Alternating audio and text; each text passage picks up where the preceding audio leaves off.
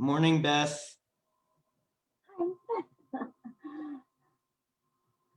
Did you see my response? I'm available after that. I don't know if you responded to me.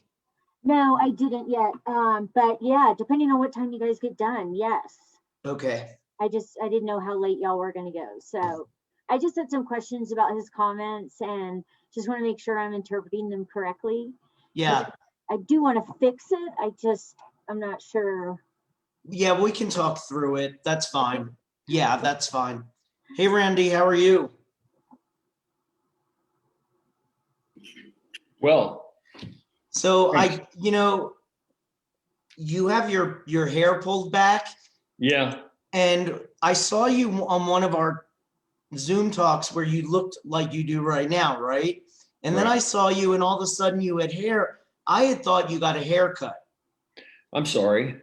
I didn't mean to leave that impression.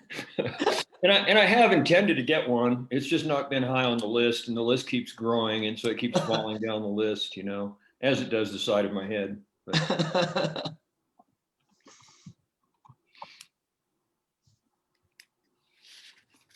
yeah, it's almost like an alias kind of thing, It's like, it's like there's two different Randys out there.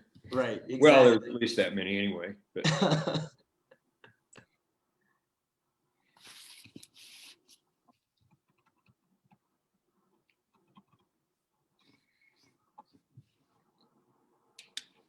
so just a reminder, I'll be out at 1:30 today to testify on the OHV bill.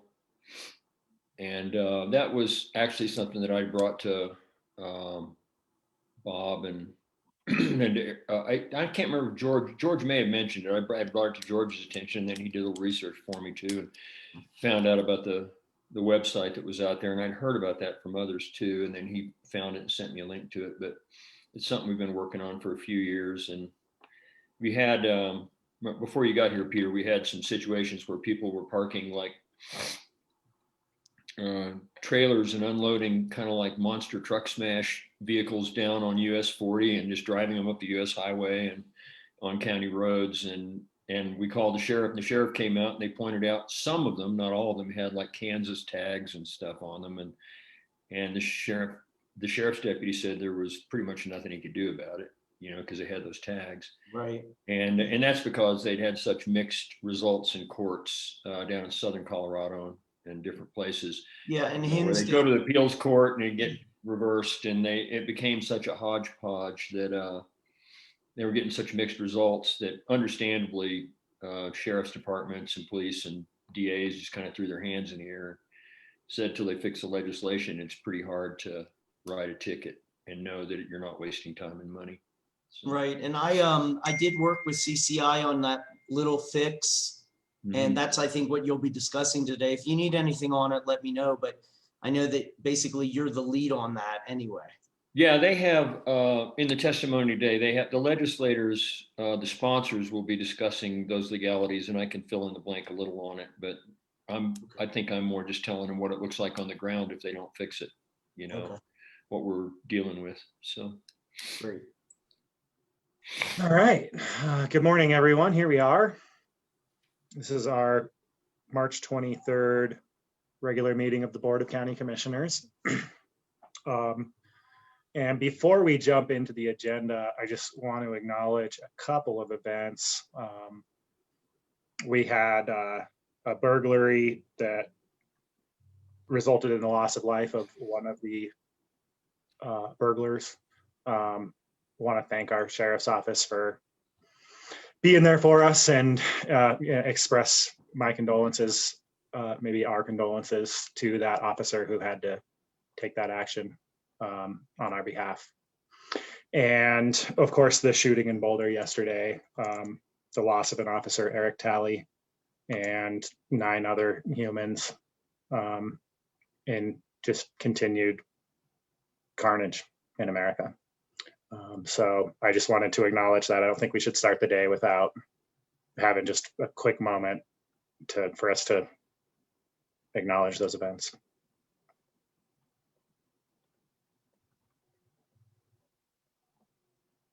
It was a really big deal, and like many of us, we all have friends in those places. I mean, Boulder, Broomfield, that area up there. And in conversations last night, it was clear that they were pretty shocked and moved. People saying, Claire Levy saying, "That's my store. That's where I shop. I could have been there at that moment easily." Instead, she was in a meeting with us, and they started looking at their phones started going off as local county commissioners and council people up there and being notified. And yeah, personal hearts go out to them and pretty much everybody. More of the same. Anybody else has anything to say, you're welcome to.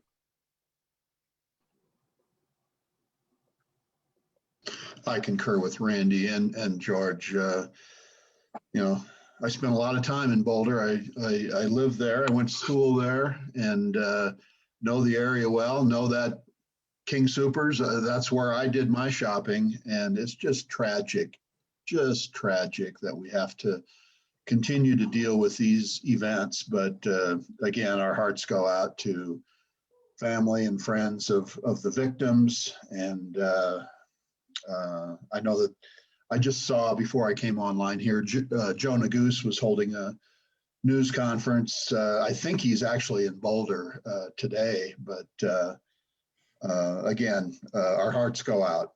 Thank you. Okay, thanks everyone for indulging that. And Randy and Keith for your words as well. So first thing on the agenda is public comment. If you wish to make a public comment, you can click participants, click raise hand, and we'll pull you over.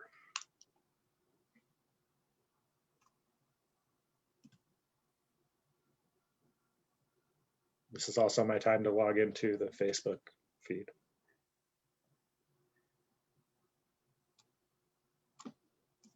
Theoretically.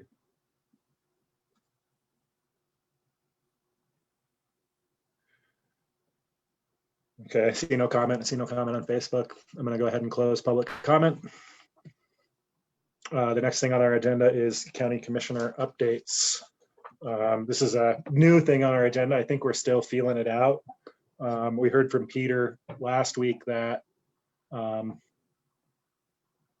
maybe we're not really bringing things to the board for direction and clearly not for action. But it's a time to state the things that we want to be talking about and seeing on future agendas and updates we have for each other. So I don't know who wants to go first.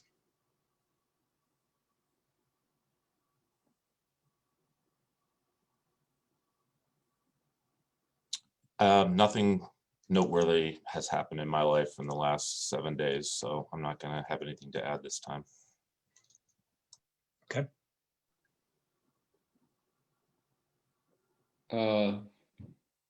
Just a lot of transportation commission hearings and stuff like that, going to those and doing some testifying on stuff there.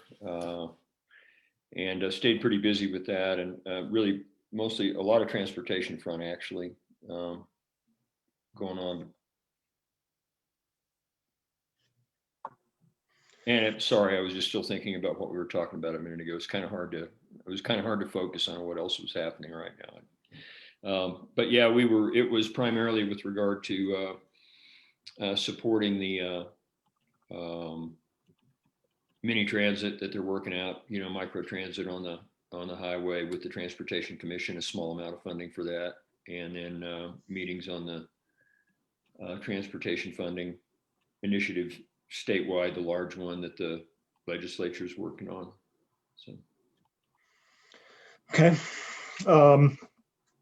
So I did go ahead and fill out the nomination that we made for me to the LGLI Gaming Board. We can expect a ballot to land here. I don't know when, but at some point, and we all know what that is. That's an update on that. The 5 counties that touch Gilpin County, including Gilpin County, will receive a ballot. The survey is out. It's a COVID impact survey. It's out. We're hoping that everybody in Clear Creek County responds. If you're listening and you've got a moment, this would be a great time to click the survey link and respond. I think you can find that link on social media or in your email, and something should be arriving in your mailbox soon. Little bit of work with trying to move forward behavioral health and the outcomes of the Omni study that we had. Got a meeting with Peter later this week to talk about the potential to use CARES money for behavioral health impacts. Talking to JCMH, their executive director apparently chairs the collaborative management program in Jefferson County. That is a state program that involves extra work and extra money as per usual. I found out that Kiara chairs the Jefferson County one, and so I've got a meeting with her to try to wrap my head around that and how close it hits the mark that Omni was looking for. And I do believe Omni has given us their scope of work. We're trying to figure out if we can use CARES money to pay for it. If we can't, then we'll have a decision to make. And then the only other thing that's on my mind that I want to notify the board of is the school district and a housing project on the track south of Building 103 on Highway 103. You're probably aware the school district is interested in trying to do an affordability project there, a deed restricted affordability project. Could even be to the extent of a land trust, which would secure permanent affordability. They're hiring a consultant. They're in the process of refining a scope of work. I view housing as a shared interest, as a county interest, and I know that we have a budget line item called outside services in our housing department. And I don't think, it's a $6,000 budget line item. So I don't really think that the board necessarily needs to authorize it, but I just want to state that I would love to see us help the school district along that path. And the $6,000 is a start, or some portion of that. And that's all from me. Any feedback or dialogue among us? I did have the quick thing to add. I've been working with Alyssa and Community First on figuring out what next steps would be. And Alyssa is, as expected, getting quickly up to speed on that. And I know she's also made communications with the Ground Foundation. And we have a meeting this week, actually, tomorrow, with the leadership at Community First. So stay tuned on that. Okay. Anything else? George, you had mentioned, and it kind of jogged my memory a little bit, the use of the additional CARES dollars that will be coming in. And I know we had talked about, I think it was just last week, that we need to probably set aside some time to really investigate how best to identify the best use of those funds. So I just made a note to myself. Is that something the board, would you all like to have a work session to have that conversation, or how would you all like to move that discussion forward? I think it's really two steps. I mean, the first step is what we're talking about now, which is what's legal. And then the next step is within that set of universe of what's legal, what's wise, what's the smartest thing that we can do with those limited dollars. Okay. So I would love to have a work session, or I think this is going to take a while. I think it's probably going to be a few work sessions. Okay. Agreed. Okay. Yeah, and just so you all know what I've been doing, I've been reaching out around the state to see, where people have used CARES dollars differently than us and what they did. Hoping to get some more information about that. And we have a staff, maybe it's a committee, Keith, that is vetting ideas and talking about ideas. And we had been waiting to know what the restrictions are around the American Rescue Plan money, to see how those two pots of money kind of fit together. So I think the timing is pretty good for us to be able to come to the board and talk about how much CARES money is left, what we think the legal uses are, what some of the ideas out there are. And we'll see how far down the board wants to get into that. And then I think at this point with the ARPA, with the American Rescue Plan money, maybe just start with an overview of what the uses of it are, the legal uses of it are. Peter and I have a meeting, Peter and Alyssa and I have a meeting tomorrow to, is it tomorrow?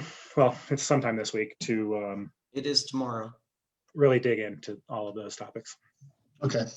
There are, I did finally look at my phone and kind of refresh my memory that I was on Earth last week, and I'm not going to try to list everything, but there were 2 or 3 things that would be pertinent that people would want to know. We did attend, they did hold another rec growth meeting that's larger than the NOCO thing. It's like the whole regional type thing last week.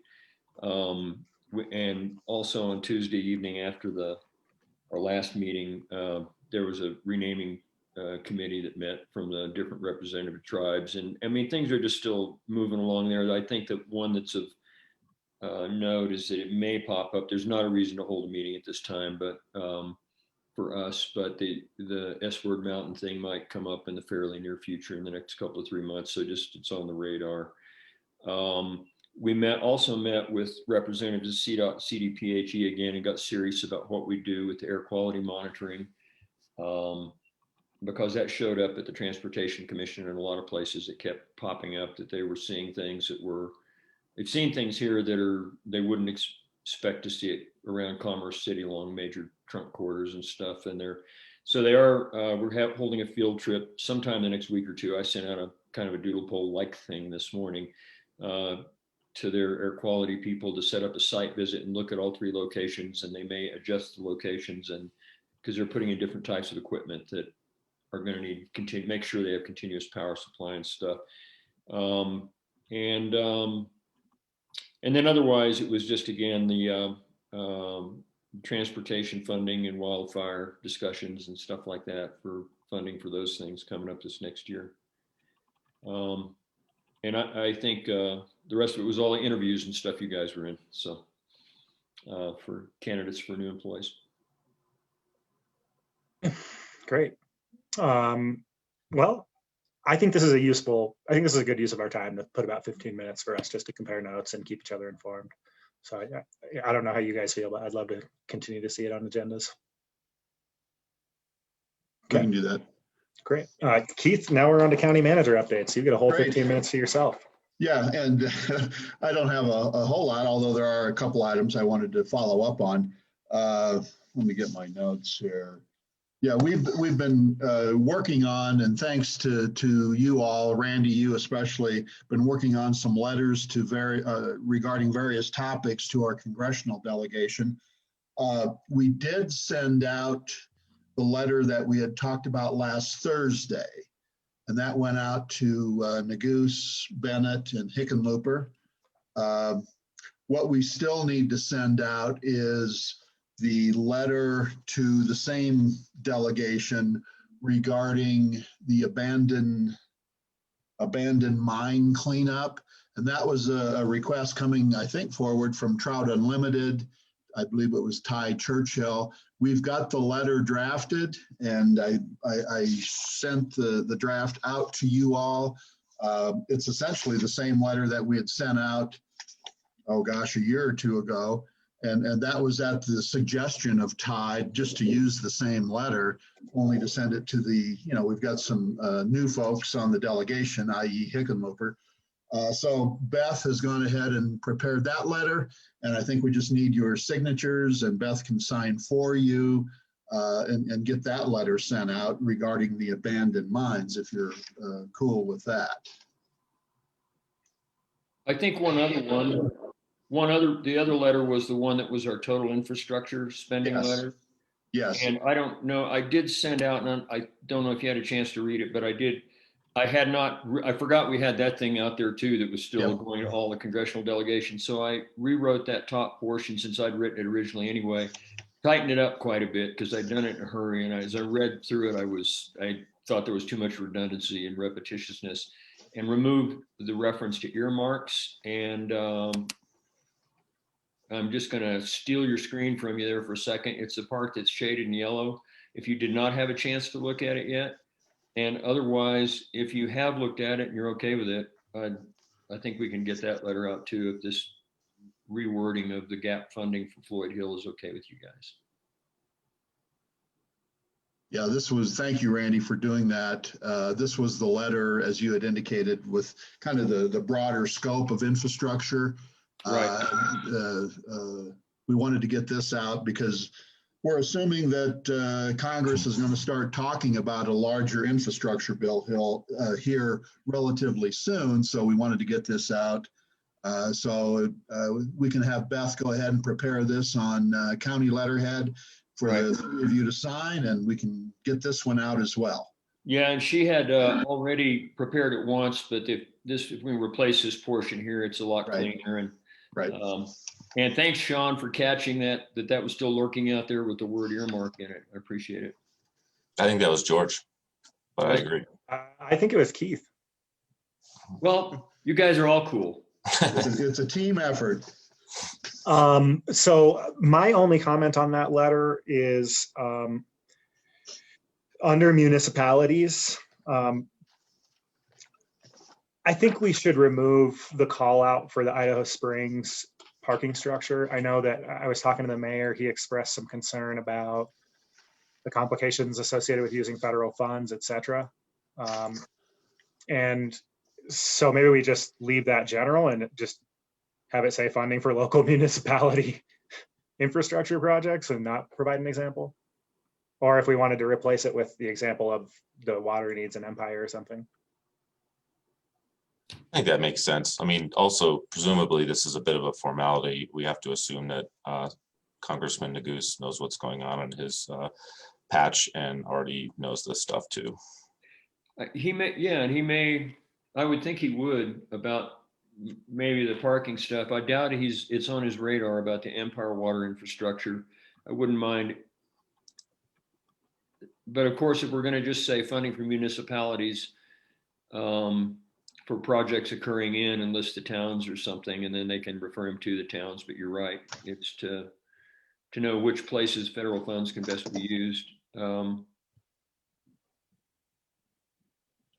Yeah, I just think might be good to list them all. Might be good to list them all and not be so specific about projects. I was just saying, I think we might have the potential to run into problems if we put ourselves in the position of speaking for the towns. Yeah, I like that concept, Randy, of just listing the towns that are in the county. And Joe and his staff, have contacts with those municipalities. This is that process of them gaining the knowledge to know what they're talking about, right? They reached out to us and asked us to provide a list. So, and do we send copies? Sorry, George, I thought you're done.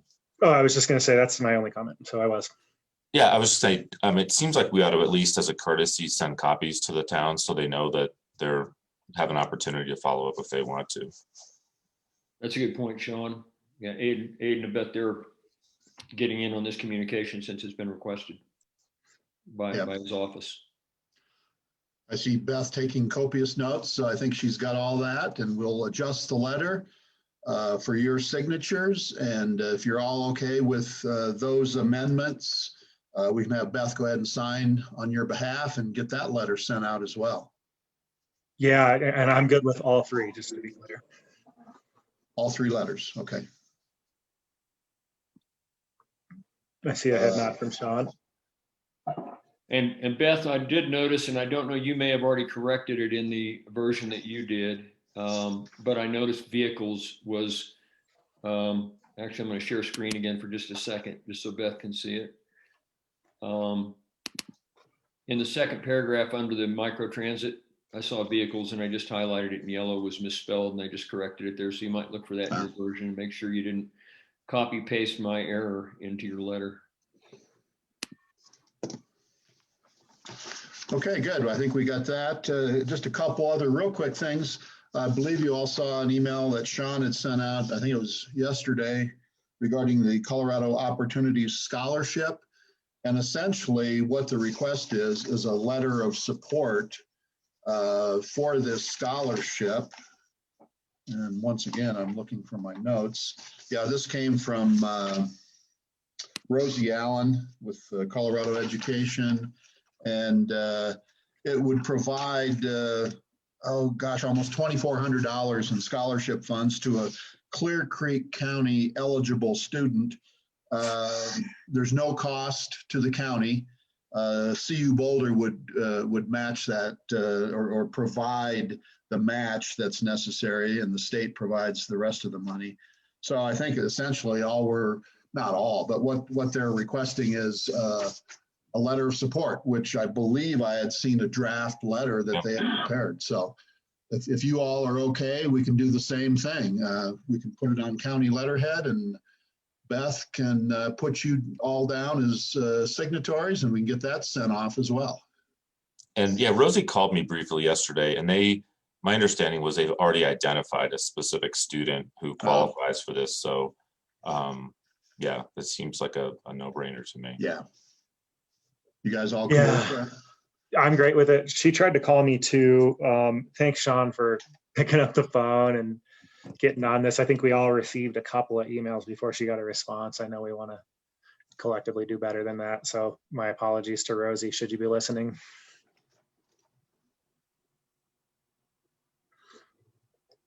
Okay, then the only other thing I have just kind of popped into my head. I know once again, we had a little bit of chatter about our meeting days, meeting occurrences. Do we want to continue having BOCC meetings every week, or do we want to change something? And staff will do whatever the board desires, obviously. We do have a strange month this month with 5 Tuesdays in it. And just as a point of reference, 4 years ago, we were meeting twice a month, and once in a while we met a third time. And I think we certainly need to get the people's business done. I also appreciate that we don't have meetings that last for 10 hours of straight conversations anymore, because the people in the last third to quarter of those meetings tended to get shortchanged in general.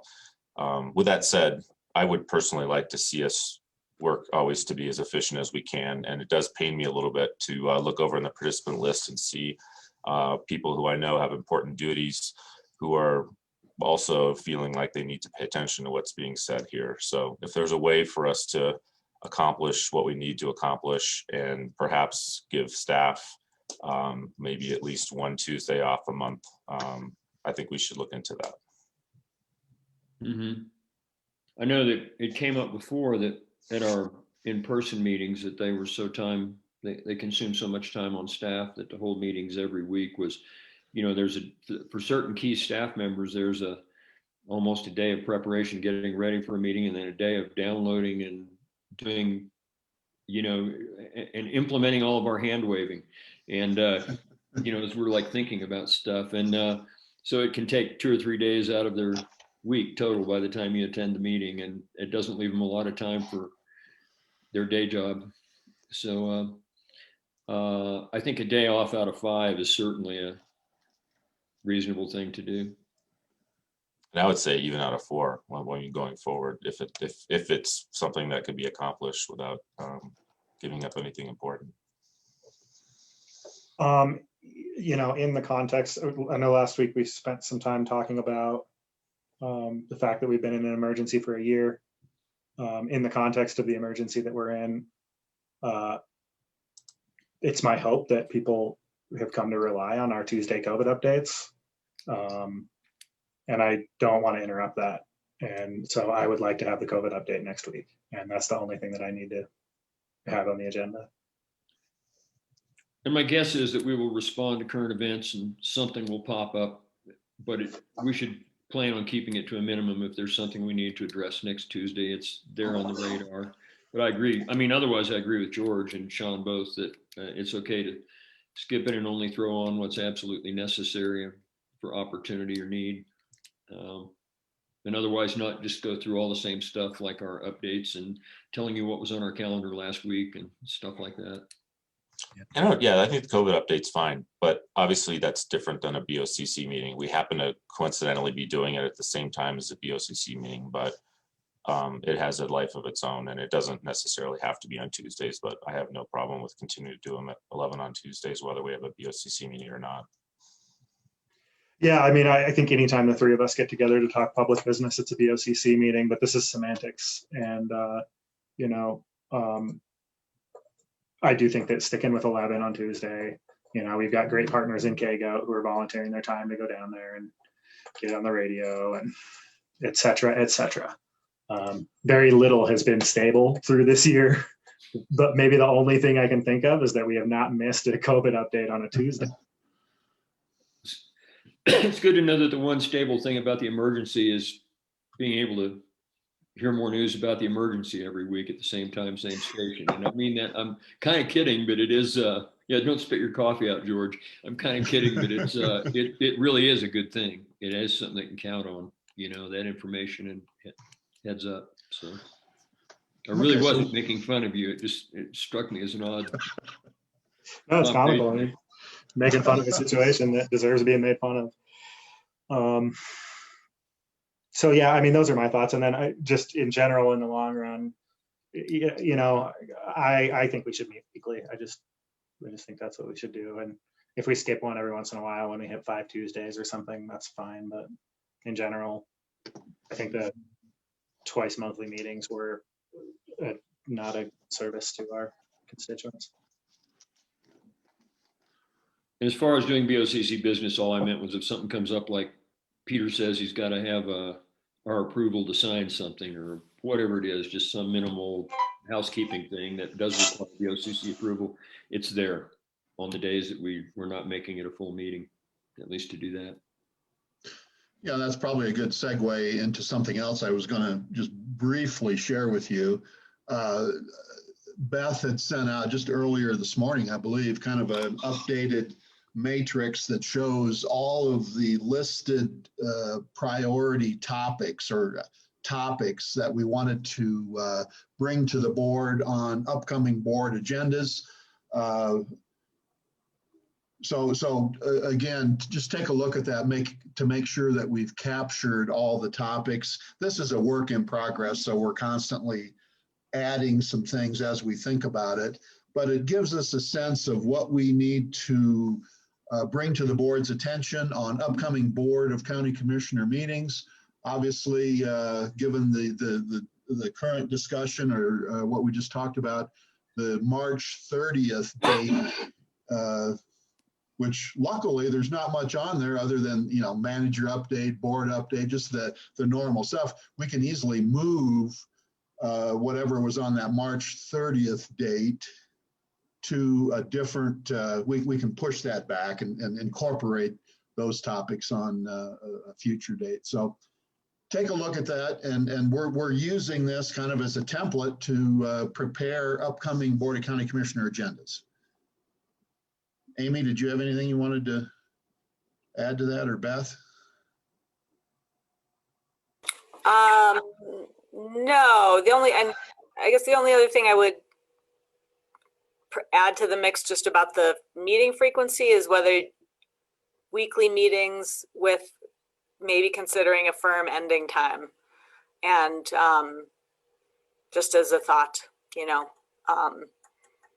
and if there's more than can fit in the allotted hour, you move it to the next week, or, you know, something to, because I think, Sean, your point was that if the meetings get too long, they start to lose something. My attention, for one. I think everyone's, you know, yeah. And so it's just something to think about, and that could be something that limits the weight of the meeting, and I think I think that's a real important thing, and it doesn't mean it's a hard and fast rule, because not everything can be put off till the next week, but it means that that's our goal, and we should try to say we're going to do it. We'll be done by 2:30 every day, or whatever time it is that we think. And I know that I think it's it's not just COVID now, it's Zoom world. Our new way of doing business is that I don't know about the rest of you, but it seems like I've got meetings from 8 a.m. till 8 p.m. about 2 out of 3 days. And it's kind of like a lot of different things that we found. If you find it's kind of like renewable energy. We got all this renewable energy so that we could use it to replace non-renewable energy. We haven't done that. All we've done is found something to do with all the new energy that we got. So it doesn't buy anything down. It's kind of like now that we found a way to operate more efficiently, it's like we're rolling faster than we ever did and harder is what it feels like to me. And I think giving ourselves that predictability, especially the predictability of knowing, because these meetings are growing organically up till 2 or 3 days before the meeting sometimes. And it's pretty hard for us to project our schedule forward for Tuesdays or some of those extra meetings to know when we're going to get out of here. And so I think if we try real hard to shoot for a time, let's pick it. Maybe we should talk about what that is right now. Just what time. Is it 2:30? Is it 2? That, we'll aim for having a hard stop by that time and on Tuesdays. And then we'll add if we need to. If we have to make it go long, we will. Yeah. One other thing that I'll bring up again, I know that we at least agreed to in principle, is the idea of budgeting for a certain amount of strategic discussion, whether that was on a monthly basis or on a weekly basis. And I really like the idea of having a predictable rhythm. So, and I don't think that we should have strategic conversations at the end of the day for the reasons that we've already discussed. We should have lighter topics at the end of the day. They're maybe more informational. So maybe it's between, I don't know, 10 and 11 or some predictable time, so that also all the people who care about paying attention to what's going on in the county will know that there's certain things that happen at certain times and they can plan around it. That's a good idea, Sean. I think the calendar that Beth shared today is will help get there, because and that's really what this calendar came from is that idea of getting to 25% of the time of BOCC time spent on strategic topics and policy topics, and trying to get that kind of cadence of topics and making sure things like, and George's thing about how do we make sure land use policy conversations advance, how do we keep things moving forward, so that it's a combination of, letting topics advance organically as they pop up and having some structured time. So I think that the calendar here is a start where we can look at what is planned, scheduled time, how much time do we want to leave organically, and then that'll start to inform things like, maybe the commissioner update is better every third week, or maybe we don't do every single thing every single week, or who knows what will emerge to get wiser as we focus more on this over time. But I'd say two is the ending time. My only comment, I'm fine with whether it's 2 or 2:30. I'm fine with that. I view this as a very welcome and excellent improvement. I think you mentioned staff being able to prepare. It's also gives me an idea of what my research topics are for the weekends and the evenings. And someone mentioned our constituents, and having them be able to look at a public document and say, oh, wow, okay, on April 3rd, they're going to be talking about an issue I really care about. I think all of that's really great. And so I'm sorry, Randy. And I think that one other thing it allows us to do is I look down there and I see 2 or 3 blank lines, and they make me think about those things that you talk about them, and then you let them fall. Generally before having this to look at, we talk about them, and then sometimes everybody remembers it 6 months later again. This gives us a reference point to look at and say, because there's one of us that might be a champion for one of those things, to say, oh yeah, I can't forget about that. I need to keep that ball rolling, push on that rock a little bit, get it further up the hill. And so it's good. It's just a good frame of reference all the way around.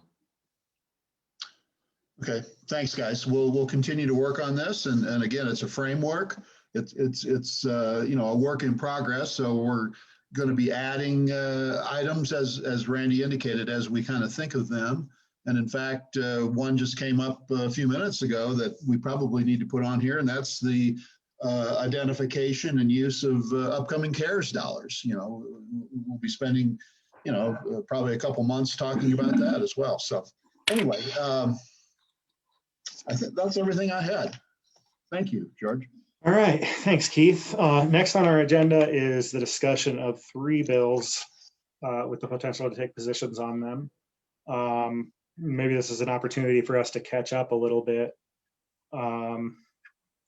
First one on the agenda is discussion of House Bill 211132, Local Government Limited Gaming Impact Fund. I did some research on this one yesterday. Happy to tell you guys what I think I figured out, or let somebody else start out. Go ahead, please. Okay. So I think there's sort of 2 meaningful parts of this legislation. One is defining explicitly that those funds are for negative impacts, and then defining what those negative impacts are. And I looked at those definitions. I think that there's not a negative impact that Clear Creek County experiences that I think is not on that list, or, you know, one that's sufficiently documentable at least. So I don't think I have concerns with that portion of it. The other portion of it is inserting the concept of need into this, where we measure a county's total valuation, not assessed valuation, total valuation, including exempt properties. And those with a lower valuation get some extra points on their applications. I took a look at is it 12 or is it 13 counties that are eligible for these funds? 13. Oh, and for municipalities and nonprofits, it's the valuation of the county that they're in. Clear Creek County has the least assessed value, total assessed value of all the counties on that list. So I don't know that it harms our interests. I have a little bit of a philosophical hang up that I think I'm willing to let go, which is just that underpinning the idea that we would be looking at ability to pay for these impacts as a way to decide where funds should go, is the idea that we should be asking our constituents and property owners, for example, on Witter Gulch, to come out of pocket for an impact that's generated outside our borders by activity that is somewhere else. I think in a perfect world, we would just have sufficient funds for these impacts. And that's a bigger conversation. And I don't know that hang up causes me to oppose that portion of this bill. Were you referring to some specific situation with Witter Gulch, or was that just sort of something you pulled out of the air? I pulled it out of the air because Witter Gulch is really far from Central City. But I think what's important is that I mean, that's a good example of the philosophical reason. Functionally, it's not an example because there's nothing in the bill that goes over and assesses Witter Gulch to pay for. I think the point is that they've looked at counties, county by county, to see which ones have the highest and lowest assessed or excuse me, real valuation. And then they give them points. And so these funds are more likely to go there. And I think George's point, if I understand it, is that what it does is it makes the presumption that if your county has a very large, which we don't, so it would not apply to us, a very large real valuation, then you wouldn't expect industry to provide funds to mitigate its impacts. And that's the real issue, is that the impacts are created by this industry. And so we'd like to know that those funds are being used to pay for those impacts no matter where they are. And if there's not enough funds to pay for them, then maybe there aren't enough funds coming out, to deal with its impacts. And that gets us into another bigger conversation about impact fees in general for all business opportunities and stuff like that, or all activities, whether they're business or otherwise.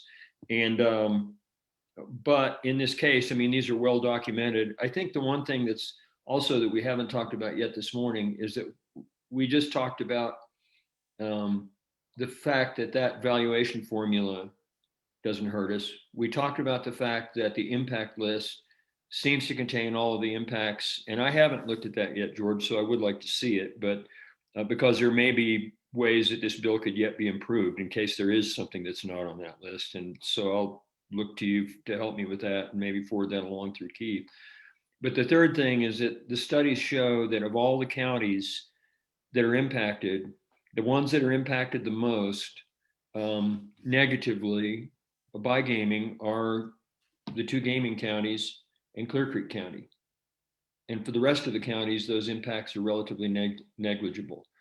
And we are seen to be impacted virtually as much as those gaming counties. So we do without the millions of dollars in revenues that they receive, that we don't receive, to help deal with that, while carrying the same negative impacts. And so on that count, it seems like it's appropriate that that valuation formula is in there, because it does help us. You know, if we have the least capacity to respond, the greatest number of impacts of the non-gaming counties, and are sitting that close, it seems like this is a bill that is in the interest of Clear Creek County. But I'd like to look into the details a little further myself, and I haven't yet, honestly. Okay. Yeah, and that list is in the bill text, and I'm happy to forward on a link. The other piece of this that just occurred to me is this would make Central City and Blackhawk eligible for these funds. That's, Central City and Blackhawk certainly feel they should be eligible. They certainly have impacts. I don't know if, my perspective is that gaming impacts, if we can find a way to be on the same team and go to the state and say, hey, there's gaming impact money, maybe it shouldn't go into the general fund. Maybe it should go to gaming impacts, rather than trying to fight real hard over who should and shouldn't get them. So bridge should be crossed. Yeah. I'm inclined to support this bill. I don't know how the 3 of you feel, and I think typically we try to get to consensus before we take a position on a bill. Yeah, in an official position testifying. I know I've already supported it down at CCAT, and I think maybe over at CCI, I can't recall right now. I know I've brought up that it was a potential positive to address the negatives. But are we in agreement? Yeah. I had one quick question. Has Gilpin weighed in on this, our neighbor? They support it. Okay. I am fine supporting it. Okay, and is this, Peter, guide me here, is this a motion kind of thing? Do we need a motion, would be the way to say that intelligibly. I think consensus of the board in sending something or supporting this is fine. As I may have mentioned last week, if you want to give it more gravitas, essentially, you could always do a motion. There's no harm in doing it. We don't need a resolution to approve this as well. So if the board wants a motion in support, they can absolutely do that. I'm fine with the head nod as well, though. Well, can we make a motion today, since we didn't put it down as an action item? Yeah, I'm comfortable because it was on the agenda and there was going to be discussion. So you're good to do that as well. I'm just trying to be sensitive to the new Peter Lichtman world. That's all. That's all right. I appreciate it. I definitely appreciate it. Okay, well, Randy, Sean, what's your pleasure?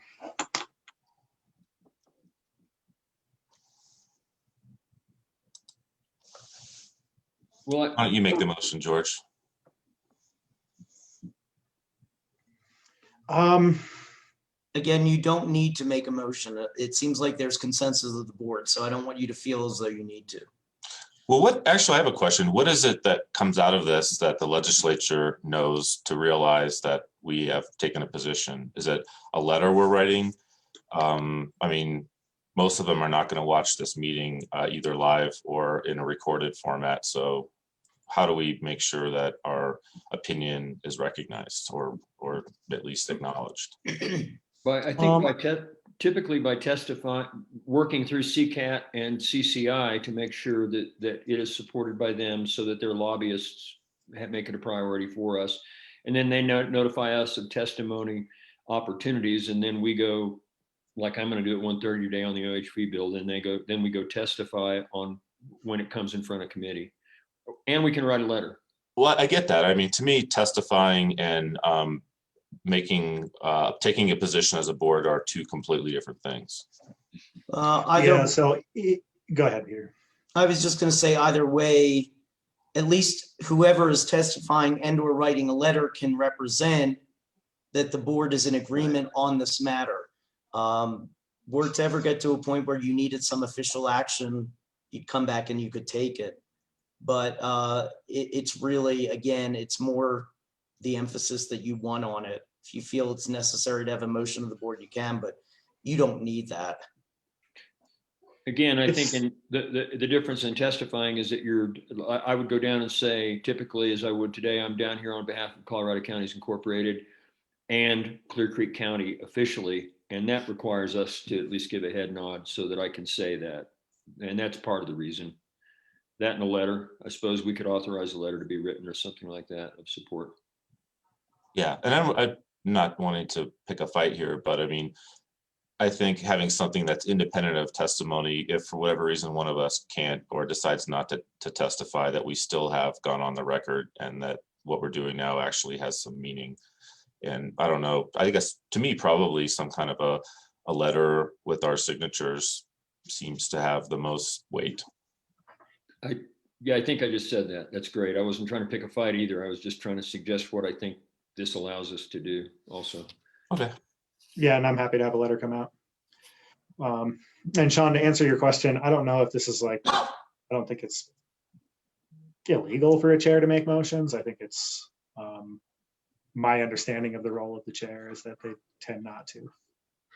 Well, unless it's something that you're the one who kind of like spearheaded this and did most of the research from my view. So I don't think it's improper in any way. Okay. So sounds like we have some direction to get a letter written and that we support this bill. And I'm going to point out to us that hey, my dog is getting up on my desk, that we are running a little bit behind time here. So I'm going to move to Senate Bill 2162, jail population management tools. I did some research on this one as well. I'm probably not the only one. Who wants to lead off with this one?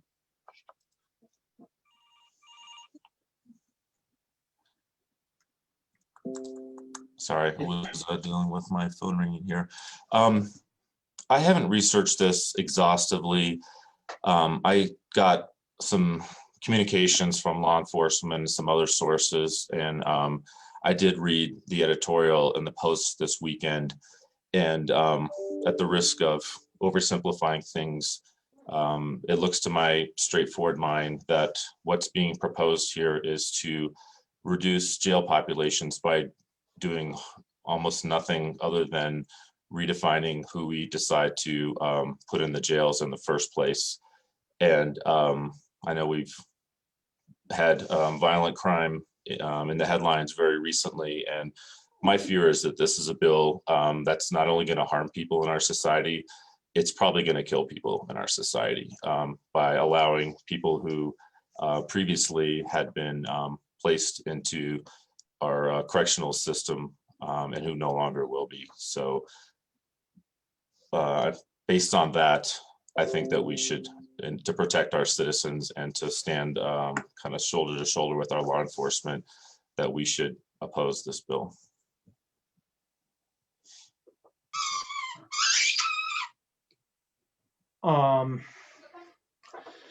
So yeah, I have a little bit of a different take on it. I know that the Police Chiefs Association, which is, the municipal side, has opposed this. I know that CSOC, the county sheriff's statewide organization, is neutral on the bill. I reached out to them and haven't heard back to understand if there's any amendments they're seeking. I expect they are. And it's not lost on me. It's probably not lost on anybody in this room that the United States of America has the highest documented jail population in the world. North Korea doesn't share their data, but that's not really an argument. And so I think we do need to be looking favorably upon attempts to reduce jail populations. And I look at this bill and I look at the class 4 felonies is the highest charge that maybe wouldn't be arrestable anymore, except for circumstances where it involved a weapon or the officer believes that the crime could be recommitted or that the person is a danger to the safety of others. It seems to make a lot of sense to me. The other piece of this, which is cash bond reform, I think is well established in behavioral science that cash bonds do little to provide incentive for people to show up to court. It's because when you decide not to show up to court, that's not a rational decision, right? And so if you apply incentives to influence rational decision makers, right? And when you are not showing up to court, that's not a rational decision. So it's not in your interest. So it doesn't work. And the data shows that, and the theory establishes that. And so I also don't want to be, I don't consider myself a subject matter expert to the extent that I would say every detail of this bill is perfect and I support it wholeheartedly. What I'd like to do is be neutral and support the sheriff's statewide organization and the amendments they seek, and try to view this as a way to resolve a problem that's a stain on this country. The one thing I would add to my statement is I completely agree that the United States has a detention problem. I think that, but I think simply redefining who's safe to not detain is extremely naive and very, very dangerous. And you know, I'm all for figuring out ways of reducing our jail population by essentially reducing the incentives and the preponderance of criminal behavior. And, you know, I'll take a slight step up onto my soapbox. It's really about household formation and about children having a support system and mentors and people who can guide them through important decisions. And that's where I think we should be focusing our energies, not on simply deciding to no longer incarcerate people who in the past have shown preponderance for follow-on crimes that our citizens are going to be the victim of should something foolish like this pass. I think it's not foolish. And I think that one of the best ways to start reducing jail populations and prison populations is to put fewer people in jail. And I think that we have a system that is documentably biased in the manner in which it operates. I think we have a system that is documented to cause recidivism by the nature of its management. And I think that's why we have one of the highest populations in the world, is that we incarcerate people based on our perceptions of whether they are more likely, either subconsciously or consciously, and we place them into a criminal factory where we breed behavior over time. And in doing so, we take whole segments of our populations and remove those potential mentors and parents for very trivial reasons that we have culturally derived. And we have about 150 years of history, of documented history written down of having done that. And it's led all the way from the prisoner leasing system of the late 1800s and into the early 1900s and into the private prison system of today. And it's in history books that you can read, and they're documented statistics. And I think it's time we start to think about addressing that, because that's part of the problem too. And for that reason, I don't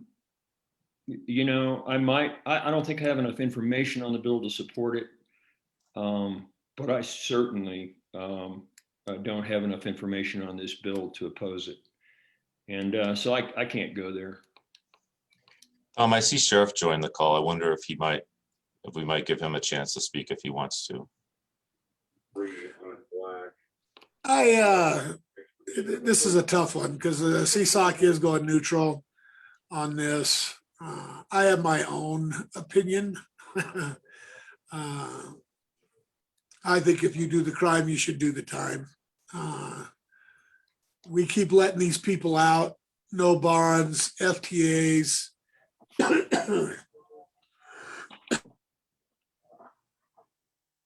Excuse me. We had an officer involved shooting over the weekend that a guy was out on a $40,000 bond, almost lost one of my officers' lives. So I have a pretty much zero tolerance for the criminal element getting out of jail when they should be in jail, when they could take a life of one of my officers or one of the citizens that I'm trying to protect. So I agree there should be some white collar crime. Yeah, you know, if they're a danger to themselves or the public, they need to be in jail. They don't need to be out there killing our people. So I'm not saying killing them or assaulting them or victimizing them, whatever it is, they don't need to be out there doing that. You know, I'm just a pea in the pod and that's my opinion, but we can go from there. I think it's a matter of who they are. I don't know that law hasn't been passed yet, and that happened, and it was all of us cared a lot about that when it happened this last weekend. It happened in my neighborhood, and it is a big deal. But the point is that the person was out because they could afford to be out. I still contend that this is talking about taking much, much lesser offenses, and not jailing people, not having the discretion to jail people based on bias on lesser offenses. And you know, we're not talking about. We have all kinds of people who haven't committed offenses or haven't been considered to commit offenses because the discretionary nature in which they've been applied in the past. And I still think that I hope I stand by my previous comments, and I respect everything Rick just said. I don't think we should let people go on serious offenses, but I think jailing people and keeping them in jail on minor offenses turn into criminal factories that breed a worse level of behavior over time. And I can't believe that the American people are so innately genetically deficient that they need to be jailed at a vastly higher level than the rest of the world. And I think part of the problem is this is trying to address, and we haven't addressed it up till now. So I think it's a good start. But again, I'm not suggesting that we support it. I'm just saying I'm not willing to oppose it. Yeah, George, I got one last quick thing to say. And that is, I think we all agree that there's too many people in jail, right? I mean, that's something that pains me. And, you know, I've spent time with kids in Clear Creek who are in the prison system, and I've seen it firsthand. I just think this is the wrong prescription, the wrong solution. And I appreciate that you are willing to have this conversation. And I feel like everyone has expressed their opinions, and I'm fine with that. We're not going to take a position. I'm fine with that. And then the HB 21-1138, I'm in support of that. So I'm not sure we really even need to have much of a discussion around that one, unless I'm completely misreading things. No, I think I thought we'd actually talked about it previously. And maybe it's just on there because the testimony was today or something. Thanks. I don't recall that we had actually taken a position. I know that you might be able to say we took a position when we decided to try to get CCI to bill. But just in that, with the goal of making sure, Randy, that when you're testifying, you can say Clear Creek County supports this. I think it's good to get that head nod. And yeah, that's fine. I think maybe I assumed it because we brought it up so many times, and we'd probably been nodding our heads while we were listening, but we never said it was an official head nod. So fair enough. Just for the benefit of the public and everybody, Randy, do you maybe want to do like a 60-second overview of what this bill is? Yeah, it's not about making anything illegal that is currently legal. What it's about is giving Rick the ability to even write a ticket for something that's illegal in this case, which is when people are driving OHVs where they're not supposed to and where we're not allowing it on county roads and in other counties too. And across the state, there's been an issue with a number of times that tickets have been written for driving an OHV illegally on a county road, whether licensed in another state or not. So there's a technicality in the way the law is currently written between the OHV laws and the motor vehicle laws, in which a vehicle that has been registered out of state and has a license plate from out of state, and other states that will license OHVs at the state level to drive on a county road have brought their vehicles here and said they can drive on our county roads too, even though our local citizens can't. What this does is it says that an OHV a vehicle of any kind, OHV or otherwise, has to be able to be licensed to get license plates in Colorado to be able to drive on these roads. So that if something is obviously not something that could have gotten a license plate here, it can't just get a license plate somewhere else. What's happened is that because those people have been able to come in from out of state, then there's an industry that's arisen which has acquired out-of-state license plates for local Colorado residents to put on their OHVs so that they can then do that. And then what's happened after that is when people have been written and taken to court, they've gotten off with and without license plates of any kind, because the courts are trying to treat everybody the same. And there have been mixed reviews where some people get fined and some people don't. And what's happened is that, and Rick and I talked about this, is the sheriffs, really can't invest the time in writing tickets and the DAs and trying to prosecute them if they think they're going to be thrown out by a judge at a higher level because of some of these erratic precedents. So this cleans up the law. So if Rick's deputies choose to write a ticket to somebody who's driving a rock crawler up US 40, it'll stick, and they can't get off in court. And so then he can do his job. And but it doesn't take away the rights of counties to legalize OHVs on county roads, and it doesn't take away the agricultural exemptions or any of those things. It doesn't change the law in any way except to marry two conflicting pieces of law together that were poorly written. That was maybe 120 seconds or 180, not sure. Well, thank you. So, okay, I think we have concluded that. Moving on, we have, and Scott is here, Scott Haas with the U.S. Forest Service. Thank you for your patience, Scott. I hope this was interesting. Work session an action session, consideration of approval of the U.S. Forest Service Schedule A road agreement with Carl Schell. Carl, the floor is yours. Yeah, good morning, everybody. And I want to take just a minute and thank Scott and Karen for joining us today. Karen put a lot of work into this. We've been actually putting this on the desk and back on the shelf for a couple of years, so we're happy to get it put together. But what we wanted to do is have a brief conversation about this cooperative road agreement between the Forest Service and Clear Creek County's Road and Bridge Department. It outlines terms and conditions of a maintenance plan for a specific list of primary use Forest Service roads and access points to be maintained and improve access to much of the county's public lands. It will also allow for safer access to trailheads, campgrounds, picnic areas throughout the county. So through a mutual agreement between the Forest Service and Clear Creek Road and Bridge Department, the goal is to maximize the benefits of the county's public lands in the public's best interest. I'm hoping that each of you got a chance to get into the packet a little bit and look it over. It outlines a lot of road maintenance as the Forest Service sees fit to address certain things on the roads.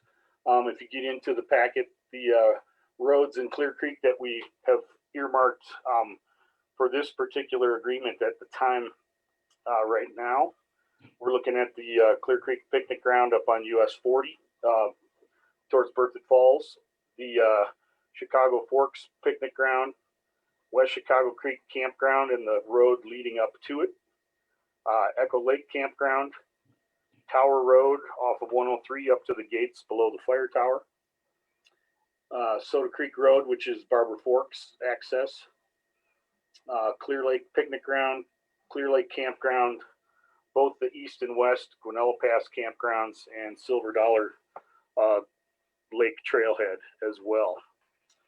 So those are the areas that we're going to put the interest into immediately. There are some other roads on the previous list that we have discussed and decided to leave off at the time being. I know that the Forest Service also has plans to, I believe, repair the access and possibly open the Ms. Paw campground again in the near future. And so that's another area that we will look at as time goes by.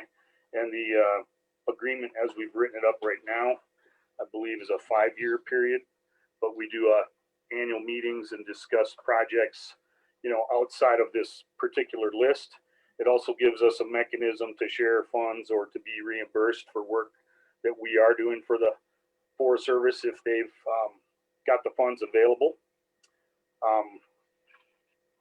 But that's pretty much what the agreement covers as far as what we've done. And we did have this agreement in place for years past. It's been several years though now, quite a few actually, that it has not been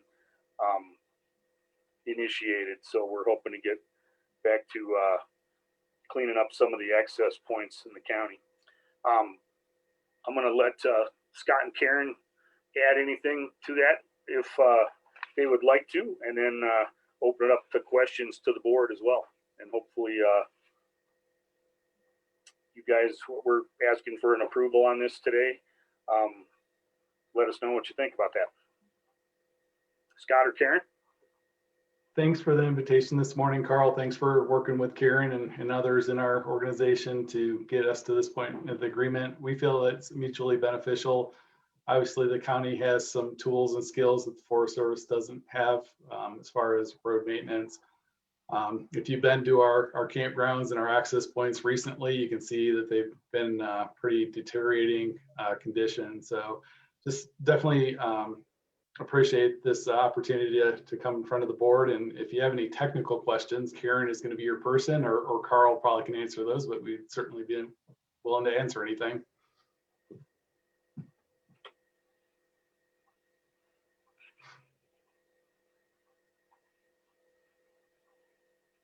Karen, you're not muted, but I'm not hearing you either.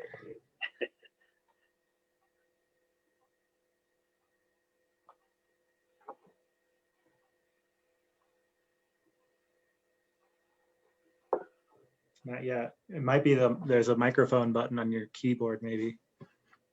On mine, it's We're used to the Teams platform, so every time we jump around, we got to get used to the new format.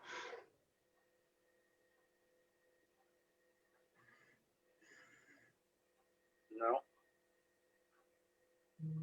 Well, board, just so you know, just in the time frame, we have done some updates and had this through the attorney's office. So Bob Leffler originally had looked at it, made some changes, and then Peter and the net have both had that on their desks within the past several months. So it's taken some time to rewrite this and just dial it in to where we're at. But I know, just as Scott mentioned, you know, last year we saw a certain amount of time with the closures because of the fire that things were not seeing use, but we certainly saw excessive use the rest of the year. And there certainly are some areas that could use some work. And so Karen's chatting with me on our other Teams channel here. That's exactly the point that she was going to mention, is the high recreation use. I think the other opportunity with this agreement, as Carl stated, this is kind of the base agreement. The forest has applied for Great American Outdoors Act funding to continue and possibly expand this if there's mutual agreement amongst the parties. So again, there's some good opportunity there to maybe get some important recreation access work done. Did I hear, I have two questions. First, and you just sort of answered it. If we decide we want to amend this agreement, add to it, change it, is Forest Service open to that conversation before 5 years passes? So yeah, it can be amended. And as Carl indicated, we're responsible to meet annually on this. So I think that's the appropriate time to have those conversations, and then whatever mechanisms for approval from the board that Carl would need, we can certainly have those conversations. Carl, is that how you understand it? Yes. Yeah, that's exactly how it's written. Okay. And my second question, Carl, I heard you say that the Forest Service will pay for this work when there are funds available.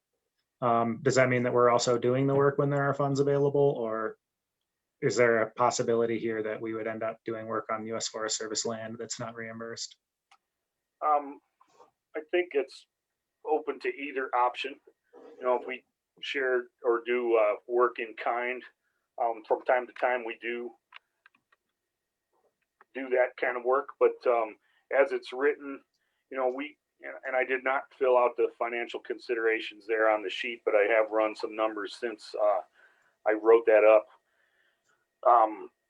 We're only looking at 7.5 miles of road on this existing list. You know, so with a grader operator, we're looking at the cost of about $1,300 with an operator and a grader on the road for a 10-hour day. The amount of work on this list is something we can usually accomplish within about 2 weeks' time. You know, so we're really looking, if we do that just once a year and tune up all these access points, which is kind of how things were done in the past. You know, it gives us the opportunity though to discuss that from time to time and see if things need to be done more regularly than that. But we're looking, at least as the list stands now, a little over, my estimation was about $10,500 worth of work to complete that. You know, we're hoping to do some bigger projects in the future if the funds are there, but this allows us to do either an annual billing to them and be reimbursed for it, or discuss the costs as we move forward. But it does give us the option to opt out of doing work if there's no money available, George. Okay, thank you. The one interesting thing about this agreement, the base funds are actually covered by federal highways through the Highway User Tax Fund reimbursement process. Any of the modifications that we did, and that's why we've applied for the Great American Outdoors Act, would be through the Forest Service funding and reimbursement process. So the base list you're looking at would be through the HUTF program.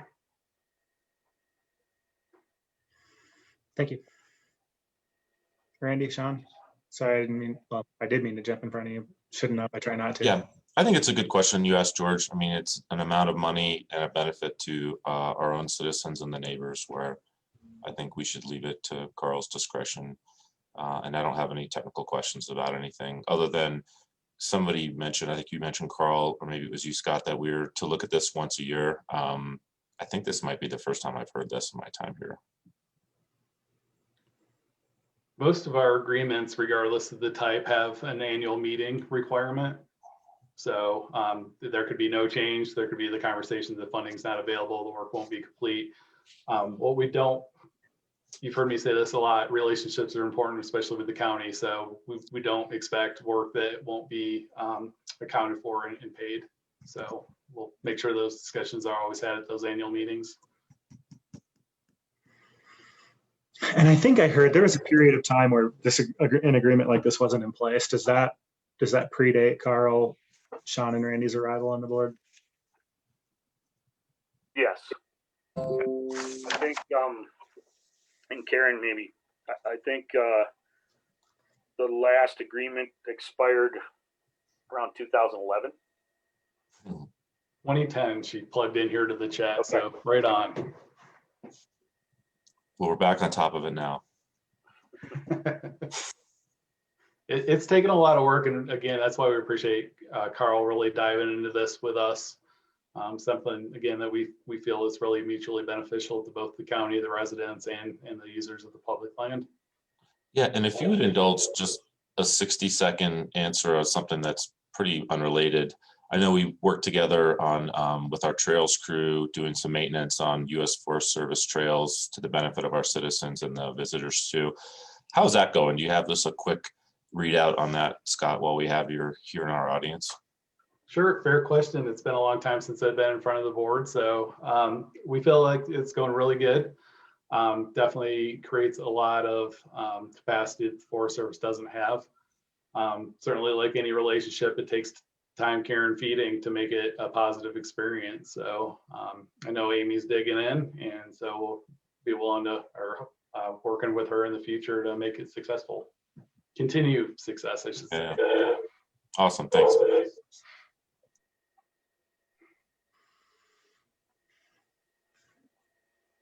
Okay, I'm in support of this. I don't have any other questions. Randy? I'm in support as well. Okay. Do I have a motion? Yeah, I move we approve the U.S. Forest Service Schedule A road agreement as presented. Second. All in favor? Aye. Aye. Thanks, Scott. Carl. Yeah. Yes. Gentlemen. Thank you. And we are getting pretty far behind here. We have the consent agenda now. Does anybody want to ask for anything to be pulled off? I would just note that on page 76 of the packet, Randy is incorrectly listed as the chairman for the signature page. Okay. Good catch. I just have one comment. Number 2, Evergreen Fire Protection District for fire mitigation in the right of way. Just a brief statement to say that I think there's some public engagement to do on this, and that might start with a notification to emerge. We might decide to send a piece of mail. We might decide to hold a town hall. Just something so they know what's coming. Good catch there too. And you previously, Sean, I know that while I was chair, I was occasionally signing things that would have Tim Mock's name on the bottom, or even Phil Buckland's. There were a few times that some stuff came out of the archives like that. So from the crypt. Yeah. And Keith, I ran into Chief Weegee this week, and he mentioned there's another piece of business that Evergreen Fire Protection District has outstanding with us. I think it's the community wildfire plan. So I directed him to track you down. Okay, I'll have to, I'm not aware of that, so I'll communicate with Mike. Okay. All right, so I'm gonna go ahead and read the consent agenda. Item number 1, consideration of approval of the warrant register. Item number 2, consideration of approval of Evergreen Fire Protection District Memorandum of Understanding for fire mitigation in the right of way. Number 3, consideration of approval of resolution number 21-28, resolution to appoint member to the Clear Creek County Board of Adjustment. Number 4, consideration of approval of resolution number 21-29, resolution to appoint member to the Clear Creek County Open Space Commission. Move we approve the consent agenda as presented. Before I second it, I wanted to just echo George's sentiments about getting the proper public engagement. How are we going to make sure that that happens? Whose responsibility is that? I'll follow up on that. I'll work with Amy. We've got we've got a couple different tools I think we can use. One is the newly formed, gosh, I can't remember, something we've been working with the sheriff on. I don't remember the name of the tool, I'm sorry. And then we also have other community engagement tools that we can use. But yeah, we'll get the word out. Okay, perfect. So I second the motion. I think it's called HyperReach. All in favor? There you go. Thank you. Aye. Aye. HyperReach. Yeah, thank you. Okay, so apologies to Sarah Kasama. We're running quite late here. The 10 o'clock agenda item is a work session to present an update on Family First. Sarah, our apologies. The floor is yours. And one thing, George, are are we going to try to hit the COVID so that Sarah understands what she's facing here in terms of time? We're going to try to hit our COVID update at 11. Is that correct? Yes, thank you, Sarah. We do have a hard stop at 11. We probably should have stopped talking about bills instead of stopping talking about Family First early, because I know, Sarah, you put a lot of work into this. No, that's okay. I will go quickly along these slides and then maybe just open it up at the end for people who might have questions, but also feel free to interrupt if there's stuff that comes up in between. But first, I guess I would just say that I'm really excited about Family First, and I'm excited that you guys are excited about it. So thank you for letting me come today and talk about it a little bit. Maybe I'll just jump right into this like quick slideshow that I put together. Is that showing on you? Did I share that okay for you all? I'm not seeing it. At the bottom of your screen, Sarah, there's going to be a little green button that says share screen. Yep, I see it. I just didn't hit share when I wanted to.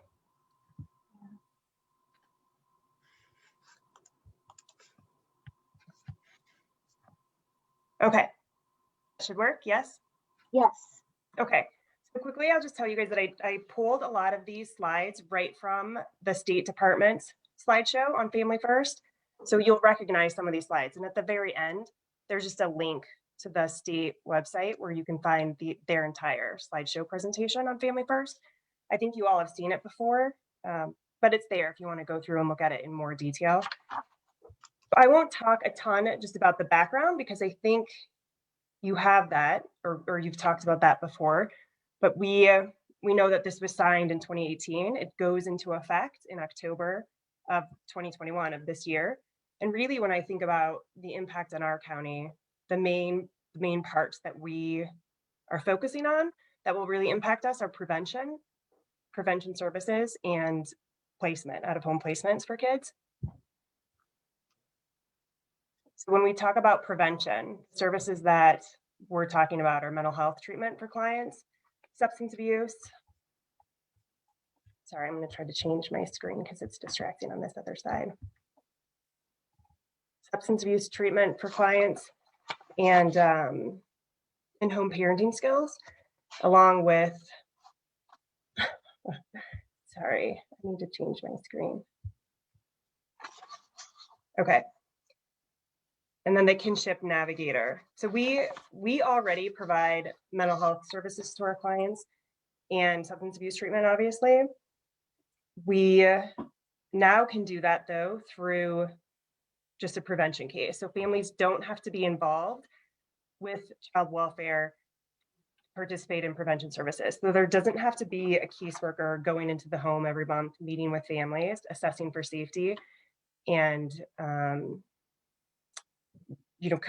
putting family information in our state database. We can just pay for services for families without them having any contact with a caseworker, which is a really nice kind of shift in the way we practice.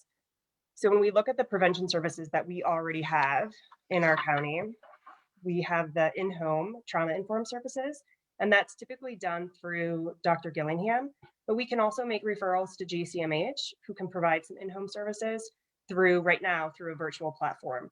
So historically, they haven't had providers that have been able to go into the home, but one of the nice things, I guess, that's come out of COVID is being more open to virtual treatment.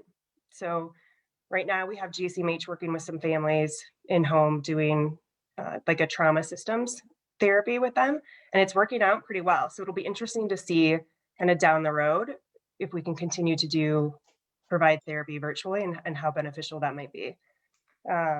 We have a prevention worker who can do outreach for families who just might benefit from prevention services.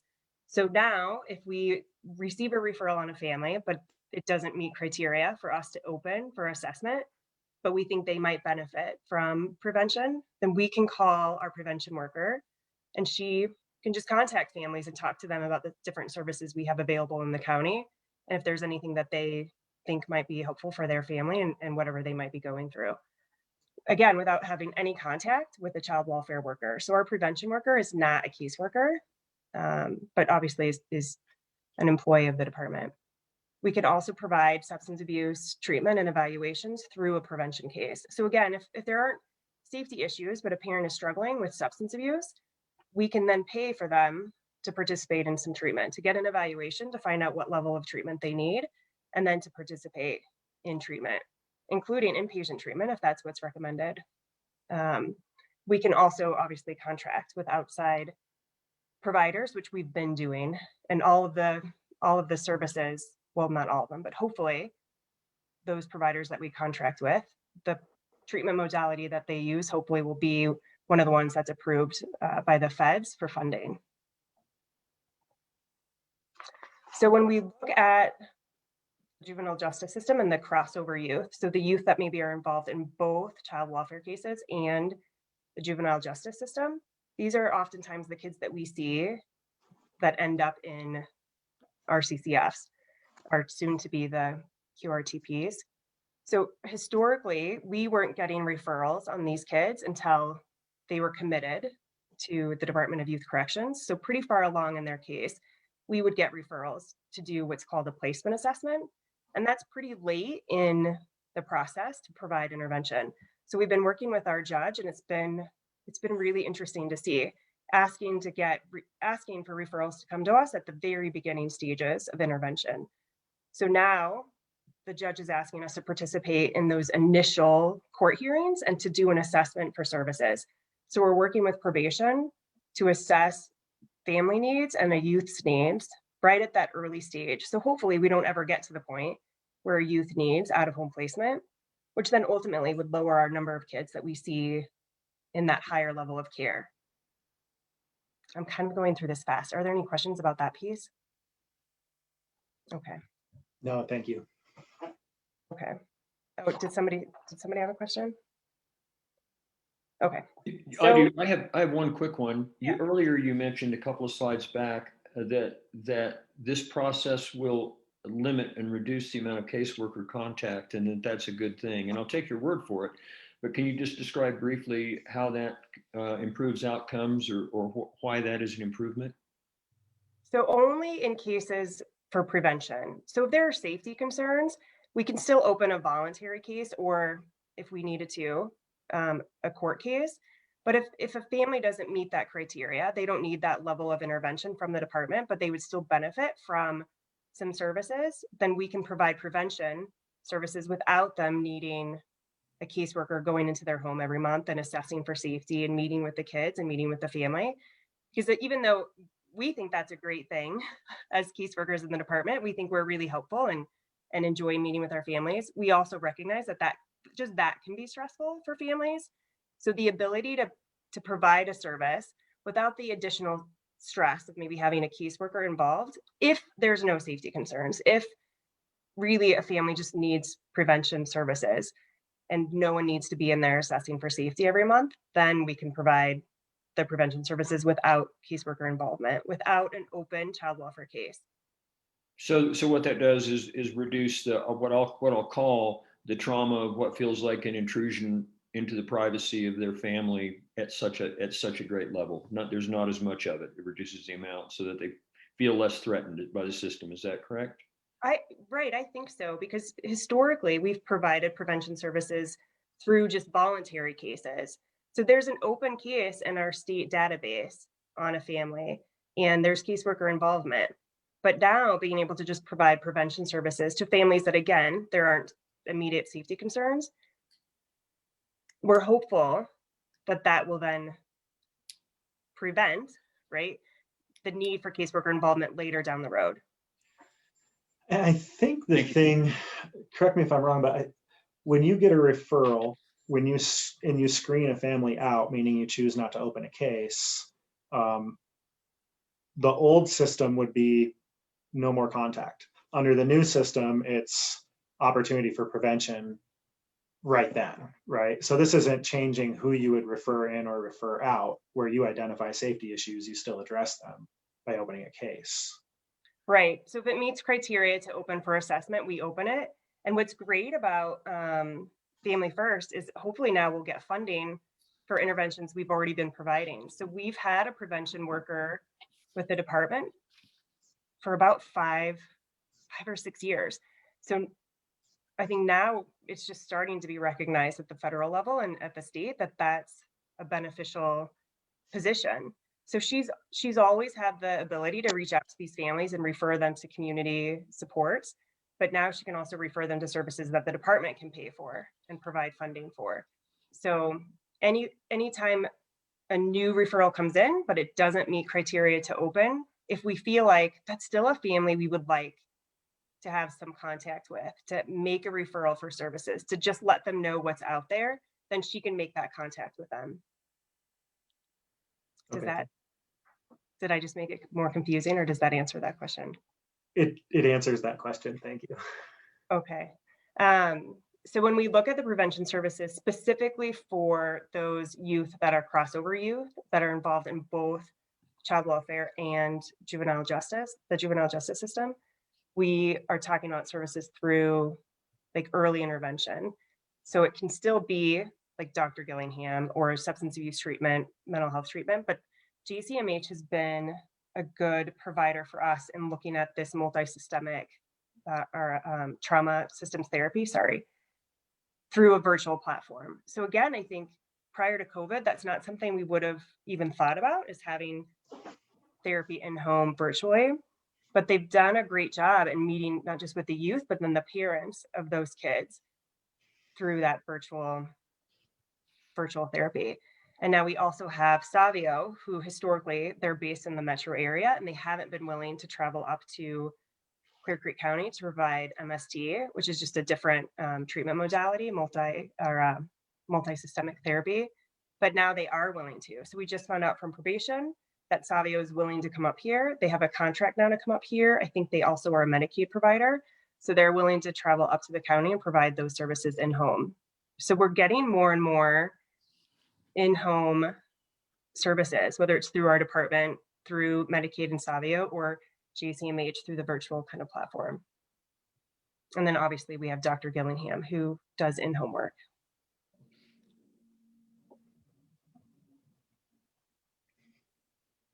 Okay, so I think the big piece that everyone is worried about, that I'm less worried about and actually really excited about, is the placement in QRTPs. So there won't be the residential childcare facilities anymore, the RCCFs. It's switching over to the qualified residential treatment programs. And probably the biggest change with that will be the youth really have to go through an assessment process for these types of placements to be approved and to be funded.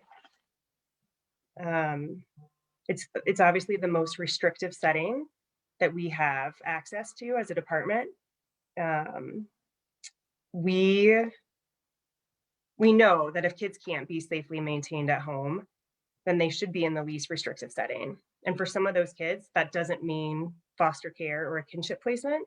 It means something that has more structure and more stability and can provide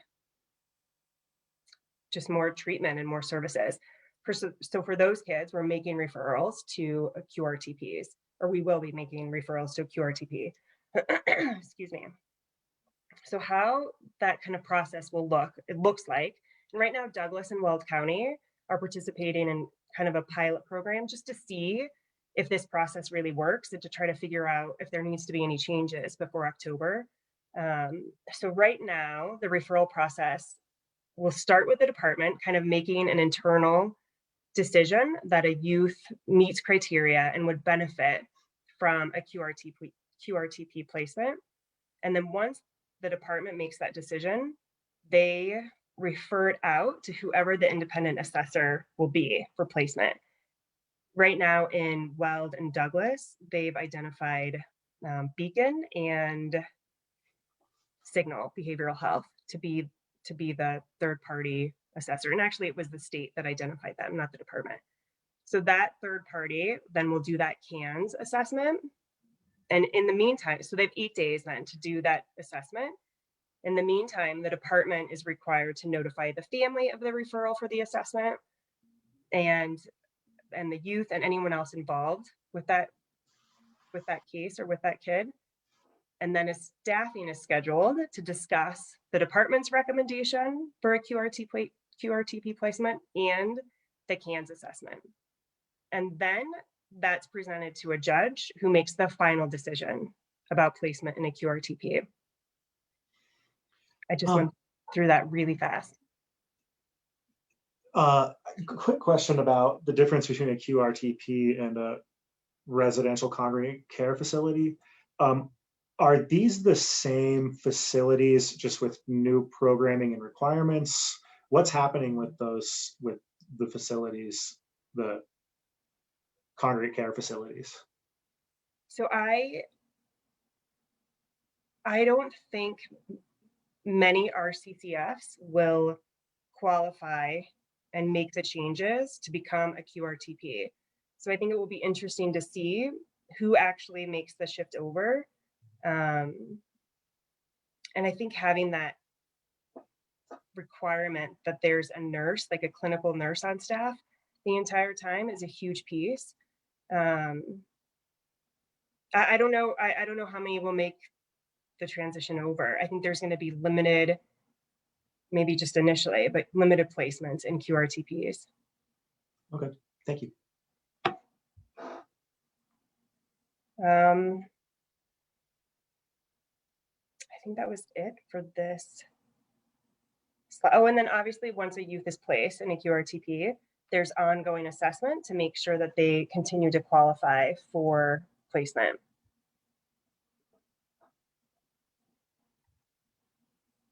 So we look at youth that are placed right now by our county just over the last 5 years. Only 18% of our kids that went into placement went into an RCCF placement.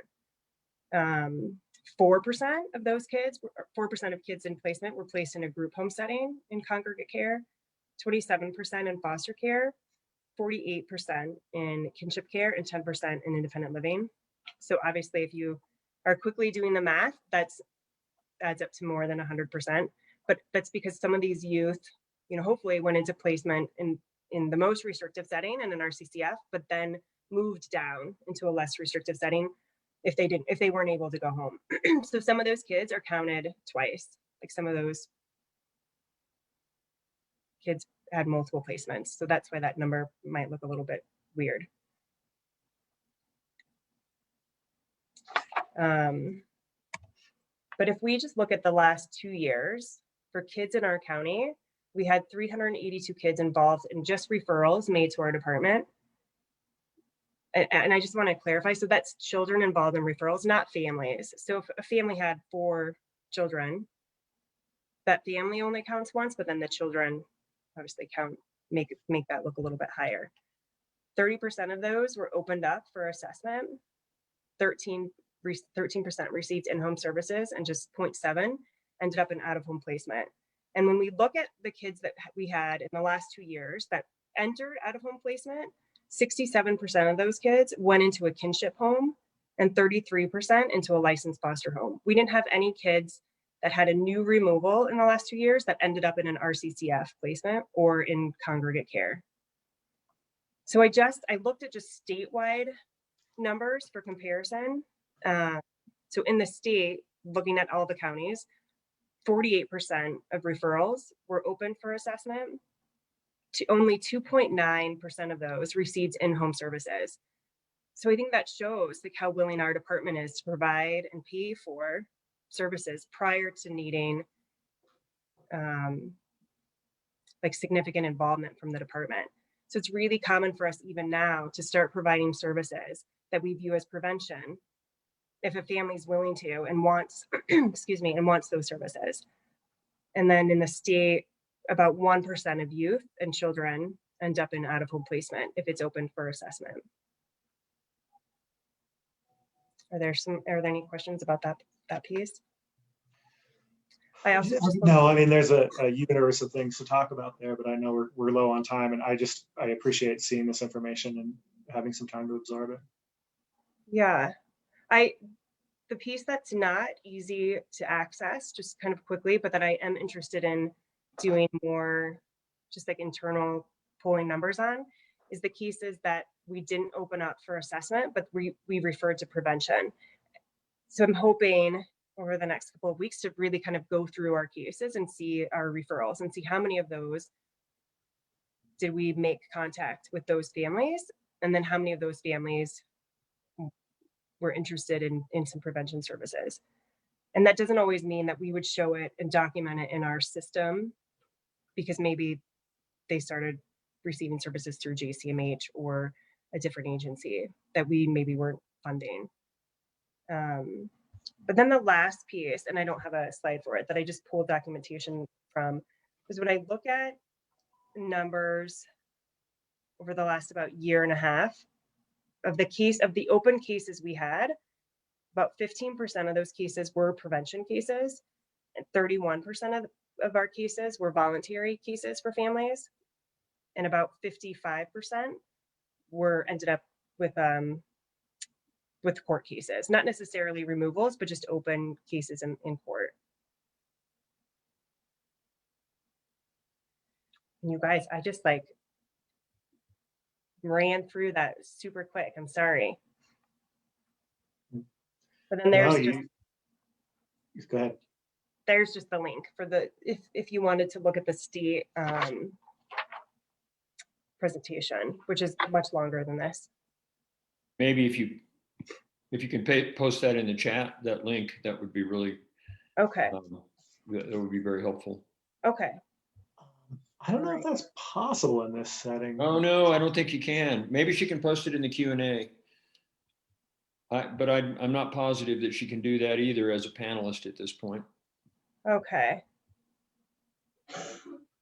Was there, I'm sorry, I feel like that, oh, let me turn my thing back on, sorry.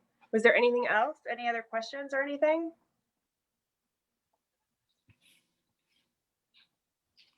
Well, we've got about 15 minutes here, and I was worried about time. yeah. I know I really went so fast through that. I'm sorry. Please don't apologize for being clear and concise. So, maybe this is an opportunity for us to talk about additional questions on the data that we have, or just sort of where we're wanting to take this conversation.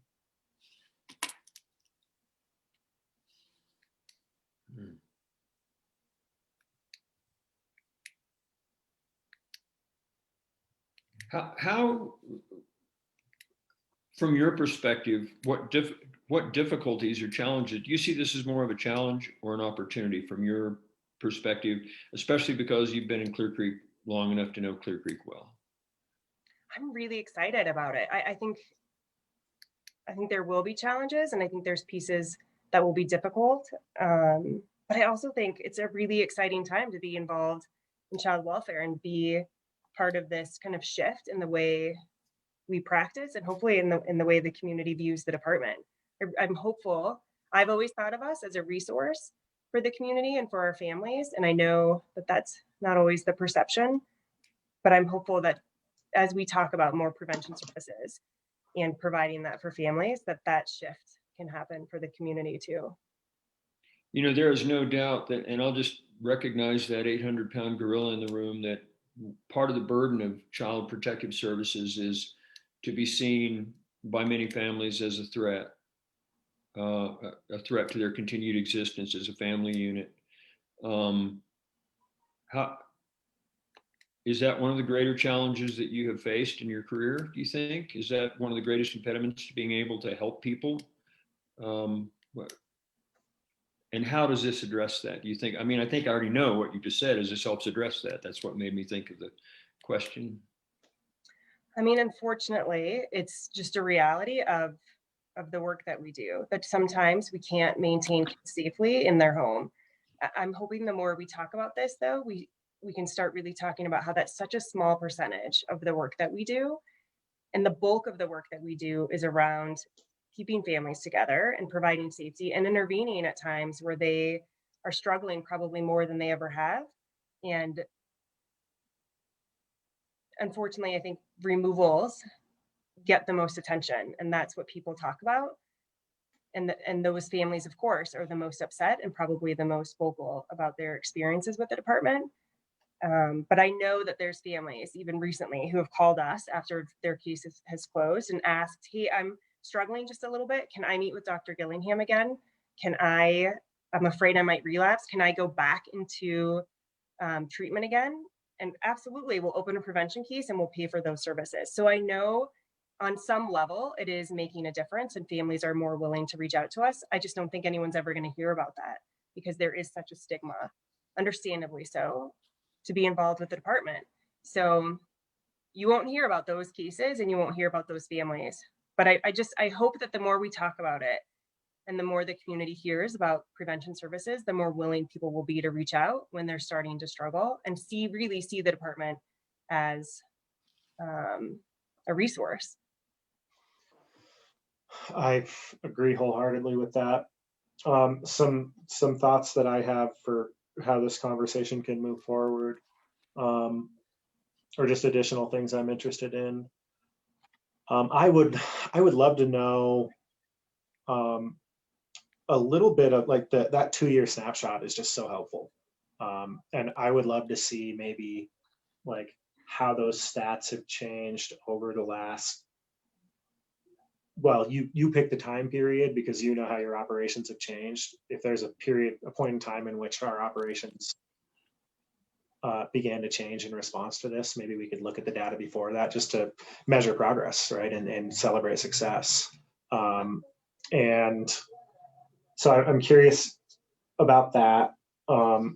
I would love to have a better understanding of the financial implications of it. My understanding is that when a child goes to a QRTP, the federal government doesn't reimburse us. That is on us.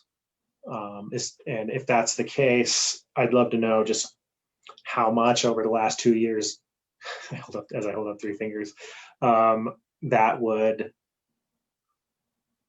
have cost us. Knowing full well that when it comes to a kid's safety and health, the dollar is, really low on that list.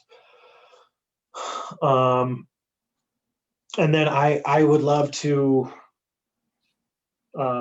dig in a little deeper into the kinds of prevention services we're offering. I have some questions about those. I held them because time. I'd love to dig a little bit deeper into that list and then see how that compares to the clearinghouse. And I don't think the state is finished making decisions about who is and isn't, or which service providers are and are not part of that clearinghouse. But at a point in time when we do have that list, I'd love to compare what we do to what we could do, and try to understand some of the behavioral science behind that. And if it still works for us to come back on the 20th, I know Corey Elger from CDHS had scheduled to participate in that, and she can talk about what services. The last time I spoke with her, which was just a few weeks ago, the state had sent a draft to the feds on which services they were hoping would be approved for prevention funding, and we haven't heard back from the feds. So hopefully by the 20th, she'll have an answer to that, and then we can talk about what services are approved, what services we already provide, and what we might start kind of reaching towards.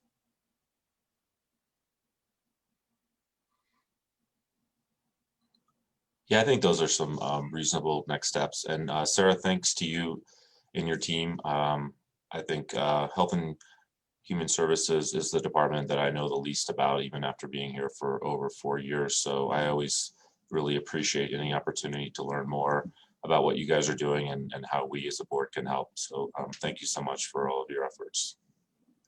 Yeah, thank you. It was very informative and helpful. It was pretty rushed. I think I went through that a little too fast. So sorry about that. Another thing that I think, maybe is I don't know if it's a role for this board or for, other departments, but trying to help build the narrative around what we're offering and how what we offer has changed, and how easy and safe it is to say, hey, I think I could use some support, and that you're not going to be judged. It's not going to impact anything except that you're going to get the services you need. It's something Right. that to find a way to just help articulate and own that message and own the, benefit of that.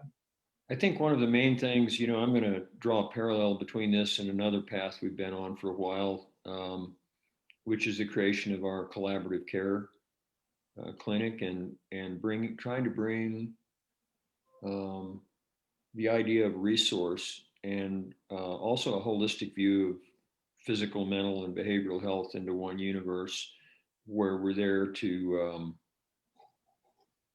help a community be as healthy as it can be. And it seems for the human services portion of this is a huge step in the right direction to contribute to that overall thing. That philosophy that underpins the reason that I think most of the people that gut it out and stay in health and human services as long as they do are there. I mean, I think most people that work that field are there because they want to help.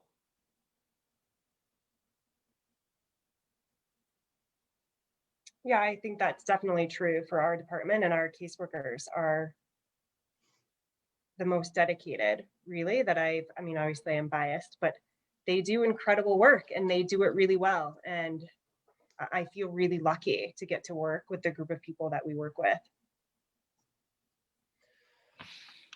One other thing that just popped back into my head as you were going through the presentation. I would love to know a bit more about how we handle, you mentioned, the vocal cases, and where we receive complaints, what our process is for that, how we handle that, and maybe kind of what our options are. And I know we only have a few minutes, but I can talk about that a little bit if you want me to, or I can wait until next time. I think I prefer that we put that in the parking lot Okay. because I don't know, Sean, Randy, how you all are feeling, but you've been sitting here since 9 and we've got an 11 o'clock and you might want a little bit of a break. What? 5 minutes would be wonderful. Okay. Wonderful. And I don't mean to shortchange you, Sarah. I think that what I see is satisfaction on this board, and I'll speak for myself. I've got some things to think about and internalize, and look forward to the next step here. Mm-hmm. Okay. Well, thank you all again. I love any opportunity to talk about exciting things that are happening for our department. So thank you for letting me come today.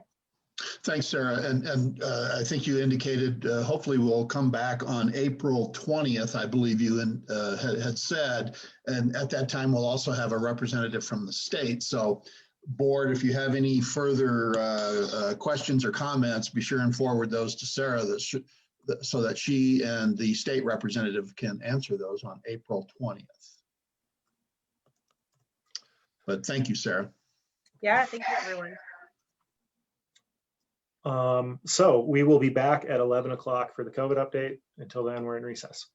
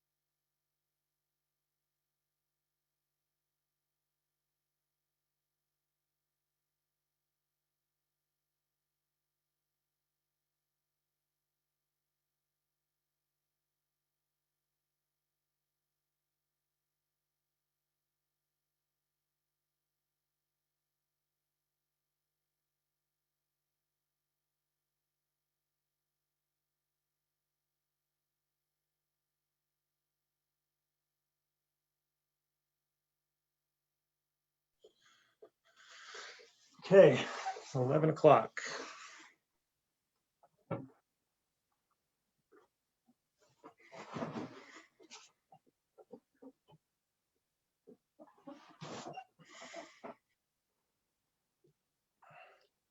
you get a haircut, Tim?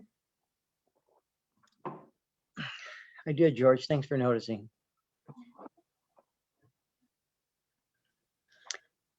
It's starting to get difficult to differentiate between my head and my beard. I think you made the right choice Appreciate it. if you had to choose between your beard and your hair. But here we are, you know, talking about your appearance. We probably are naughty.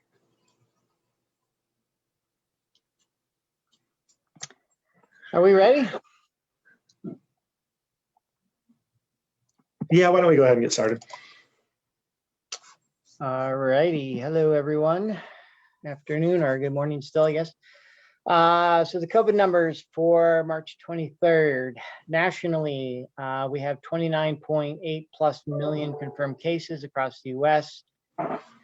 The case rate, the average daily number of new cases slightly decreased over the last week. The number of new cases is at 54,190 as a 7-day average, although the plateau is not really changing that much across the country.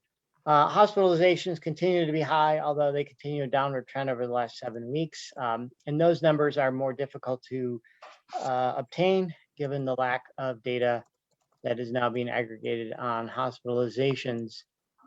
Fatalities, 542,000 plus Americans are dead as of the beginning of this pandemic. The current rate is a little over 1,066 per day as a 7-day average. Test positivity rate across the country is at 4%. Major contributing factors to spread: lack of mask wearing, social gatherings, travel. I would now add variants to that list of reasons and rationale for the continued spread.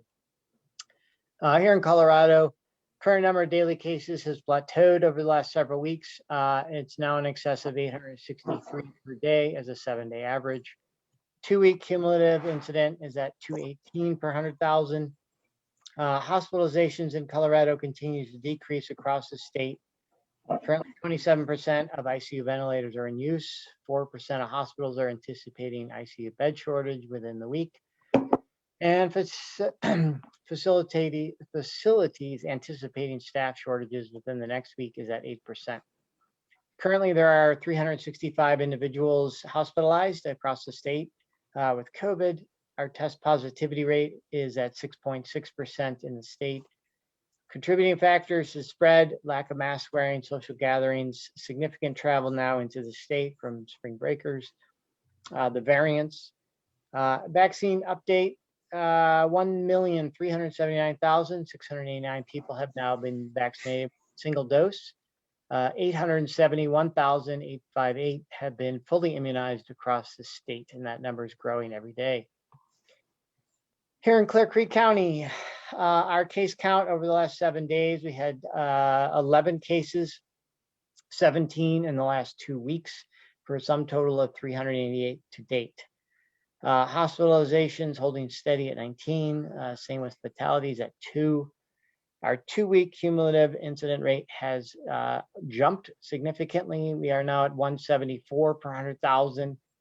Our 2-week test positivity rate is at 6.5, also an increase. Major contributing factors to the spread, same as it is across the state and the country: social gatherings, lack of mask wearing. And we do have an outbreak in the jail that I'm happy to talk about a little bit more. Testing updates, we continue to have our community testing in Clear Creek or in Idaho Springs, Tuesdays from 10 to 2. Getting a fair amount of people each week showing up for that, which is great. We are continuing to test, obviously, in the jails on a weekly basis, and we'll resume testing in the schools next week once they're back in session after spring break. Vaccine update. To date, as of last Wednesday, we vaccinated 2,422 individuals with the single dose, additional 1,025 with both doses, and then 1,500 folks with the J&J vaccine. Any questions so far? Hey, Tim, do you have any update on like the demographics of who's getting infected these days? Is it younger people? I assume now that our more aging population has had the opportunity to be vaccinated, the numbers, I would guess the age is probably skewing downward, but I'm curious. Yeah, I do. That is correct. I don't have the numbers off the top of my head though, but I can get those and send those out for sure.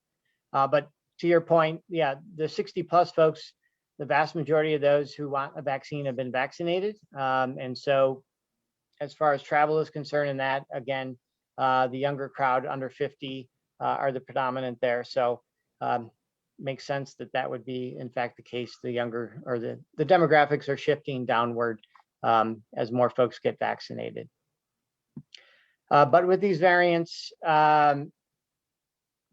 the jury is really still out, to be frank, regarding the potential hospitalizations and or fatality rates around those variants, even with the younger folks. So as I said, the plateau that we're on now in this country, and it isn't ubiquitous across the country. There are some states who are having significant problems still, others who have next to no cases. So similar to what we're seeing in Colorado, right? There's some counties who have no cases, other counties who have significant number of cases still, and still struggling to get it under control. So it isn't clear across the entire state or country in terms of the case count, but the plateau is quite high. As I stated last week, we're still about 50,000 per week, which is significantly higher than our plateau in the summer months that we saw in May, June, July. So still troubling. The one case we did have a variant, we still have not heard back from the state lab in regards to which variant that is. I don't know that it really matters. It's not going to change much of what we're doing. It is likely to be 117 or the UK variant in that scenario. And that was the case in that regard was isolated, and we don't think there's any continued spread from that particular individual. As far as the jail is concerned, we do have 4 cases in the jail. We identified them through testing, obviously, and the regular testing. They were isolated instantly, and the jail has done an absolutely fantastic job at following guidance and protocol. And we believe that hopefully these 4 cases are the only cases that we're going to have there in the jail. So we're obviously continuing to monitor that. Everyone who's needs to be isolated and quarantined is. Rick and his group have been doing a great job of following those protocol. We've also circled back and offered vaccines to those inmates who didn't previously get one, who may now want one. And so waiting to hear back on that. Your comment about the plateaus, do you think seasonality might play a role in that? The fact that our higher plateau now is when everyone's indoors during winter?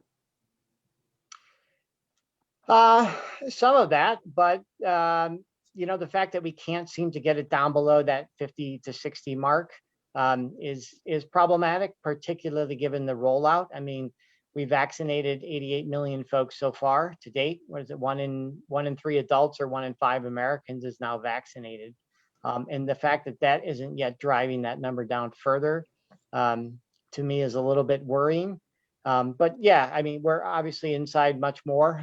The southern states, not so much, right? Florida, Texas, et cetera. Those states are well out of winter now, more or less, in terms of the weather and the outdoor activity. So that would be a northern half of America. Yeah, I would think would fall into that. But what we're seeing in states like Florida, as an example, they plateaued at like 12,000 cases or 9,000 cases a week and haven't gone down since then. And this current craziness and mayhem that's going on there around spring breakers isn't really yet shown in the numbers that they're seeing there. So, Sean brought up an important point, which is an age distinction in the vaccinations, and I'm also thinking about infections. I know when I looked at the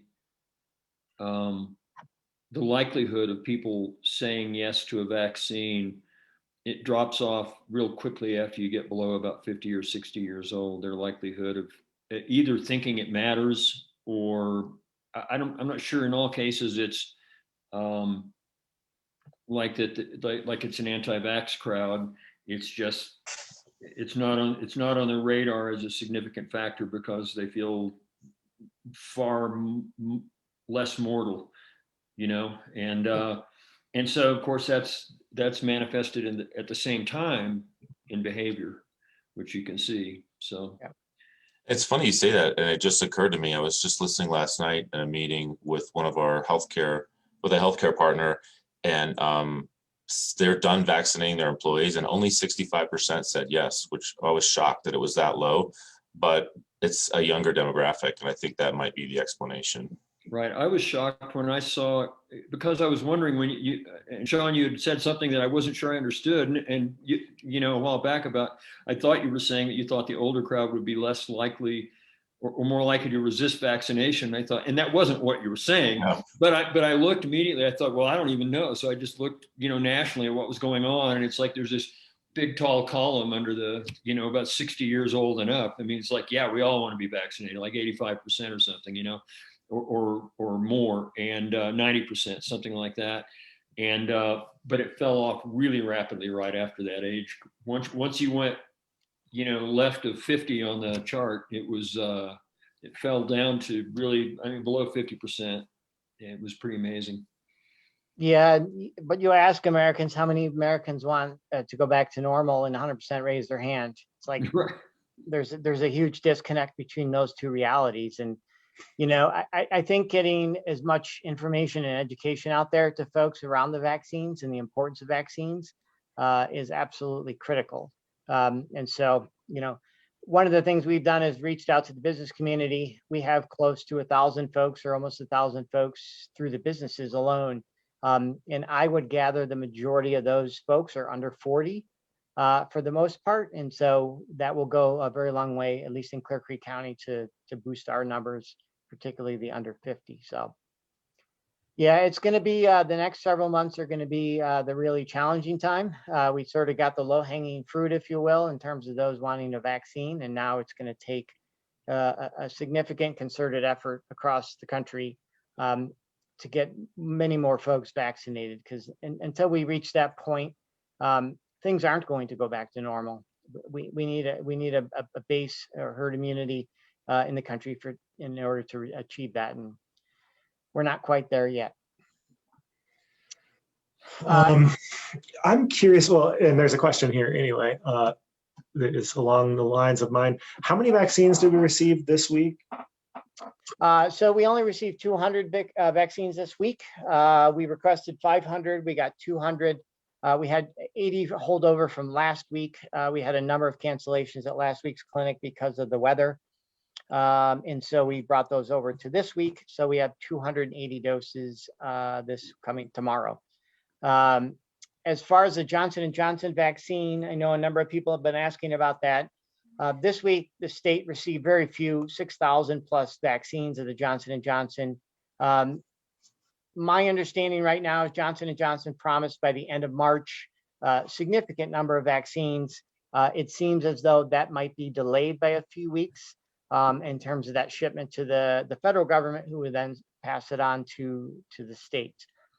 It's our hope that we get that in the next several weeks, and that will be the driver of our business vaccine effort to get those folks vaccinated with the Johnson & Johnson. So anxiously awaiting that arrival, and hopefully we can get a couple thousand of those doses when they become available.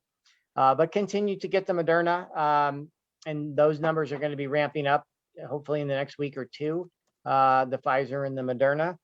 I would also reach out to now the younger crowd. So the Pfizer vaccine, just as an example, individuals are eligible at 16 years of age or older. So we're now dipping down into sort of the sophomore, junior level of high school that are eligible for that. Those folks are not yet eligible from a tier perspective, but in the coming weeks, I imagine they will be. And so I would encourage anyone in that 16 to 17 plus age group to reach out and get vaccinated. And unfortunately, it's going to need to be in another county, as Clear Creek is not receiving the Pfizer vaccine, but I know Summit and Jefferson County are both receiving that vaccine. So if that's of interest, I would reach out to them. Thank you. The other topic on my mind is not related to vaccines. And so if anybody has anything else to say about vaccines, I'll wait.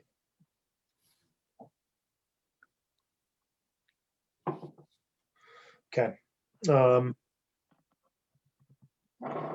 I am just looking and seeing that we're 2 cases per 100,000 above the threshold for yellow.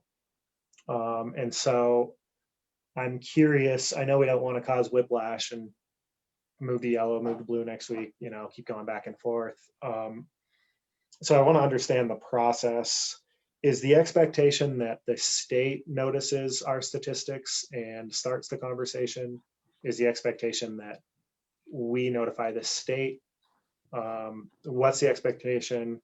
What are your thoughts on the fact that our metrics are both in yellow right now? Well, as you know, the Dial 3.0 is coming out likely this week. If not tomorrow, then probably by Friday. In that metric, or in Dial 3.0, we'll have to wait and see the final draft in terms of what it says.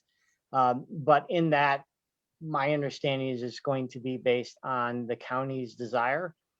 So for instance, if we decided that, given that we've been in yellow and we've now been in yellow for 2 weeks, to reach out to the state and say, please move us to yellow instead of where we are at blue.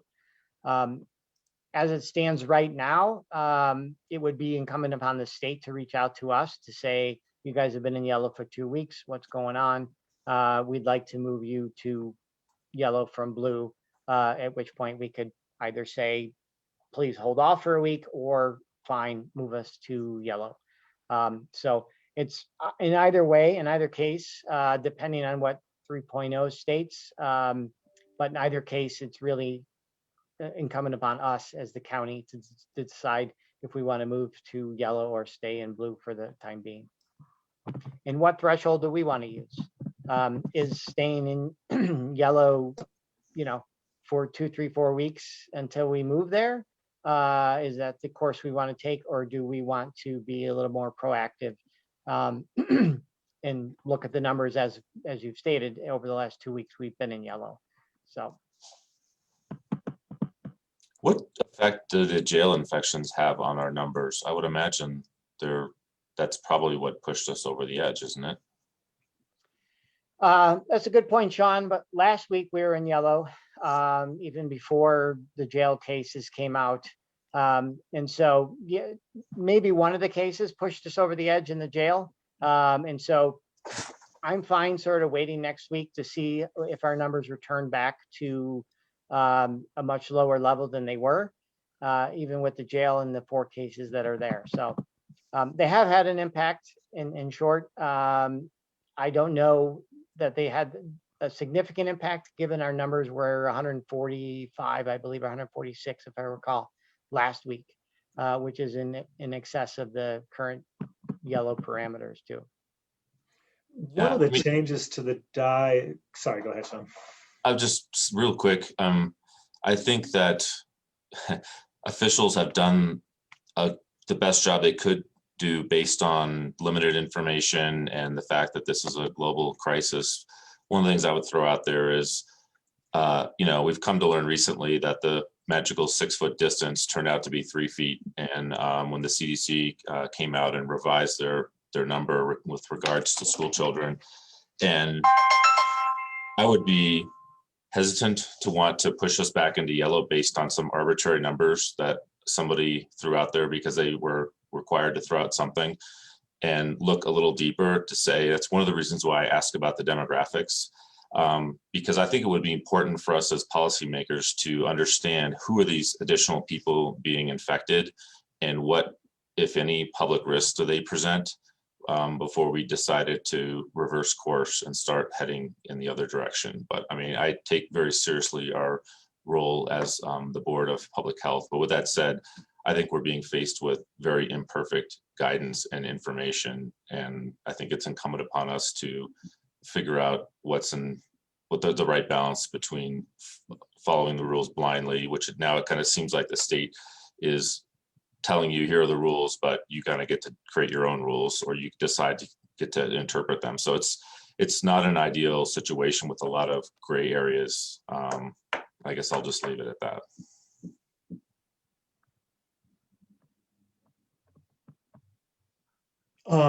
Yeah, and what I was going to say, and I just wanted to give you, Sean, an opportunity to follow up on your comment, is I think Dial 3.0 excludes congregate facilities, of which the jail is one, from those stats. And Sean, I think that's a good point. I mean, 2 cases per 100,000 is like a 10th of a case or a 20th of a case. That's the amount that we're up into yellow right now. Our 2-week stats have been in yellow for quite some time. And those are probably the more reliable statistics, is my understanding. But I tend to agree with you, Tim, that this is not the week to respond. Especially because we have seen a draft of Dial 3.0, but we don't know what the final will be. I was actually expecting that those metrics would be upped a little bit. So instead of 100, maybe it would be 150 or something. I'm a little surprised it's not in there. Not disappointed because I don't, presume to have more expertise than the people who are coming up with those numbers. Other thoughts on Dial status? Well, just so we're talking about it, knowing that 3.0 is coming out is the strongest reason to not react and create some kind of pinball machine effect going on. We start bouncing around, acting erratically pretty quickly. So I would wait that extra week as well. And I know that $3 feet sort of makes a difference, 6 feet sort of makes a difference. And then also being in the same room with people for a long time makes a difference, even if you're a long ways away from them. So especially if there's even a fan operating in the room. So, and I know that from stuff I read too. So it's, I'm listening to Tim. So that's why we have capacity. That's why we've had capacity restraints all along during different periods of infection. So, but I do agree that we should wait and see what happens with dial 3.0 and really think about it holistically and see what happens with our trend for another week. And also, and I think that was your advice, Tim, wasn't it? That's what I thought. Yeah. I heard. Yep, that's exactly what I said. So, and I would just push back a little bit on Sean, what you said around these numbers are just random and arbitrary, particularly around. I didn't say that. I didn't say that. Yeah, you did. Yeah, No, you I did. didn't. You said, Magical? well, you said they were magically and They're not magical and arbitrary. scientific. Let me just say that. I don't think they're scientific. Okay. My Where do we pushback get is that out of this. the Wall Street Journal? All right, No, I'm but I not do going to read get the into that. journal every day. Let's lower the temperature and let Tim talk. Yeah. Can I, my only pushback is this. The numbers around school children, for example, and the CDC's change in guidance is based on data collection. So the initial premise, if you recall, was that 6 feet was based on spread and spray and particle movement, et cetera, et cetera, et cetera. What they have subsequently added to that algorithm is data over the last year in terms of spread within schools, within elementary schools, within middle schools, within high schools. We know now over the last year through data collection and scientific data that spread is significantly less among those aged children than it is adults. And that's why they have altered that number. So it isn't arbitrary or whatever number you, or whatever word you used, it's less relevant than the fact that they're constantly collecting data and they're constantly adding that data to the knowledge and making and changing the guidance. So it isn't random and arbitrary. Whether you use those words or not, that isn't really relevant. It is science-based, it is data-driven. And as you recall at the beginning of this, we didn't know anything about COVID from this perspective, right? And people say, oh, in the beginning, the CDC's guidance was don't wear masks. The reason the guidance was don't wear masks was twofold. The first and foremost, they didn't want to run on masks across the country, like there was toilet paper and every other thing, was the first one. The second was they didn't fully understand. But once they understood the importance of masks and the protection that masks offer, they changed the guidance to incorporate that knowledge and that data into what their guidance was. So things aren't random and things aren't just non-scientific. They're based on things. That data, and this is a fault through of the CDC and NIH and whoever else, they don't oftentimes get into the weeds of the data. They just put the guidance out and people are like, well, that doesn't even make any sense. Where the heck are they getting that number from? Well, it's based on data. They're not just randomly making these things up. So there is data behind most of these guidance and things that both the CDC and the state gives out. They just oftentimes don't get into the weeds for the general public because all it's going to do is confuse them. Yeah, well, I mean, let me just say one last thing. A number like 3.14159, everyone knows that's pi. If you look at the numbers that the state's putting in terms of the threshold, they're even 50s or even 100s. It's basically a guess. It's not based on any empirical hard data, and I don't think it could be. And my point is we are a very small we're a very small county, and we have small numbers. So just 1 or 2 or 5 cases, which may not have much of an appreciable actual difference in hazard in our community based on where those people are and what they're doing, can have a drastic impact on this dial thing that we've come to know and love. So that's really my point. And the other thing I would say, I think, Tim, you brought up something really important, which is you said everyone wants things to return back to normal. Well, if you've been vaccinated and your family's been vaccinated and your friends are vaccinated, I would argue things are a long way back to normal because you can safely do gatherings with no masks and no social distancing with those groups. And my life doesn't feel that much different now than it did before. And I'm thankful for that. I'm thankful that, you know, as a first responder, I had the opportunity to get a vaccine. And I think that that's a powerful reason to want to get a vaccine. Mm-hmm. Yeah, I completely concur. And your point earlier, I agree. And I'm hoping in the discussion, if you were a part of any of those with the state, was just to your point of the smaller counties like ours and ones even smaller who have 500 or 1,000 folks in the entire county are significantly impacted by a case or two. So Yep. I'm hoping that the Dial 3.0 has something in there to address counties like ours and others, to your exact point. So as I said earlier, let's see what 3.0 has in it and then go from there and make decisions based on that as we move forward. I think we've said all along that our county is so small that there's a randomness element to it that makes it, we're almost, that almost anything we do, which is why we've said we shouldn't change really fast one way or the other, is anecdotal by nature of the small numbers, by nature of our smaller population. That doesn't, however, suggest that how we operate, that the physical laws of science are suspended because of the randomness and the anecdotal nature of our numbers. Those things still hold true. And I think scientists have had to make their best guesses in a global pandemic with a new virus about what the best practices are. And of course they round them off because they don't expect somebody to extrapolate 3.14159265535. I only memorized 10 digits of that thing, you know. And I didn't read that just now. I just happened to remember it, honestly. I swear. It's not up on the other screen. So because it's pretty hard to expect a restaurant owner to try to measure to that level of accuracy. I do think that, but I do think that also when we talk about science and we're trying to get people to still remember to be safe, and still remember to wear masks until we have enough of the population vaccinated so that we can call it a herd immunity, if you will. That we ought not to undermine the public's confidence in science, which is already low enough, and we can do that with our language in meetings like this. And so so my objection a moment ago, sorry, Sean, was just the use of those words, you know, like arbitrary and magical and stuff like that, because it implies that we should be skeptical of science about COVID, and we have 500,000 dead people to tell us otherwise. That's all.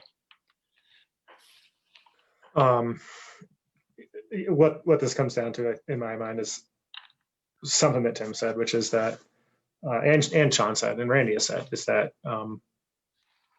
we need a little leeway. We're in a portion where we're vaccinated. We're increasingly vaccinated. We have a small population. One case can account for 10% of what it takes to get us into yellow. All of those things. And I think the thing that's in Dial 3.0 is that gives us that leeway is that we get to tell the state where we think we should be. And I think that's wise. And, you know, I think it's wise to, you know, not move around when you're right on the margins of a line, right? And wait till you really see a trend. And that's my opinion there. And I don't think that we're that different from each other in our perspectives on this. I think it's a matter of word choice and other stuff. One question here, and I know it's 11:30. Oh, we're going till noon. Are we going? No, we're not. We're almost done. One question here in the chat is, has the jail population been vaccinated? Good question.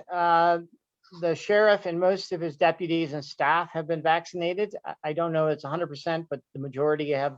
And as far as inmates is concerned, we have vaccinated 29 of the inmates that are currently in there. So it's a voluntary thing. So we can only offer it. We can't hold them down. So we've offered it to everyone, and 29 of the inmates have taken it. So. Is there turnover there? And is Rick even? Yeah, Rick's there. I wonder what the turnover's like, because that certainly affects what's going on with regard to. I'm not for sure. I know we gave out 29 on the 8th, and I don't know how many of those inmates are down there. And just so you know, since it is your jail, I'm just a caretaker. We had a meeting with the state this morning. We are going to change up a couple of the processes that we have down there now. Nothing really major. We're going to start feeding the inmates in their cells instead of out in general population. We're going to start making them wear masks inside and outside of the cells. Just some little stuff like that to try to help curb this and try to get ahead of it. And we are going to, and I don't know who said it earlier, but about 65% of my staff has had the vaccine. The other 35 haven't. So, and I cannot. I talked to Peter yesterday, and I can strongly recommend, I cannot make it mandatory for staff and or inmates. So we will do the best we can with what we got and move forward. And I'll try to give you updates every now and then when I can.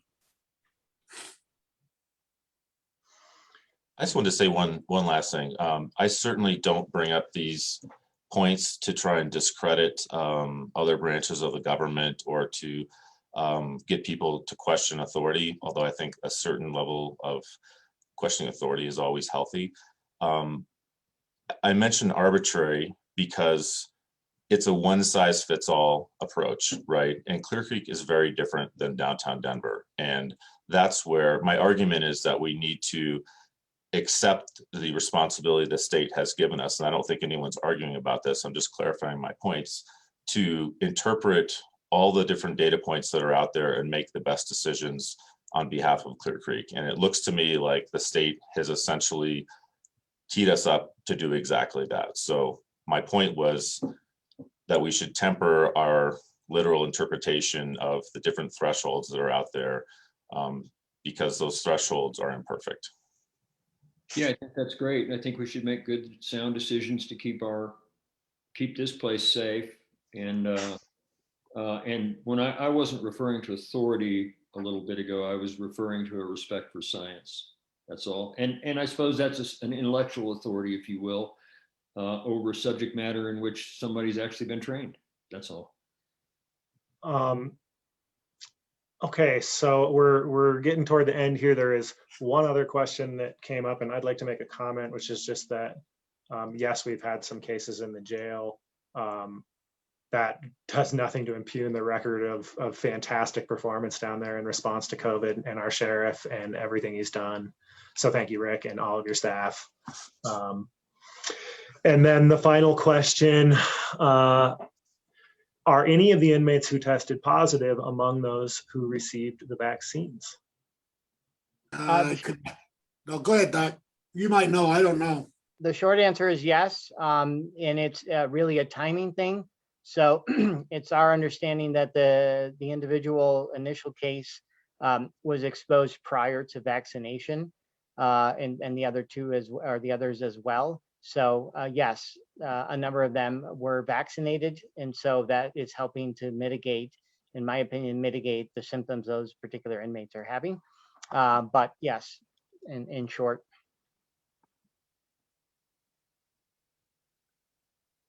Thank you. And unless anybody has any other burning comments, I think we're going to move on to the next thing on our agenda. Going.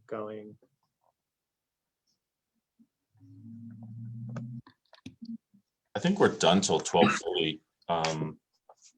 Would it be possible to work in an executive session instead of just having a long break? Yeah, it looks like our agenda was constructed to give us an hour for the COVID update, but we know our intent is to do a half hour, and we know Kago's probably got somebody in line for an interview and is ready for us to stop talking so they can start talking.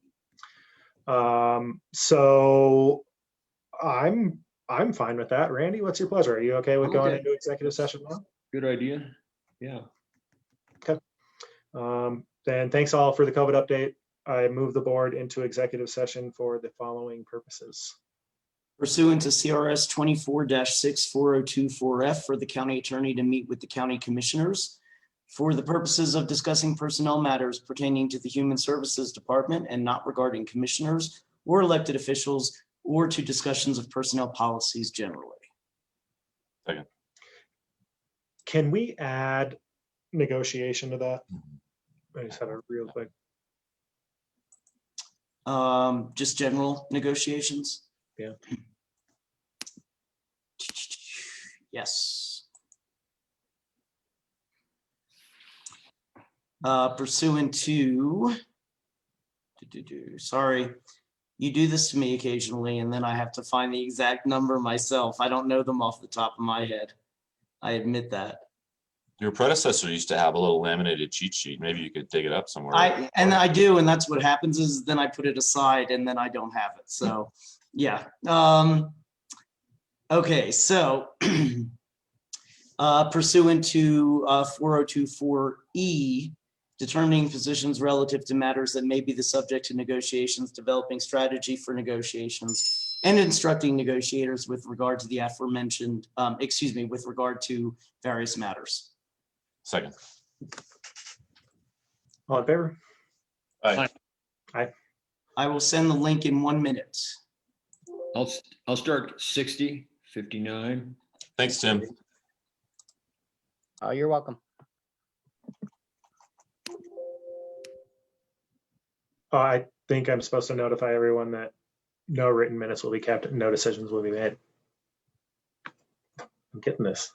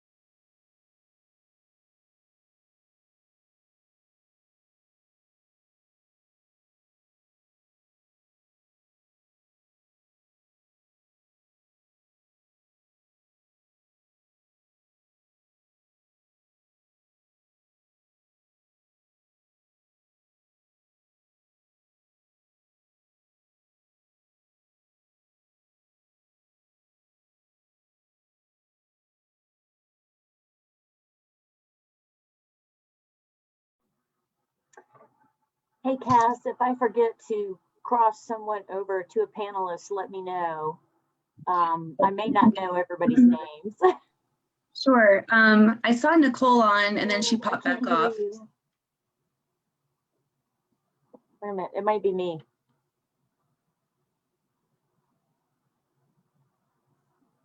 I might have had my volume down. How about now? Yep, I got you. Okay.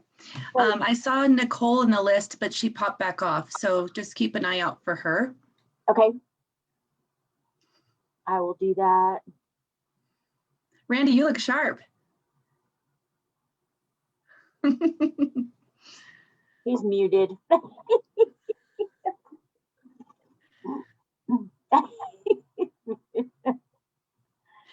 Basically how it goes, right? Just keep talking. It's fine. Yeah, I know. Sorry, that's, yeah. I was gonna say I'm doing Zoom legislative testimony in a little while. And so I've noticed that they tend to do this. Even put ties on, I'm going, seriously, Zoom ties? It kind of surprises me. Zoom ties. I think you have a new product that you can market, Randy. I mean, just Zoom ties. And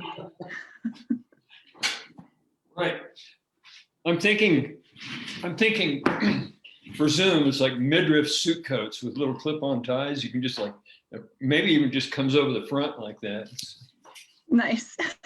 There you go. See, you have a product.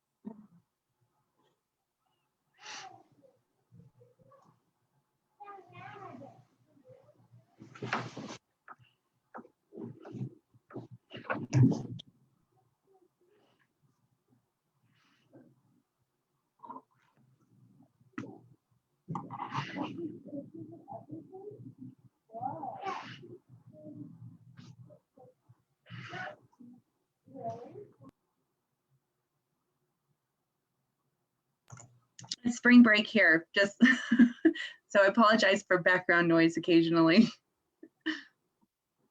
How old is she now? She is kindergarten. She'll be done May 17th, officially graduating kindergarten. So Oh my gosh, it's gone fast, that's for sure. no doubt. Mm.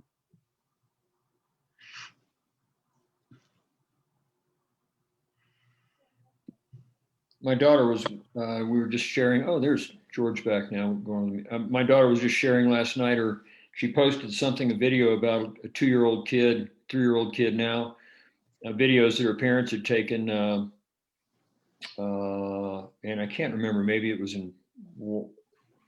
if it was in Colorado or elsewhere, but anyway, it was this kid beginning to ski and doing jumps and all this kind of stuff. And my daughter passed it along on Facebook and said, check this out, Dad, you know, and I looked at it and I reminded her, I said, I only ran over you once or twice that I can recall when I started her at about just before 2 years old, right at 2 years old at Loveland. I'm on the slopes, you know, once we took her up and had her out on the slopes, and I had this long leash that I made and a harness that I sewed for, like a climbing harness that she could wear. So I could like keep her from running off down the hill on the first few times down the hill, and reminded her that I only remembered running over her once when she crashed in front of me and I couldn't stop in time and I had to, you know, I ended up tumbling over her. She said she remembered that thing and hating it from 2 years old, you know, my dad having me on a leash at the ski area. That's funny. I think it sounds like a great idea. All right, it's always a little awkward when I'm late to the party. Sorry, you guys. So, of course, we are here for the 12:30 semi-annual update with the Clear Creek Tourism Bureau. I see Cass, I see Tom Anderson, I see Nicole Members, John Sellers, Alan Blado. Thank you all for showing up and giving us your time.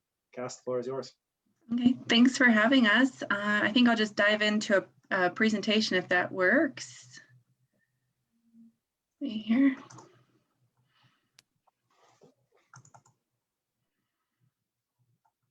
Okay. Share my screen.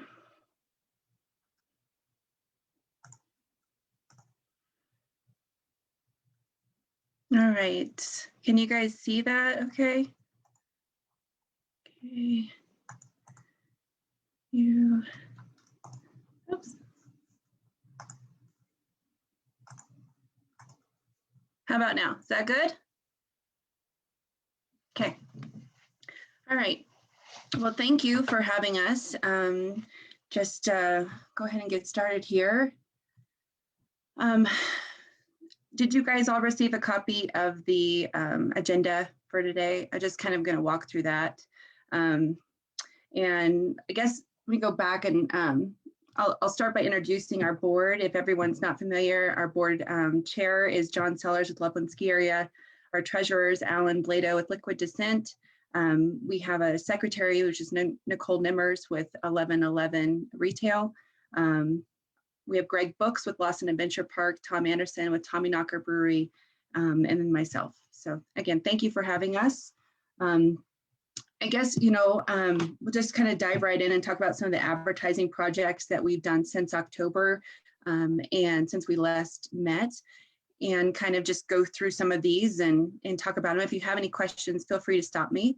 One of the coolest things that we dove into, this winter season is this geofencing campaign, and it's basically leveraging technology and capturing those that use smart devices and trying to encourage them to stop in our county as they're traveling I-70. So with this project, our campaign goals and strategies, we basically targeted the Front Range residents, whether they were in a Colorado ski town or after they visited a ski town that reside in the Front Range, encouraging them to visit Clear Creek County. We used real-time targeting and look-back targeting, and then we actually tracked the number of people that showed up in person to our businesses that we served ads to. So some of those deliverables, we basically served about 768,000 advertisements. And out of those, we had just over or just under 11,000 people walk into our businesses as, from seeing our ads. And, I think that that's it's interpretive data, right? So, I mean, it's not official saying that our ad is a direct result of them showing up into our businesses, but they are people that we did serve ads through a device ID technology. We're able to track their phones and their presence into our businesses. So this is kind of a breakdown of what it would look like as far as how that's monitored. So we served ads, Winter Park, Keystone, Brett, Coppervale, A Basin. And these are just the number of ads that people saw while they were visiting those ski areas or after they were visiting those ski areas. And as a result, then they were, caught going into some of these establishments. And, it's not to be surprised that McDonald's and Bojo's, are at the top of the list, but some of these other numbers are really interesting. And I just wanted to do, those that had 200 visits and up, and just kind of give you kind of that 10,000 foot perspective of, what we're seeing. And, this is just a capture of a 6-week program. And so winter isn't necessarily where we would run a geofencing campaign and get the kind of data like this compared to like a spring and summer campaign. The numbers would be even higher versus ski traffic. But I think that this worked really well during the pandemic as something that we could do to encourage businesses or encourage those visiting the county to stop in our businesses to get food to go or to, just stop on the way to or from their mountain community commutes. These are some examples of the ads that they were served. Again, really working on that to-go food campaign, curbside shopping. We did a Santa sacks and stockings drive to try to get people to pick up Christmas gifts on the way. Just various and sundry ways to really plug into this specific audience. And again, I think, tracking a result on investment for a tourism campaign can be challenging since we don't have a brick and mortar. So this opportunity allows us to use that technology to try to do something similar to that to see. And if you look at our data, from years past, when we did the boots on the ground survey, averaging that, each visitor to the county spent roughly $50 when they were visiting our county. And you take that times 10,000 in a 6-week period. I mean, those numbers, seem pretty promising to us, and we're exciting, to share with you. So again, that's our newest adventure. Do you guys have any questions about that before I keep going? Yeah, I got a couple questions. It's really interesting to look at that data. I noticed that right near the top of that list, if you don't mind going back a slide, well, Bojo's is what it is, right? But we see McDonald's and Hill Daddy coming in first and third. Is that something to do with the nature of your marketing, or you think that, what do you think is driving people to the east end of town? I mean, I think it's hard to know. I think that McDonald's could be tied into also to the gas station. That we're getting some overlap in traffic there, that it's not all McDonald's traffic. I would think that may be kind of a combination of McDonald's and the gas station. But the Hill Daddies is an interesting one. And, the even more exciting part is we can go to these businesses that are on this list, and if they're willing to share their point of sales with us, depending on how they purchased and what credit cards they used, there's the ability to track dollar for dollar return on what these customers spent. And we're not sure that we're ready to do that or not, but if that ever comes to, head, that's something that we can look at and even dive deeper into understanding our visitor, but this is just kind of the start, the tip of the iceberg, if you will, and looking at what this new technology can help us understand about those visiting the county, for sure, and where they're going and who they are and how old they are, and kind of answering some of those questions you guys have had along the way, as far as, are we reaching the right demographic, It's really good to see this stuff. It's really great to see so many Empire businesses at the top of this list. I mean, it looks like convenience is clearly a huge factor. Not surprising, and maybe a little bit, we know our challenge in getting people down to 6th Street in Georgetown, especially while the train's closed. So I'll be looking to see how these numbers move when we look at summer traffic. I think you said that too. But yeah, a lot of interesting stuff to talk about here. It is. And, with geofencing, you can basically cast nets over areas where you're going to track people walking through those grids, if you will.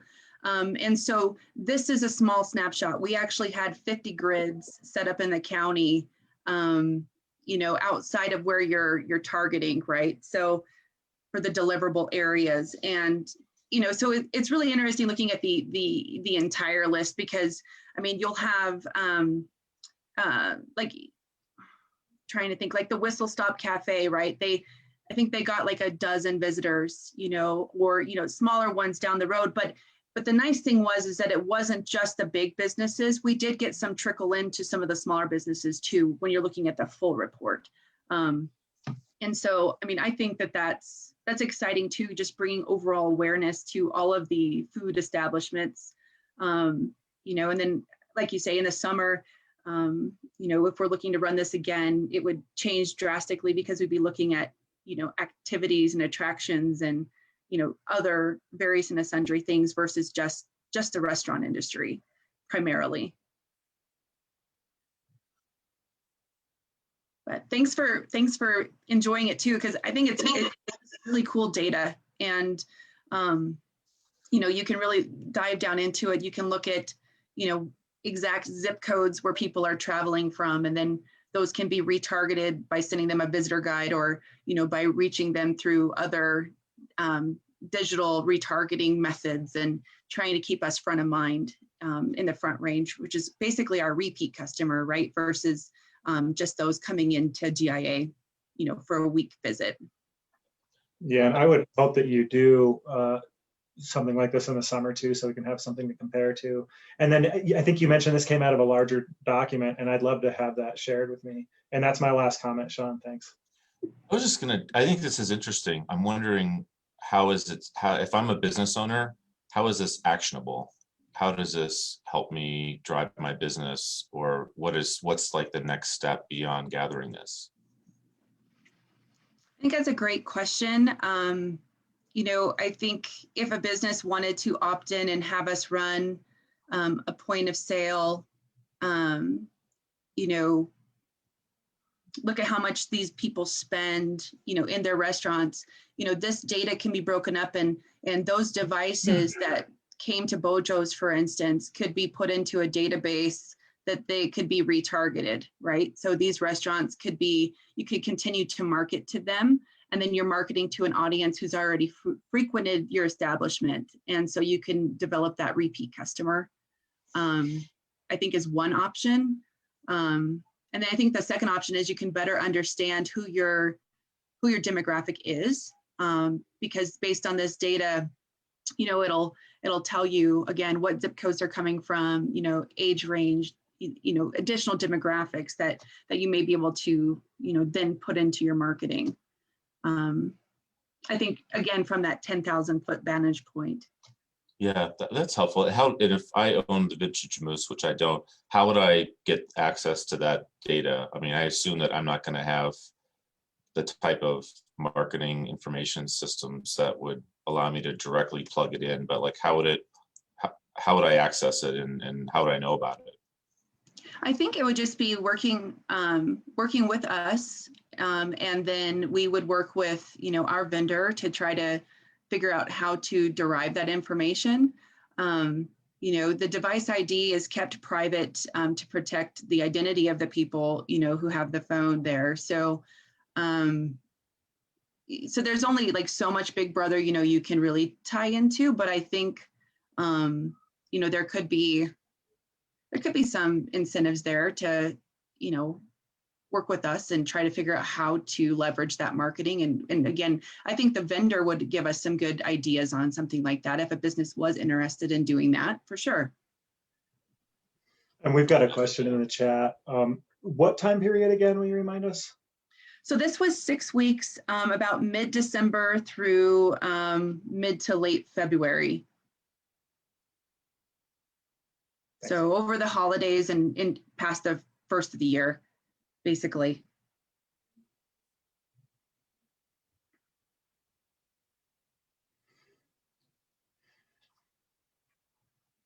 I don't have anything else on these slides. Okay. All right. Well, I'll keep going. But again, we just were excited to share this information with you first off, and then I'll dive into some other stuff. But I'm excited, you're excited, and you want to see more of it, because I think it's going to help us, really, spend our advertising dollars the correct way once we can better understand our audience. So I'm excited about the data. So, okay, so keep going with additional advertising. This is just a snapshot into what some of our digital advertising looked like this year. We ran a Google AdWords campaign. We ran several social media marketing campaigns. Again, these are just various and sundry sizes and things that we're running.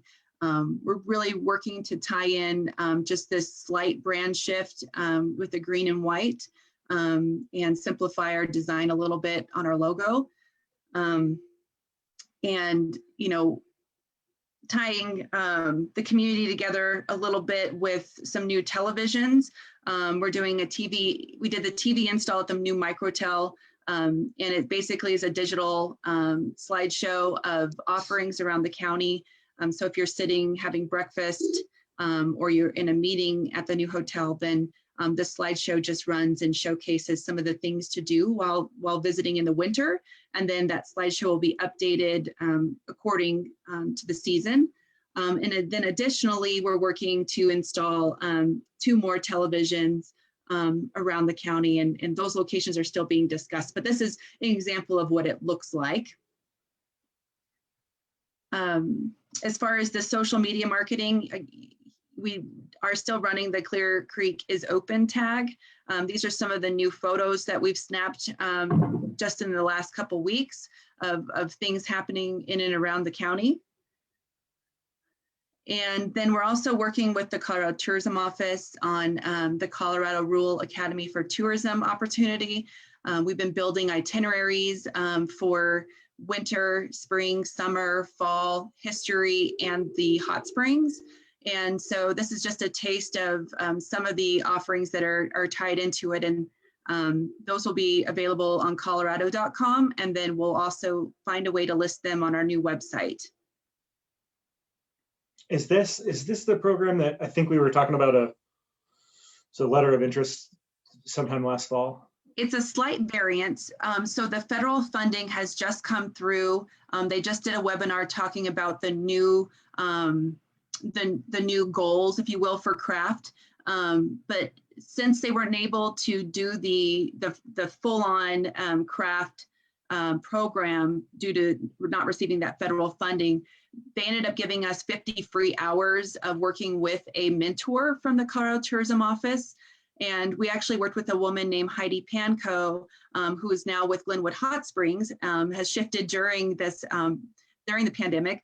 But she's been our creative writer, kind of pulling everything together. And then I've been working on the digital presence and finding the photos to go with those and submitting those online. And so the winter itinerary has been submitted to Colorado Tourism Office for their review to be added to the website. And then they'll follow suit, right? Spring and summer, and then probably the history and the hot springs, and then fall and winter, or excuse me, fall, and then the winter will reset. But so it's slightly different, but you have a great memory, and I appreciate that. And we're hoping to be able to take part of craft when it does come forward. We're still waiting to hear what the application system is going to look like.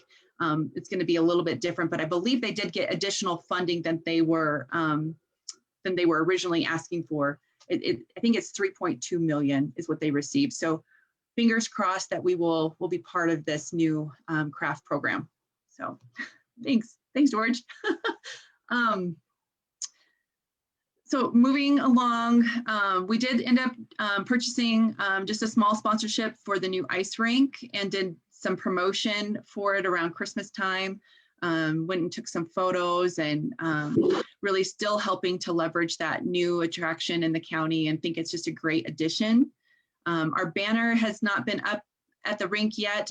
We did get the digital information online, and but we're excited to be part of that with the Metropolitan Rec District. We are working with the recovery team on handouts and things when Rebecca Abrahamson was going business to business and trying to educate them on how to set up a Google My Business page. We created this quick little snapshot, sheet for those that really just need to have a handheld walkthrough of how to set up a Google My Business account. We met Amy, the photographer, actually took pictures of her taking pictures, and then went around taking some additional pictures in the county of just food to go, so we can eventually update our website with some of these new images, in addition to the ones Amy's taking.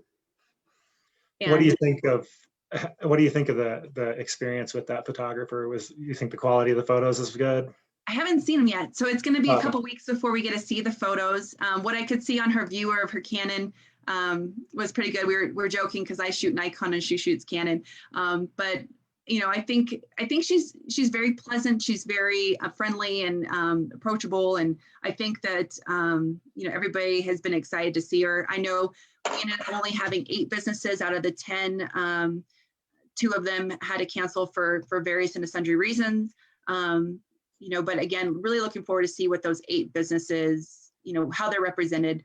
But my understanding is she was taking more photos than just, the food. She took some interior shots, she took some exterior shots, so the businesses should have a nice variety of photos that they can use to market their business when it's done. So fingers crossed that it goes really well. And, and if it does, then I think we can expand even past the restaurant industry and see, how we can work to incorporate this service to other entities in the county. I think it would be great. Yeah, and it looks like the Colorado Restaurant Foundation is excited about concepts like this too. And I think they offered,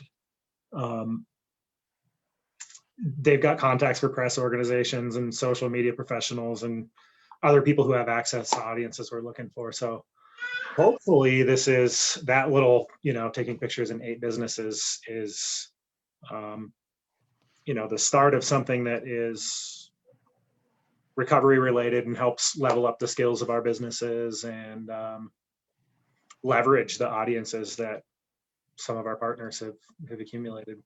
Do you accumulate audiences? How do you do that? I think that is on social media. Mm-hmm. Yep. You just increase your following and and I think high quality visuals help tremendously. I mean, even looking at Two Brothers Deli with the takeout bag, I think it just, even the cute little sticker on there. I think it just kind of entices you to want to go get a brown bag lunch, kind of thing. So I hope it does help the businesses and especially those that really need help with marketing, for sure.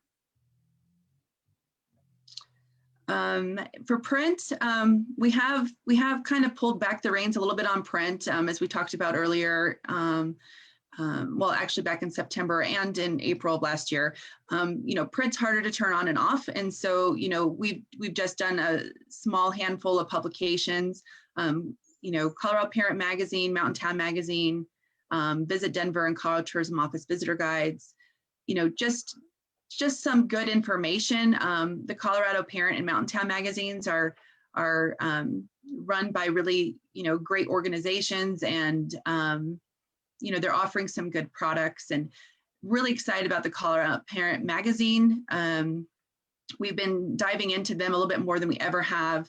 And I'll speak to it here in just a minute too, but we're running an advertorial in addition to just regular print ads. So trying to do some more journalism approach to helping people understand more what's here than just some photos attached to a page.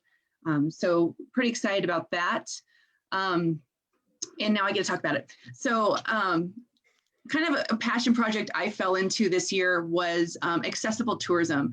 And when you dive around into what our county has to offer, it's extremely beautiful.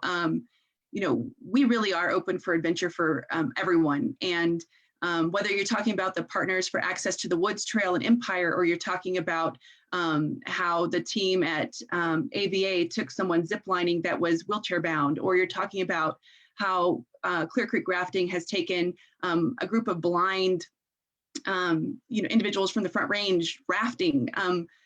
We really just have a passionate community, and it excites me. And really proud to announce we have an accessible tourism page under things to do. You just go down and it says accessibility, and you can click there. And there's over a dozen things that you can do if you're wheelchair bound or if you have a disability in our county. And I just think that is, it makes me tear up because it's just so cool to be part of that. And I'll say that after 8 years of being here in the county, it's just fun to see that there's still more that we haven't done, that we haven't talked about, that is still left to be discovered, to push out to the public and let them know what we have and who we are. And I just think it's so Colorado. And so really proud to partner with Colorado Parent Magazine. They are doing an advertorial on accessible tourism in Clear Creek County in their special parent magazine, as well as on their website. We're also going to be pushing digital advertising out on Colorado Parent and some of their outlets and media channels to talk about just this really cool new feature. That being said, backpedal a minute. Our new site officially went live in October. We're really working hard to add content, get everything up to speed to where we were on our old website, make sure the content's there, make sure that we're listing everything. It's easy to find. The search bar is working. And we're adding news articles and blog articles and keeping people informed about what's going on with COVID and when we had the fire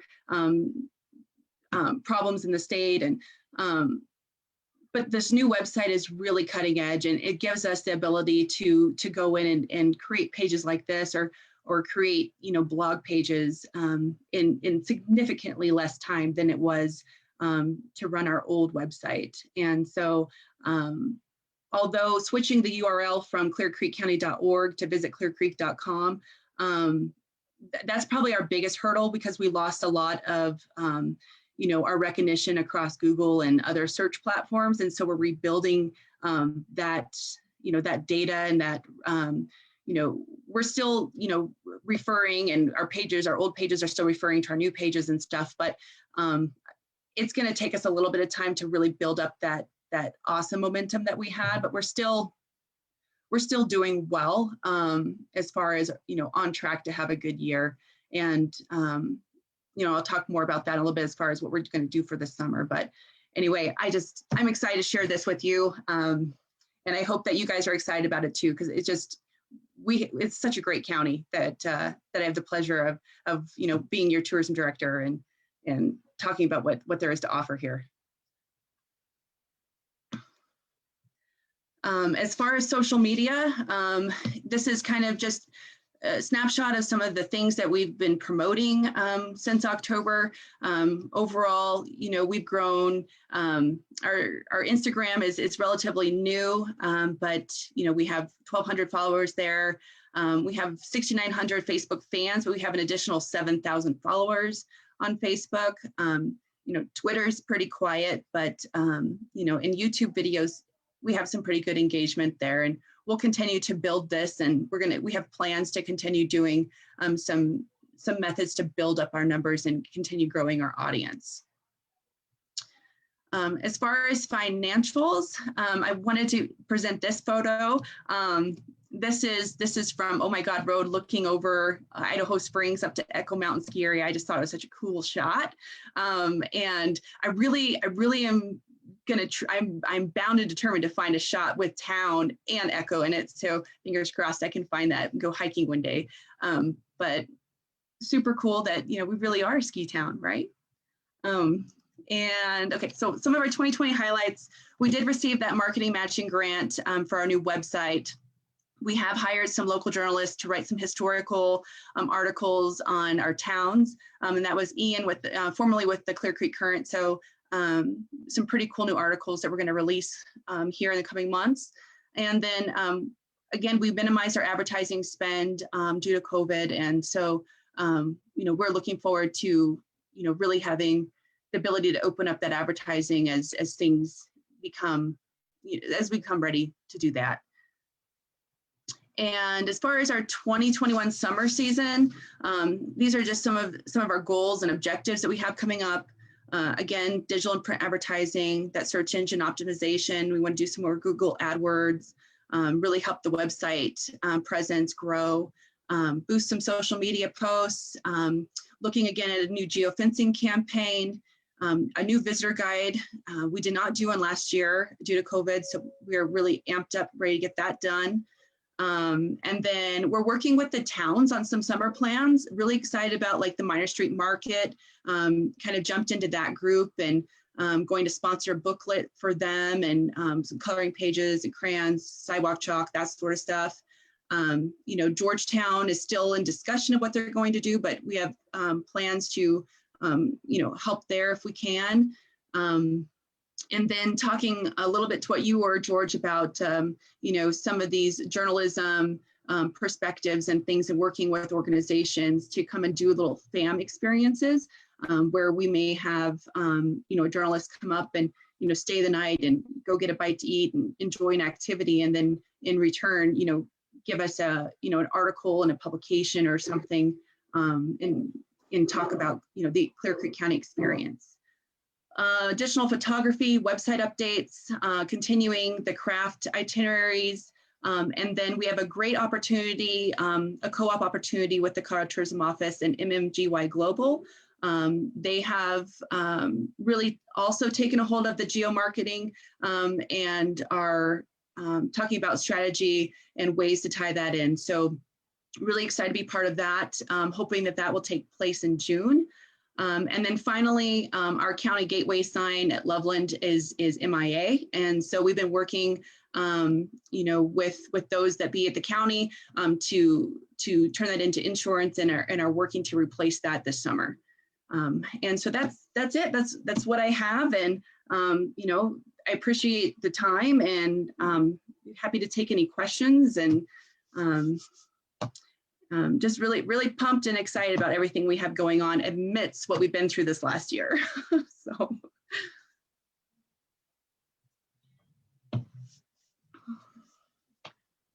Randy, I see you popped on screen. I got things on my mind, but I don't want to jump in front of you.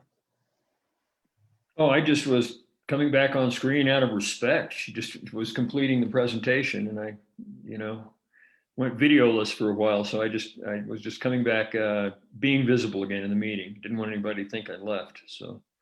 Okay. Sounds good. Although I will need to go in about 10 minutes or something like that. And it's not out of disrespect. It's just, I've got a testimony legislative thing I'm going to go do. So. Yeah. Okay. Well, just jump in if you've got something you want to say in the time that you can be here. And we totally understand. I wanted to go back to the financials. I wasn't able to see the image. It's kind of like too small. Okay. Do you want me to pull up the budget? Is that what you're looking at?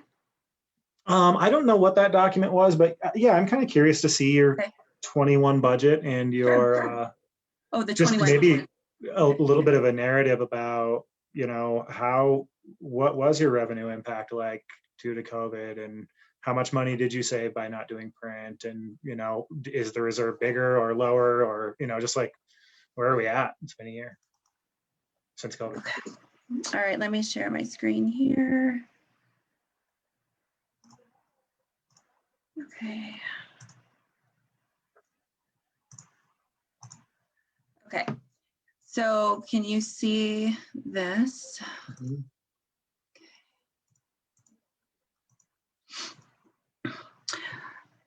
Okay, so this is our 21 budget, and we're looking at about $136,000 spend for advertising this year, and an additional $25,000 for the visitor guide. So roughly $161,000 in advertising this year, assuming that, you know, we stay on track and that we are gradually opening up as and that this makes sense, right?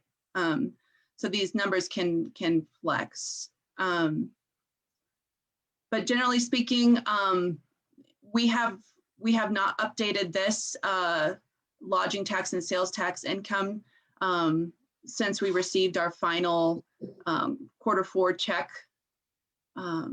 in January. But we had the best lodging year to date. We came in at $234,000 in lodging tax income. So I believe that puts us over the 210,000. So we will no longer receive sales tax income according to our agreement. So we will strictly be funded through lodging tax for 2021, unless something were to change, is my understanding. Cass, do we have any estimate of the impact of the microtel in Georgetown on those revenues? I mean, there's 77 rooms. So, I mean, I would think that would increase our lodging tax income. I mean, you know, and if the additional Colorado Club Hotel opens in Idaho Springs, you know, before the end of the year, that would also help. So I think it will be interesting to see the growth. I mean, this is obviously a first year to see what that's going to do. How many rooms do we have in the county before the microtel opened their doors? And I guess it was January, right? I'm not sure the exact number of rooms that we have in the county. I don't know that we've ever done a count since I've been director. And if that's something you'd like to do, that could be a fun new project for the year. Would you like to know that, David? Okay. I've heard that it's spring break, but I've heard that they've been close to full recently. So I would think that would be something that we could anticipate and maybe plan around.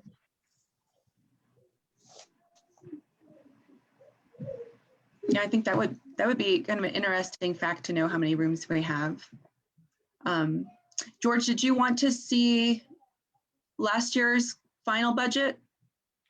No, I think you covered it verbally. I don't know, Sean, Randy, if you guys want to see it, but you said it was the best year on the record, and that kind of speaks for itself.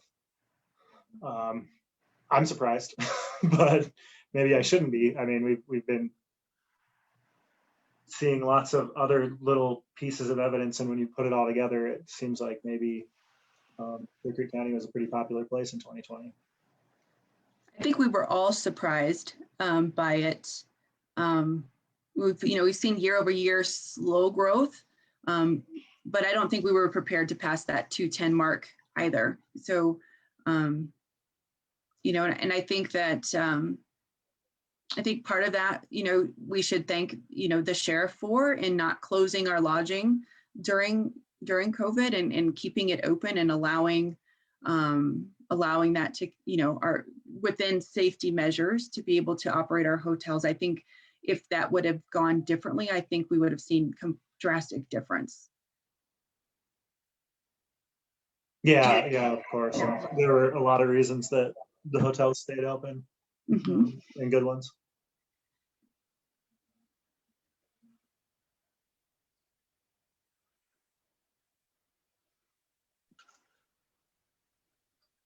Well, I think this was overall one of the, your work product just gets a little better every time, which I guess we'd expect, but it does look good. I appreciate the report today, and it's very comprehensive. Thank you. And lots of exciting things in the midst of, what we've been working through for a year. It's nice to see some positive things. And I think that's what made me so excited about the accessible tourism stuff, is just that it's kind of like that, finding that silver lining in the middle of all this, right? Like, what is something that we haven't talked about that we have that we should be talking about? I had one quick follow-on question. I think it's for Brent. I know that at least, of course, a portion of our lodging tax goes toward tourism. What portion is that? It's 2%, right? Sean, I'm sorry. I was just typing an email. Repeat the question, please. Of the 2% lodging tax countywide, what percentage of that goes to the tourism board budget? Well, we provide all of the tourism tax. If it falls short of 210,000, then we make up that difference out of general fund sales tax. If it's over 210,000, we give it all over to tourism. We hold back 2% administrative amount. Okay, so I was just fooling around, and you said 77 rooms, Cass. So if you just assumed 50 average times 365 days, that's 18,000 room rentals at that one hotel, and that could be totally wrong. And I think the average that I heard they were renting rooms out was about $200. So that would be $4 at 2%, which is another $70,000. That's amazing. Which raises a question that's probably on everybody's mind, which is, what are we going to do with the extra money? And I'll share some thoughts I have, in full recognition that I'm not on your board. I would love to know what other tourism agencies are doing that we're not. That's kind of a card out of Sean's playbook, but it's a card I respect. And so I just would love to hear what else is out there that we could be doing or not. In particular, I heard a comment from a county commissioner in Chaffee. He said that they were really focusing on wayfinding within the community. And I know we've talked in Idaho Springs about the need for wayfinding signs, and I know that's probably more acute need in Georgetown. And my like level of sophistication on the topic is about this big. So I don't really know what I'm talking about, except that I think there's some opportunity out there. And so I don't know. I mean, what are other thoughts? I mean, I think it gives us the opportunity to grow. That's my official. Randy, go ahead. I just have to go. I'm sorry. And I didn't want to be disrespectful, but I've got to leave the meeting and go to another meeting right now. So thank you for the presentation today. Appreciate it. Thank you. Thanks, Randy. I think I would open it up to my board to share any thoughts they would have. You know, and I think it would definitely be a good brainstorming, you know, maybe like even just an internal work session to talk about, you know, if we do grow to the, you know, tune of $70,000, I mean, what does that look like? I mean, you know, I'm not sure. There's a lot of opportunities that could come with something like that. Yeah, I would say there's definitely a lot of opportunities. Can you guys hear me okay? A lot of opportunities, but I know it's been a while since we did the research, but our advertising budget has historically been pretty low when compared with some of our neighboring DMOs. So just an increase in revenue will help us increase our advertising budget. We haven't spent much time thinking specifically, you know, how we would use the increase in assets to expand our advertising, but we'd certainly be open to suggestions on, you know, on projects or things like that. You know, I think we're headed on the right track in terms of some of our digital advertising with this increased tracking and hyper-focused targeting we're able to do with folks. I think we'd be very productive with some advertising money, but you know, I think we'd be open to suggestions. And I thanks Sean for bringing that up. I mean, I think that's even just at those rough numbers. I think it's good to know. And we had been expecting this increase ever since this hotel was sort of just throughout the whole development process, knowing that this would help get us over that $210,000 hump, so that there would be no need for us to require any more sales tax from the county.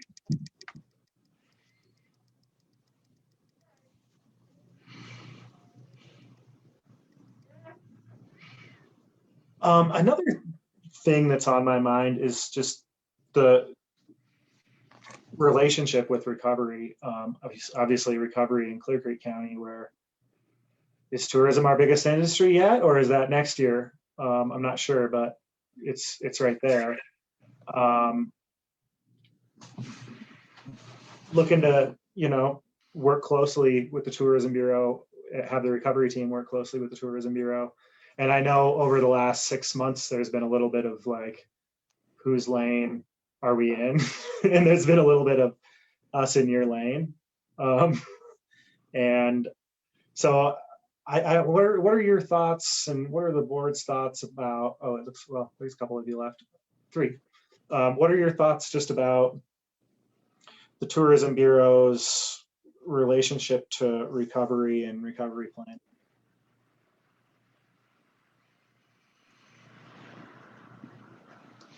Well, I mean, I think we're open to, you know, partnering with everybody within the county. And I think our last Zoom call that we did with the recovery team was helpful, I think, for a lot of us on the board to just understand, you know, what they were doing and how we were working together, because there was some confusion. I wouldn't say you guys were in our lane, but it was just a little bit, you know, we were just trying to develop a better understanding of what the goals of that project were, where they were coming from.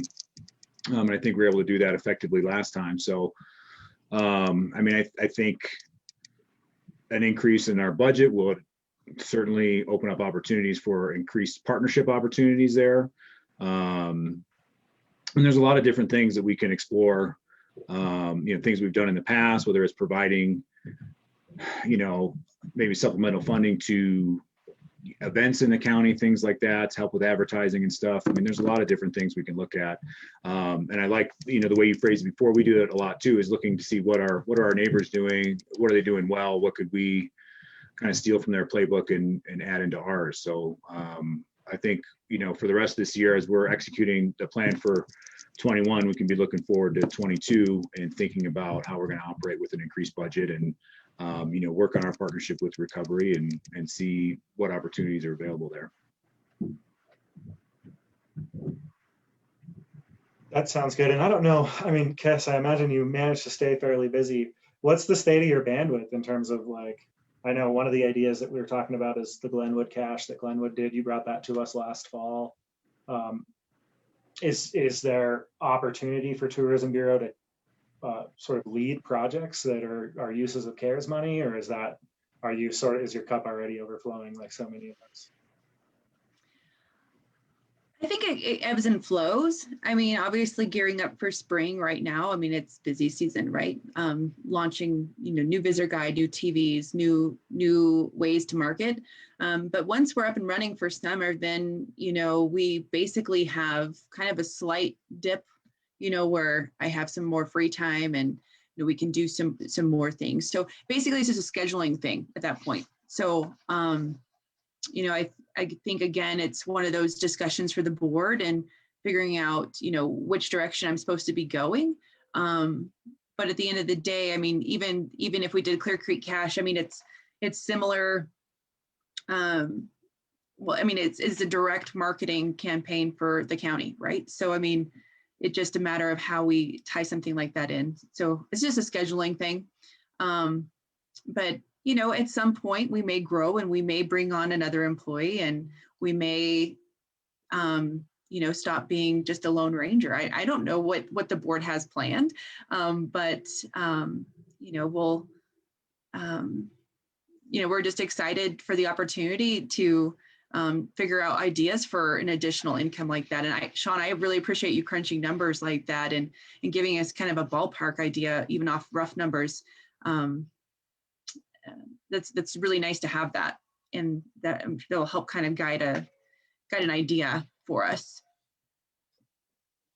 Yeah, I mean, if you add the 78,000 that Sean estimated, which is rough, and the 40,000 in retained revenues, I mean, that's a 50% increase in your ability to do stuff.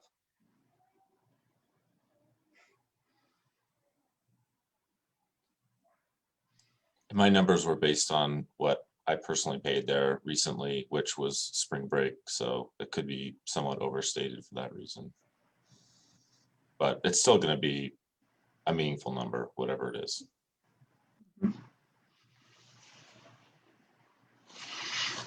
Yeah, they've been pretty full from what I understand.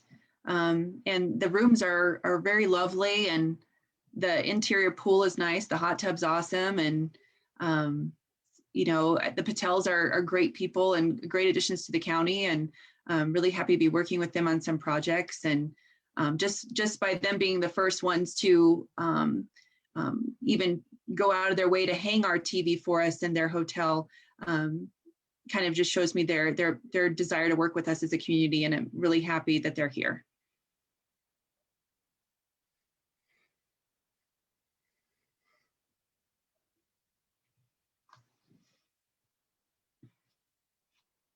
Okay, you seem to have hit a lull. Somebody has something thought and unstated. This is your chance. Nicole, Tom?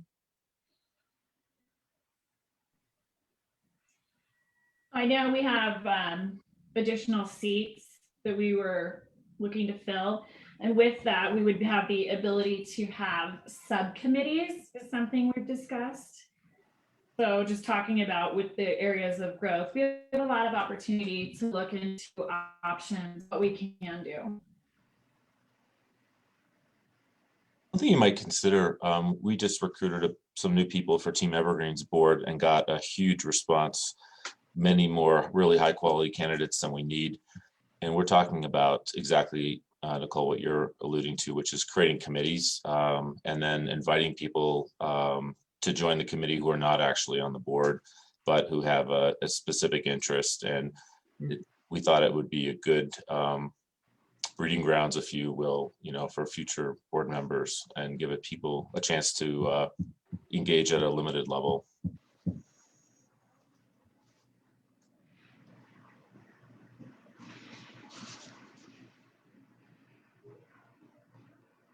That's an interesting perspective too. I don't know that we've thought about committees being those that aren't participating on the, like directly on the board, but just allowing the general public essentially to be part of those committees. Is that what I understand, Sean? Yeah, well, I mean, I assume it would be somebody with a specific interest in tourism or owns a business or something like that. You know, had some kind of a vested interest. Yeah, an interest or a skill set, or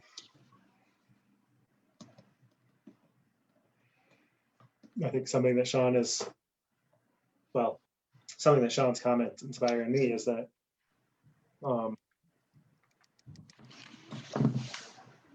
you know, looking for people who share the mission. And that made me think of one thing we've talked about in the past too, is actually finding some part-time help for CAS for some of these projects as well. If we do have an increase in our budget, you know, finding somebody local in the county to help us with execution on some of these things, or, you know, general admin stuff. You know, so that's something we'll take a look at as well. But I do like the idea of, you know, our challenge in finding board members has been just, most people are just too busy. There's a lot of people that are interested and want to participate, but even committing to one meeting a month is a lot to ask for some folks, and but I do like the idea of potentially committees, which would have a similar requirement level, but maybe it would feel a little less formal and maybe more appealing to some folks, particularly if it's something that they have a good skill set with. If it's an advertising committee, for example, and somebody is, you know, really sharp and spending money and crafting ads, and maybe that's something they could participate in. So that's something we can look at too. One other thing to throw out there is the idea of a task force, because like you mentioned, John, people are busy, and you know, signing up for an open-ended monthly commitment from now until forever is pretty daunting. But something like if you wanted to do a strategy task force, for example, to figure out what your best choices were for additional revenues, you could do that in a 3 or 4 month limited time, or 6 months or something like that. And I think you might find people would be more willing to sign up to a limited engagement like that. Sure. I'm curious, is this, I know that industry representation is in statute. Is that ownership and management only? Do you guys, have you ever had anybody who's like at the staff level of a tourism industry business on your board? Do you have an example? What when you say staff industry? What I mean is like someone who's not a manager, like, you know, you've got the restaurant industry is listed as you need to be in the restaurant industry to be on the board. What if they were a server and they had a skill set or a particular interest or a desire to serve? I think we would be open to that. I think primarily we prefer having a business owner or manager. But I don't think that there would be, I don't know, John, correct me if I'm wrong, but I don't think that there would be like a, no, you can't come on, you know, as an employee. I don't think that that's in our bylaws, that it says you absolutely have to be in management. Is that answering your question? Yeah, and it just kind of popped into my head. Yeah, there's nothing that would prevent somebody from participating. It just would be, you know, up to the board and, you know, the commissioners to decide if this person is, you know, has the skill sets that we're looking for, has the dedication to do it, and would be, you know, add some value to what we're doing. Yeah. Well, that's something to think about for sure. These are the kinds of questions that come up when you've got an extra 5 minutes.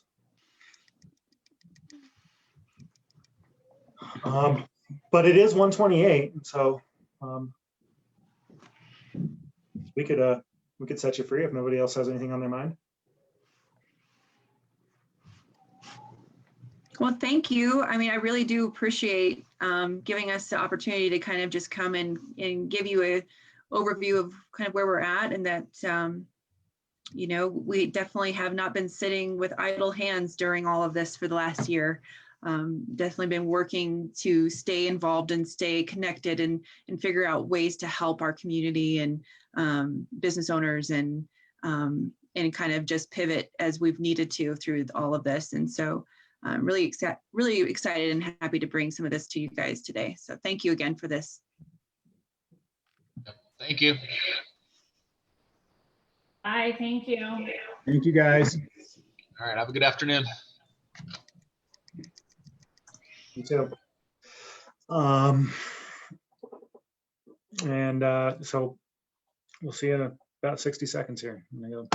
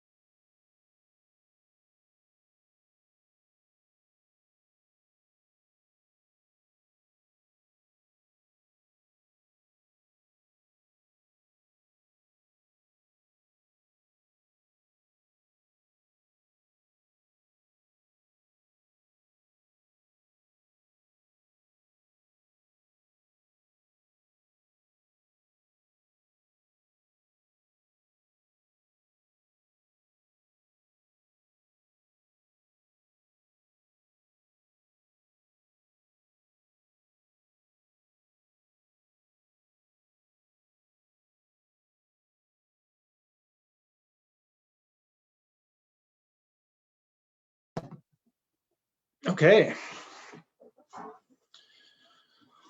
Next on our agenda is a joint meeting between the Board of County Commissioners, Emergency and Medical Services, Clear Creek Fire Authority Board of Directors. Our intent is to approve a selection committee for evaluation consultant, maybe frame up a little bit what that selection process looks like. And then I think we wanted to talk briefly about EMS participation in a planned fire station in Idaho Springs. And I see that we have got Kelly here, and I see Brian here. Hello, Brian. Why don't we, just for the benefit of everybody, do some introductions? And I shouldn't assume that Kelly's in front of his computer because we just started talking. I'm here. Okay. I don't know how to make my picture show up though. That's okay.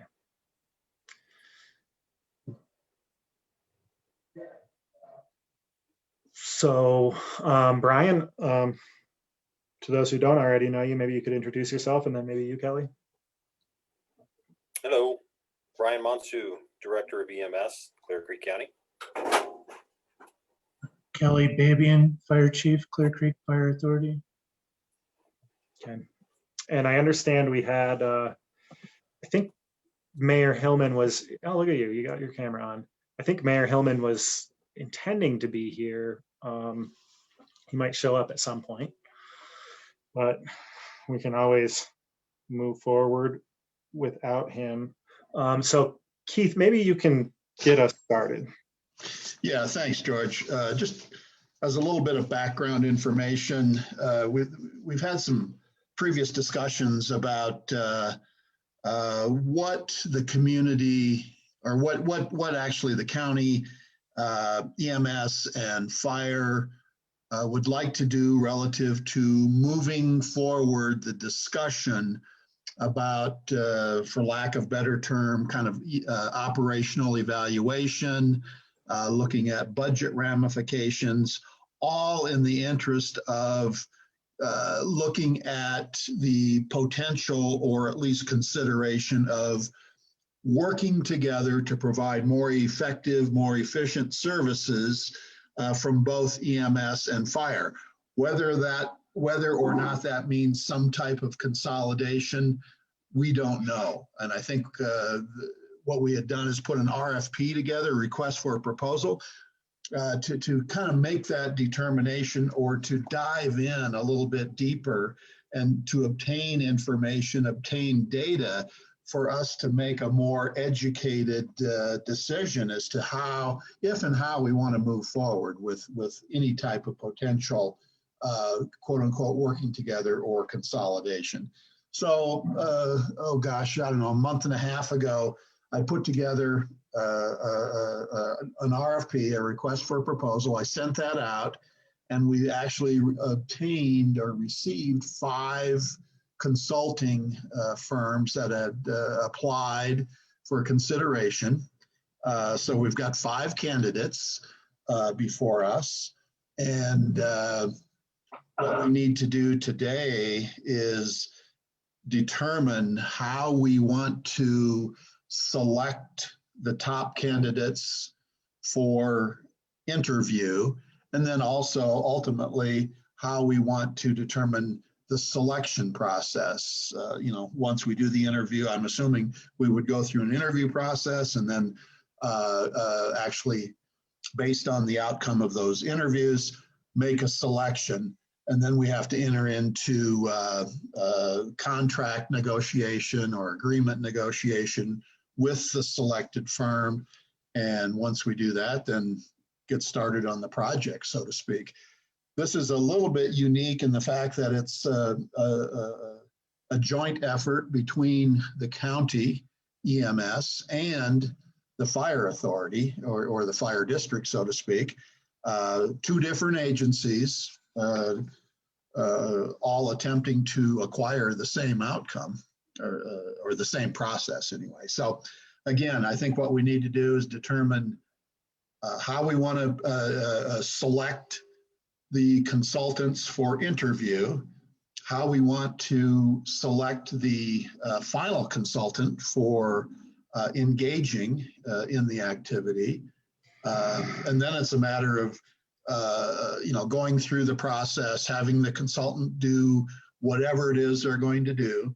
And I might add, the RFP that I put together, it's pretty specific. So there's a lot of, shall I say, expectations that are set forth in the RFP. And I think one of the things that we can do is based on the expectations in that RFP, that would essentially be the criteria for selection of the consultant, just to determine how well they did addressing those criteria or those expectations. And commissioners, I did share with you a matrix for consideration anyway, as to when we go through that selection process. I don't necessarily want to get too public with that, because if any of the consultants are listening, we'd basically be giving away the farm, because they would know exactly what we were looking for. Although, on the other hand, it's already in the RFP, so there shouldn't be any surprises, I don't think. So that's, in essence, that's what we're trying to do. I think that's what we're doing today, is to have that discussion as to who's going to participate and how do we want to go through that selection process. Thank you, Keith. And I think who's going to participate is the first thing to talk about, like you said. I think in our last discussion, and Fire Authority was not party to that, so really interested to hear, Kelly, your thoughts. But we thought maybe a staff person or 2 from each agency, and then a board member from each agency. And I had stated that I wouldn't raise my hand to be the Fire Authority board member. And it might be better for me. It might be better for me not to be the board member from either board. So Kelly, what are your thoughts about that? Well, I think a natural would be myself and Brian. And then at least one of our board members, and I think Mike Hillman is interested in doing that. I haven't heard back from others, so I'll have to revisit that and see if there's any interest in that. The ESD board of directors are the 3 commissioners, so one of you should probably be involved in that at least. And then Keith probably, since he wrote the RFP. At the moment, that's all I have for thoughts on it.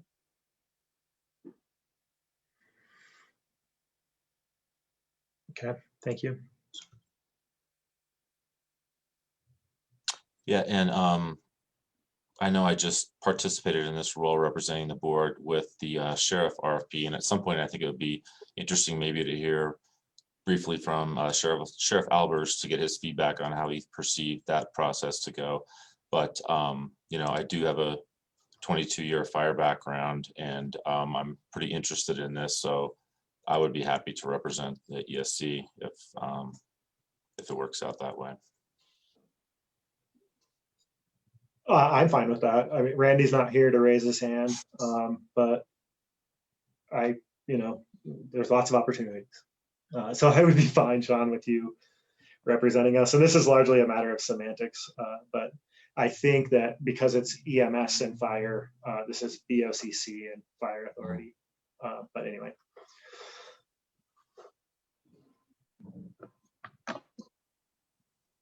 But yeah, it could be that maybe we should check with the municipalities that are participant to the IGA to see if there's any interest there. Immediately, Mike Hillman being the mayor of Idaho Springs, he's already in tune with that. Georgetown, our reps are pretty strong there. One of them is on the Board of Selectmen, John Jennings. And then the mayor of Empire is on our board, Wendy. So I can throw that out to Silver Plume and see if there's any interest there, but we'll double check on that. You know, one thing that I think is important as we go through this process is to have sort of equal representation from the county and the fire authority. And so, you know, given that the cities all participate in the fire authority, it makes sense to me that we would ask for one member of the fire authority board.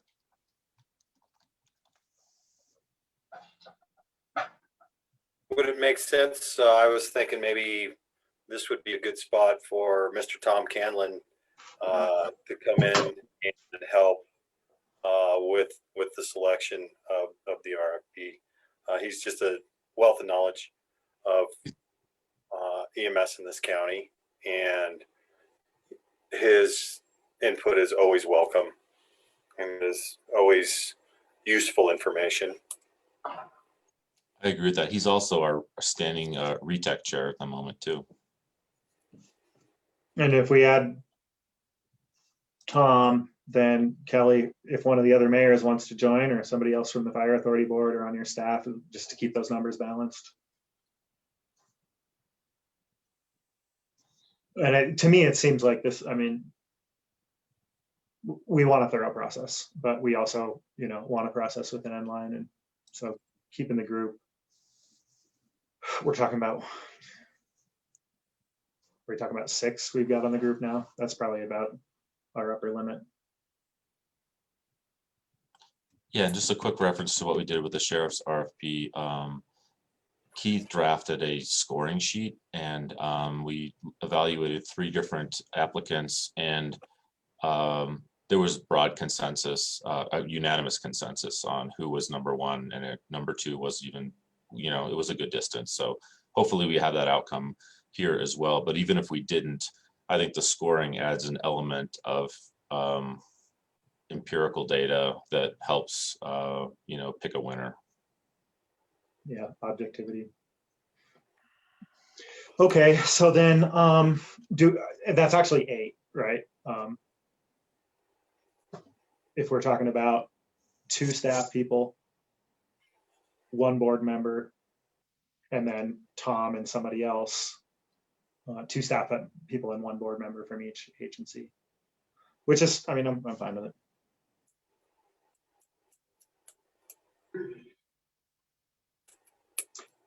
Okay. So then do we want to discuss what our selection criteria might be. I kind of agree with Keith. I don't know that we want to let our consultants on the inside of this, although I'd be surprised if they were going to be willing to watch 5 hours of a meeting to try to find where we're talking about it for 30 seconds. Yeah, I would be surprised too, although ironically, I just got an email from someone that says they were listening in this morning. I mean, this was a consultant listening in this morning and wanted to know if the RFP was still open so that they could submit. And I said, no, the date had closed, but where they were or how they probably listened in on Facebook actually, but you'd be surprised who listens in on these meetings.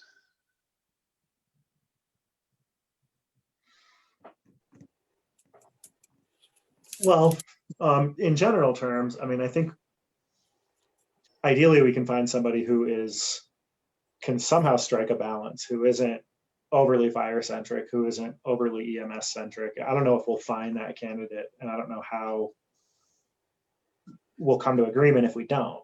But that's, I think, an important element of this. And then obviously all of the just qualifications, like we want a firm that has shown that they've got a lot of horsepower. Yeah, and without getting detailed, I mean, I remember the sheriff's one, there's some common things, and cost is obviously an element that's going to surprise no one. The team that they bring to bear is an element that will surprise no one. Yeah, and I think at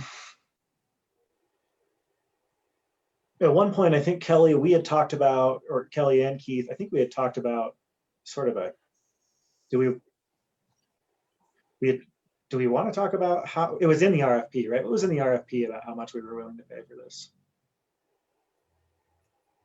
No, typically I don't put a price tag in the RFP because then automatically that's what they're going to come back with. Yep. So whatever we put in there as a budget, well, they're going to spend every penny of it. I'll guarantee you that. So it's I typically don't put the dollar amount in there. Yeah, and I think for this sheriff's one that worked out to our advantage. I want to say one of the bids was 50% higher than another one. Just looking at these proposals that were sent, it looks like there's one that's low, and then the rest are pretty much about the same price coming into it. So pretty much, I mean, that's easy for me to say. It's within, you know, $5,000 to $8,000, the same price, and then there's one that's pretty low. The one that wasn't as long. For what that's worth. And then just as a point of clarification, I'm assuming, I think we talked about this, but maybe we just need to make sure we're all on the same page. We're going to split the cost between county and fire. That was the initial discussion. That's what I thought. I mean, at that point, we were talking about it being around $40,000 to split that. So okay, so we're in that range. Yeah. Yeah, So, and I don't. Speaking from the county side, you know, I don't see that as a hard cap. And I'm only one board member on the Fire Authority board, but so speaking for myself as a member of the Fire Authority board, I don't really see a hard cap on that side either. right. And of course, the sheriff will make up any difference over and above. You know, I had some heartburn about that price at first, but now going into these proposals and looking at what product that they are willing, you know, to give, I think it doesn't seem as high as it used to me for the amount of information that is given. Good objective information will be very helpful for Clear Creek EMS to consolidate all this information in one place, and it's going to take a lot of work to do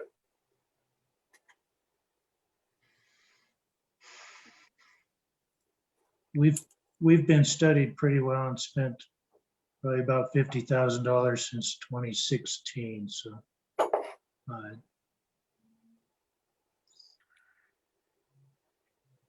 I mean, I'll be So- interested to see what they come up with for sure. I think we're in a pretty good position, so. And is there a preference, and maybe we need to ask this question of the group that was just selected to review these. Is there a preference as to how many we would like to interview? And maybe that, again, that's probably a question for that group after they have had a chance to look at all 5. Maybe they'll say they want to interview all 5. I don't know.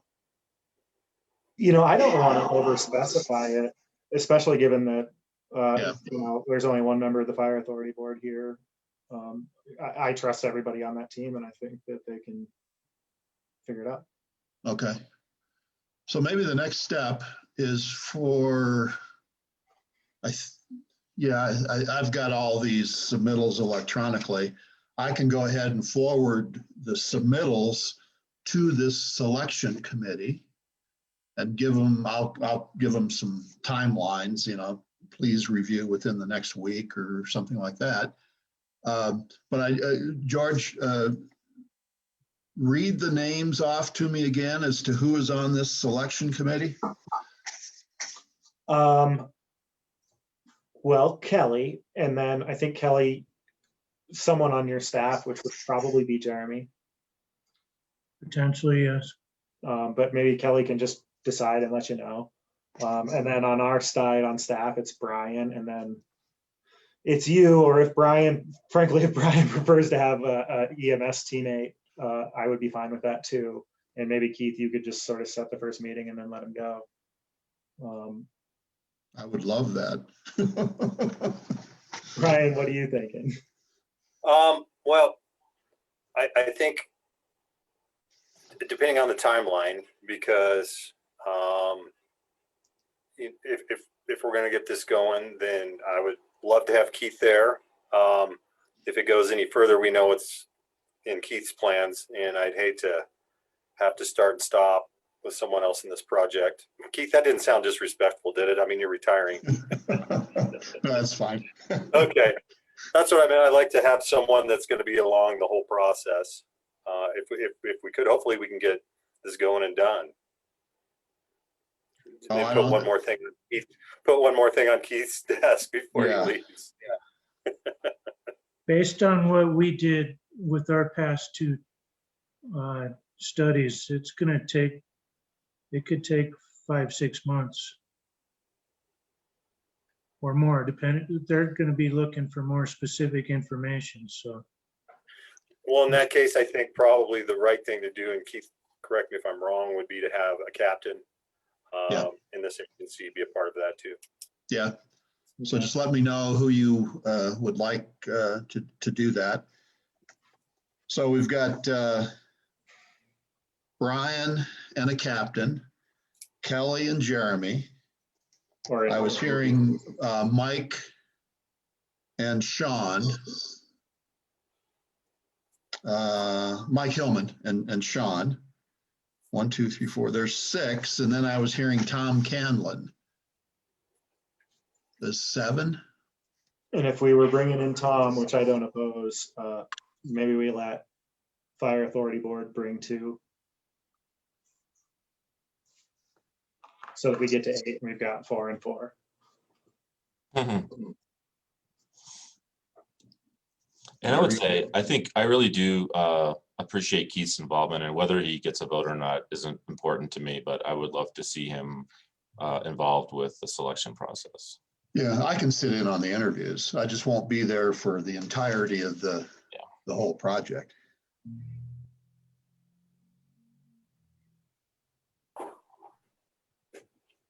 And I have to admit, I haven't talked with or asked Tom about this yet. So that's something I'll have to do today, but I'm sure he would be willing. I would think so. Okay, and assuming he is, then Fire Authority can choose one other person and go from there.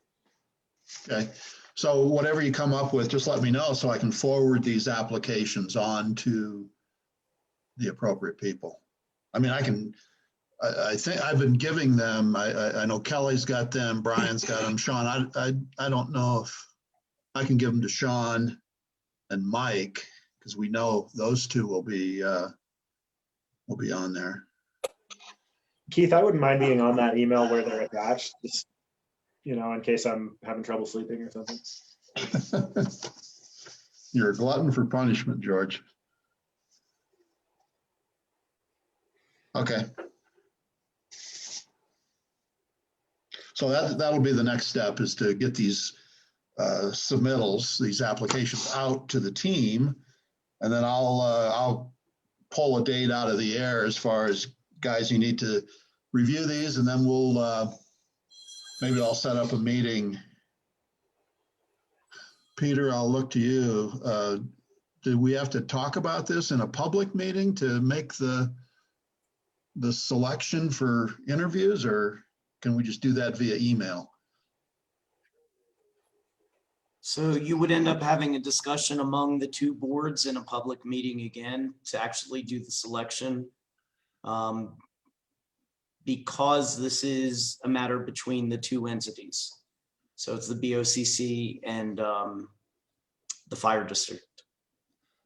So this group that we just came up with, essentially they're making a recommendation then to the two boards, I guess. Correct. And just in an abundance, just to be transparent, you would want to do it in a public meeting. Yeah, that's fine. I'm curious, Peter, given the price tag, and I'm fine talking about it publicly, but given the price tag, can this be an administrative thing? What is the total that we're looking at under the? Well, we haven't decided yet. I mean, I don't remember what the submittals specified, but there was a range, as Brian had indicated. It's some, I think it's somewhere between 40 and 60,000, maybe. Am I on track there? So it's certainly within the contracting authority for the board, for the BOCC, in terms of when Keith could sign up to, I believe, 100,000. So that is possible. What I would probably do is still ask Beth to notice if the board was to meet. It doesn't have to be a televised meeting. It just has to be posted under the public records law. I don't think you need to go to the trouble of doing it as a Zoom meeting, because you're not going to have public participation in that aspect of it. So I could see narrowing the list down in a posted meeting among the board. Generally speaking, it'd be like the committee that we have that discusses the COVID funds among various municipalities and agencies. We post notice and we have a Zoom call, but it is not, as far as I understand, it's not posted on Facebook or anything. Now, the other thing, let me just throw it out there for the group to think about. Again, this is a kind of a dual thing. It's not just the county doing this, it's county and fire. So is the county going to sign this agreement, or are we all going to sign the agreement? And my recommendation would be that the fire district would sign it, as would the BOCC. Yeah.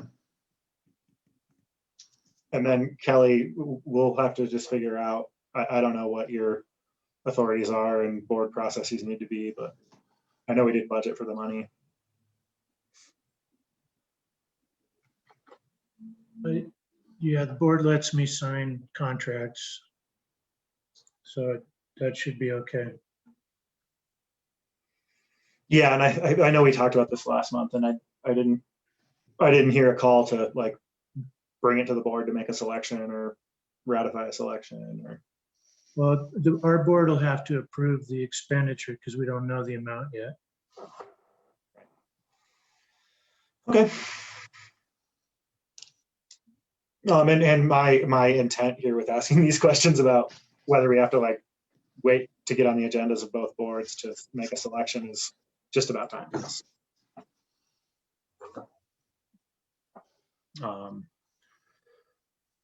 Okay, so it's 1:59. Are there any other questions, any other topics that we need to talk about, or are we ready to go? Oh,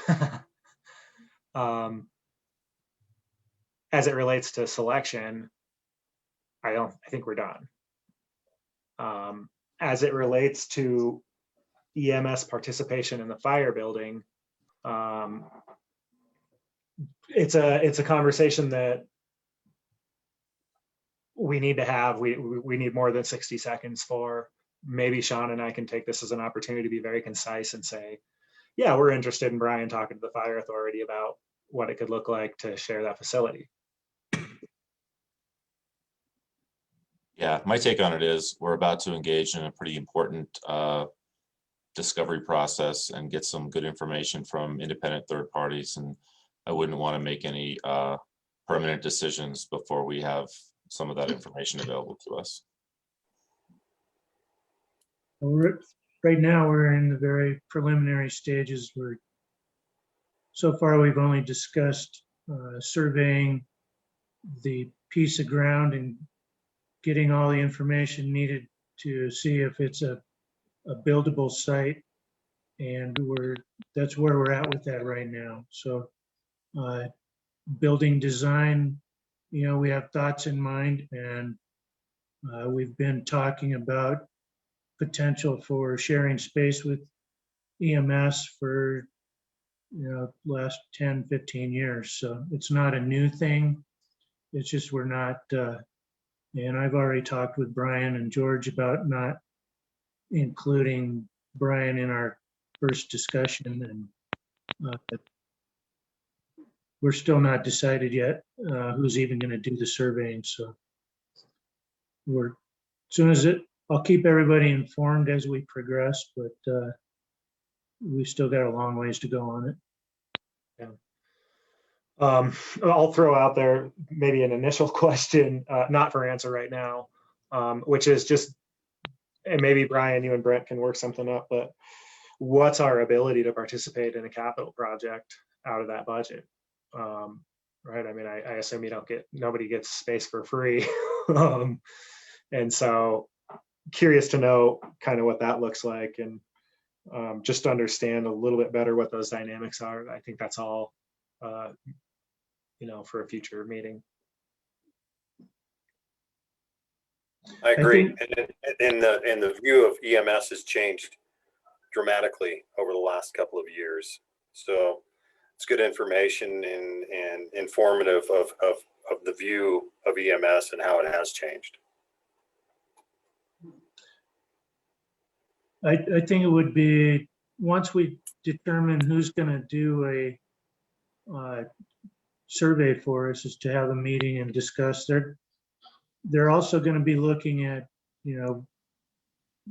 what kind of a footprint we can essentially put on the ground with the building. So as soon as we get that decided, we'll start pressing for a meeting with those that are interested to sit and talk. Are you talking about geology or space, or both? Well, it starts to, we need to do sample soils and find out where the utilities are.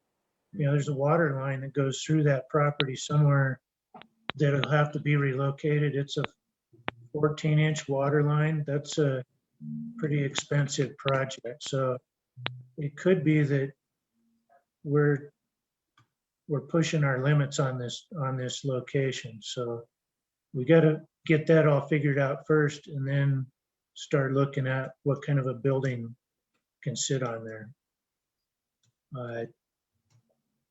Our initial thoughts from everybody that is involved with it is we would like to keep the existing building there and refurbish it, strip out the interior, resite it to match any new construction, and that will reduce our cost of building significantly. So we got it, that building is still good to house 3 ambulances. We just don't want anybody sleeping in there. And that would incorporate pretty well. So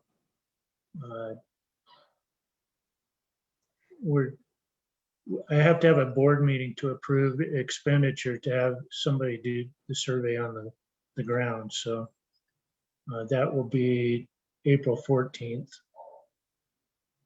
We're still a few weeks out. Yeah, if anybody's interested in sitting and talking about it between now and then, just to brainstorm, I've got a little bit of time, so we can do that as well.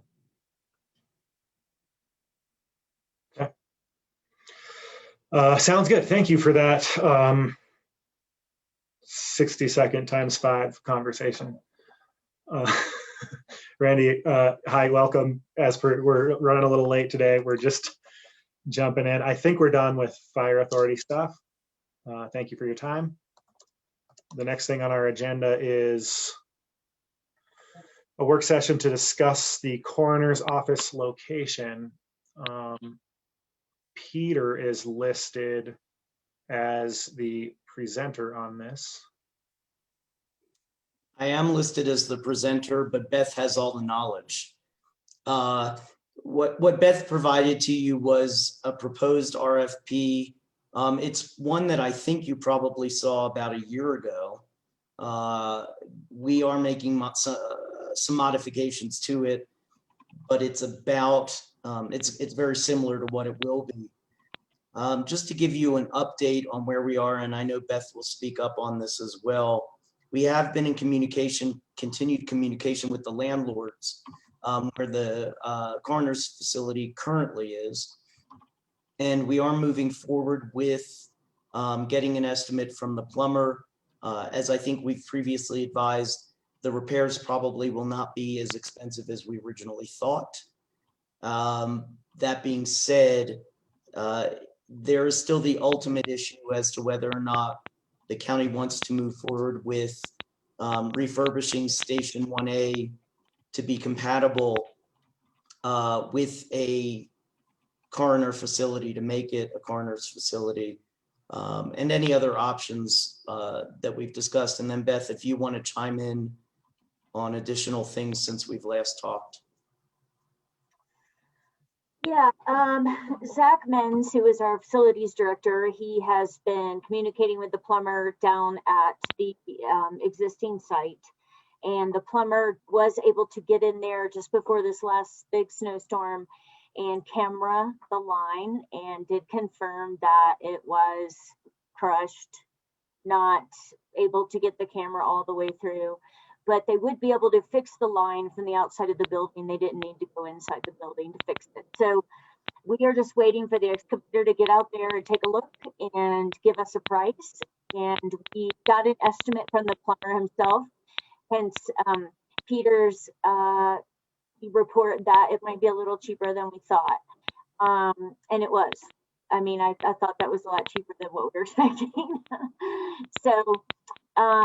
So we're at that stage right now with the existing facility. Just a reminder, you know, we bought the coolers for storage because right now we kind of just have a walk-in cooler, and we bought some individualized coolers that hold 3 people each. And we cannot fit these inside the existing site right now. I think there was an anticipation of relocation all along. And there was also a need for this kind of storage given our limited storage at the existing site. So we do have, go ahead. I'm sorry. Two things. One, whoever has the telephone number that ends in 2720, if you could put yourself on mute, just because that's giving some feedback. And then I also wanted to make sure to remind Beth of the excellent PowerPoint presentation she put together to use. So I didn't want her to get finished without utilizing that. Okay, I will share my screen and okay.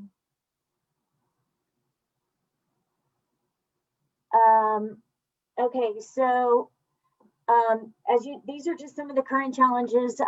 We talked about these just now. Current facility is unusable until we can get it repaired.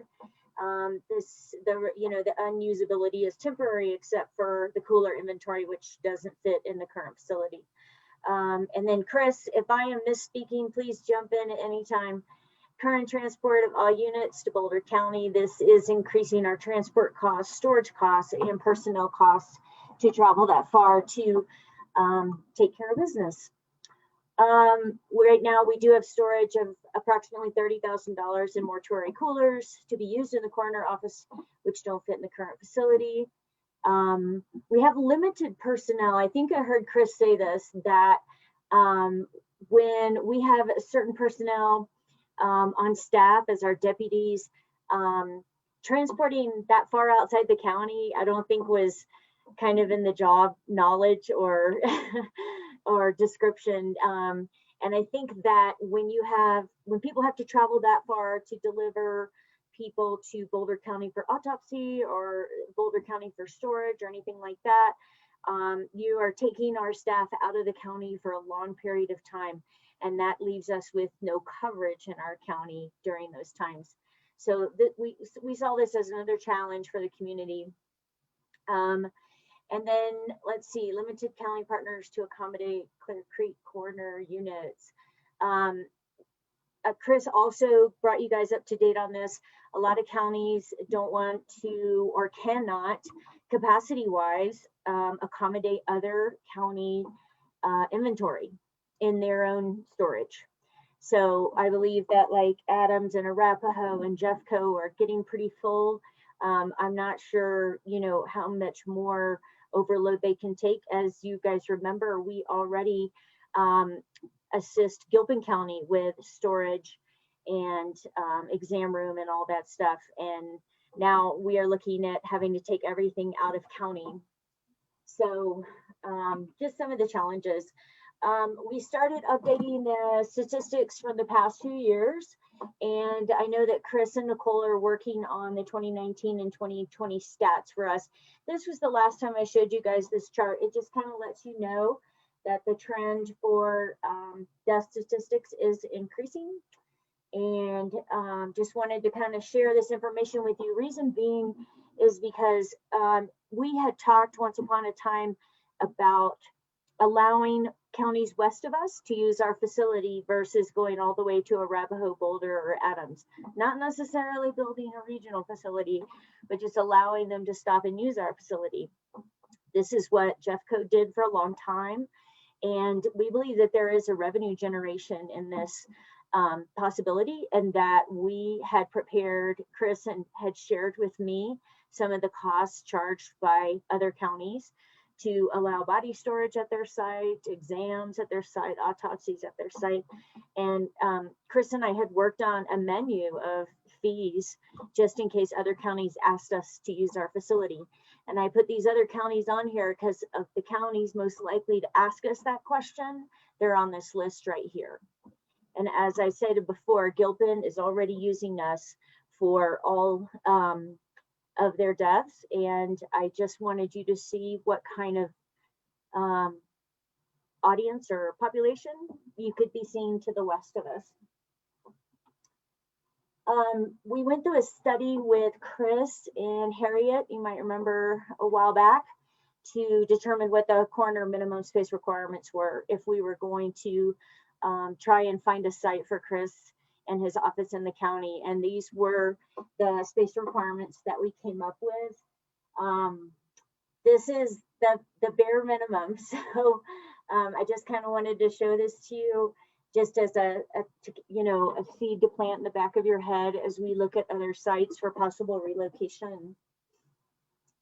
And I just want to also mention that there are certain standards, national standards required of a coroner's office that various coroners associations propose, having to do with ventilation, having to do with work area, having to do with not cross mingling, making sure there's not contamination.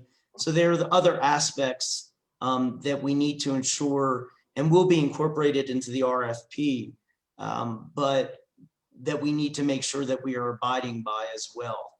So it's not just a matter of finding office space or something. Right. Yeah. A few years ago, we had Iconergy do kind of a rough sketch drawing for us of how the coroner's office could fit into Station 1A. This would be the first floor of Station 1A, and as you can see to the far left, it is adding an extended garage off to the side for the coroner's office to be able to pull through and unload and load in privacy. Again, as Peter mentioned, we'll get to the line items for the budget here shortly. And as we found out, there's a little bit of a sticker shock when we saw the cost to implement, the standards for the coroner's office. It is a sterile medical environment. It requires things like epoxy floors, extreme ventilation, HVAC systems that are specialized, and it does cost a little bit more money. So with this first floor plan for Station 1A, you can kind of see the office area. Then you can see these are where the coolers would have been right here. And then back in the corner is the elevator shaft.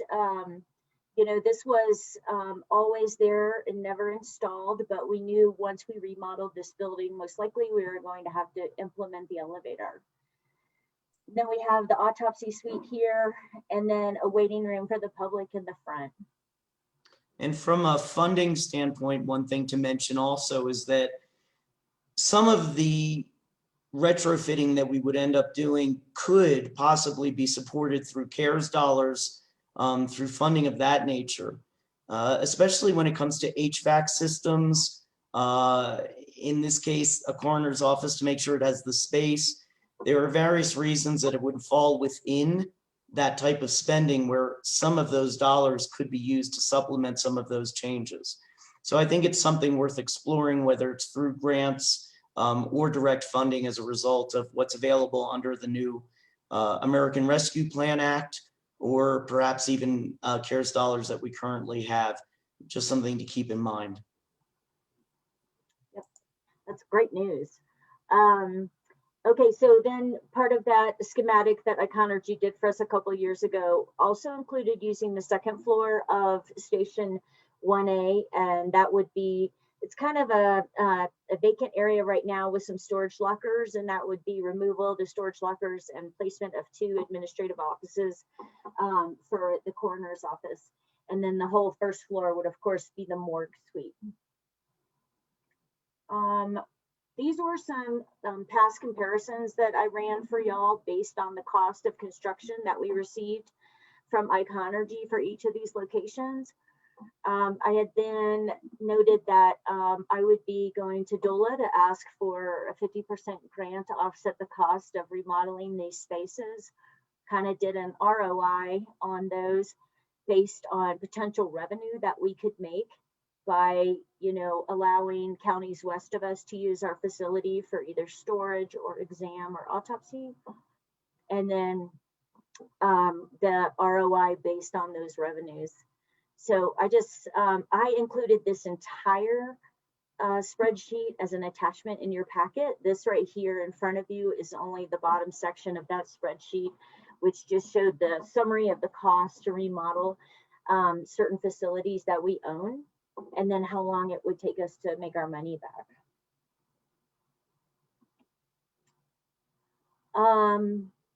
A quick question about that, Beth. Sure. Does that spreadsheet incorporate the opportunity costs that of selling them to someone else? Do you mean outsourcing the entire thing? I mean, it seems like if we use the Jordan House for a morgue, we're not going to be able to use it for anything else. So there are some opportunity costs, which would essentially be, I think, the fair market value of the Jordan House. Mm-hmm. So could you say more? Shouldn't, in order to create a fair comparison of a payback period and looking at this as an investment, which I appreciate you doing, wouldn't we have to create the value of the property the county already owns as part of that equation? Right. So yeah, that makes sense that you would want to add to that construction cost number the value of the property. I mean, where we're talking about properties that, we're not going to sell Station 1A, right? So maybe it doesn't apply there. Although EMS might have some thoughts about opportunity cost. We could use it for something else that we maybe don't anticipate today. Yeah. Yeah, we have had expressed interest from other county departments in the Jordan House. So you guys pretty much told me right away no to the LDS church. So we kind of, that was still on here. I just left it on here, but we are pretty much bailed on that idea.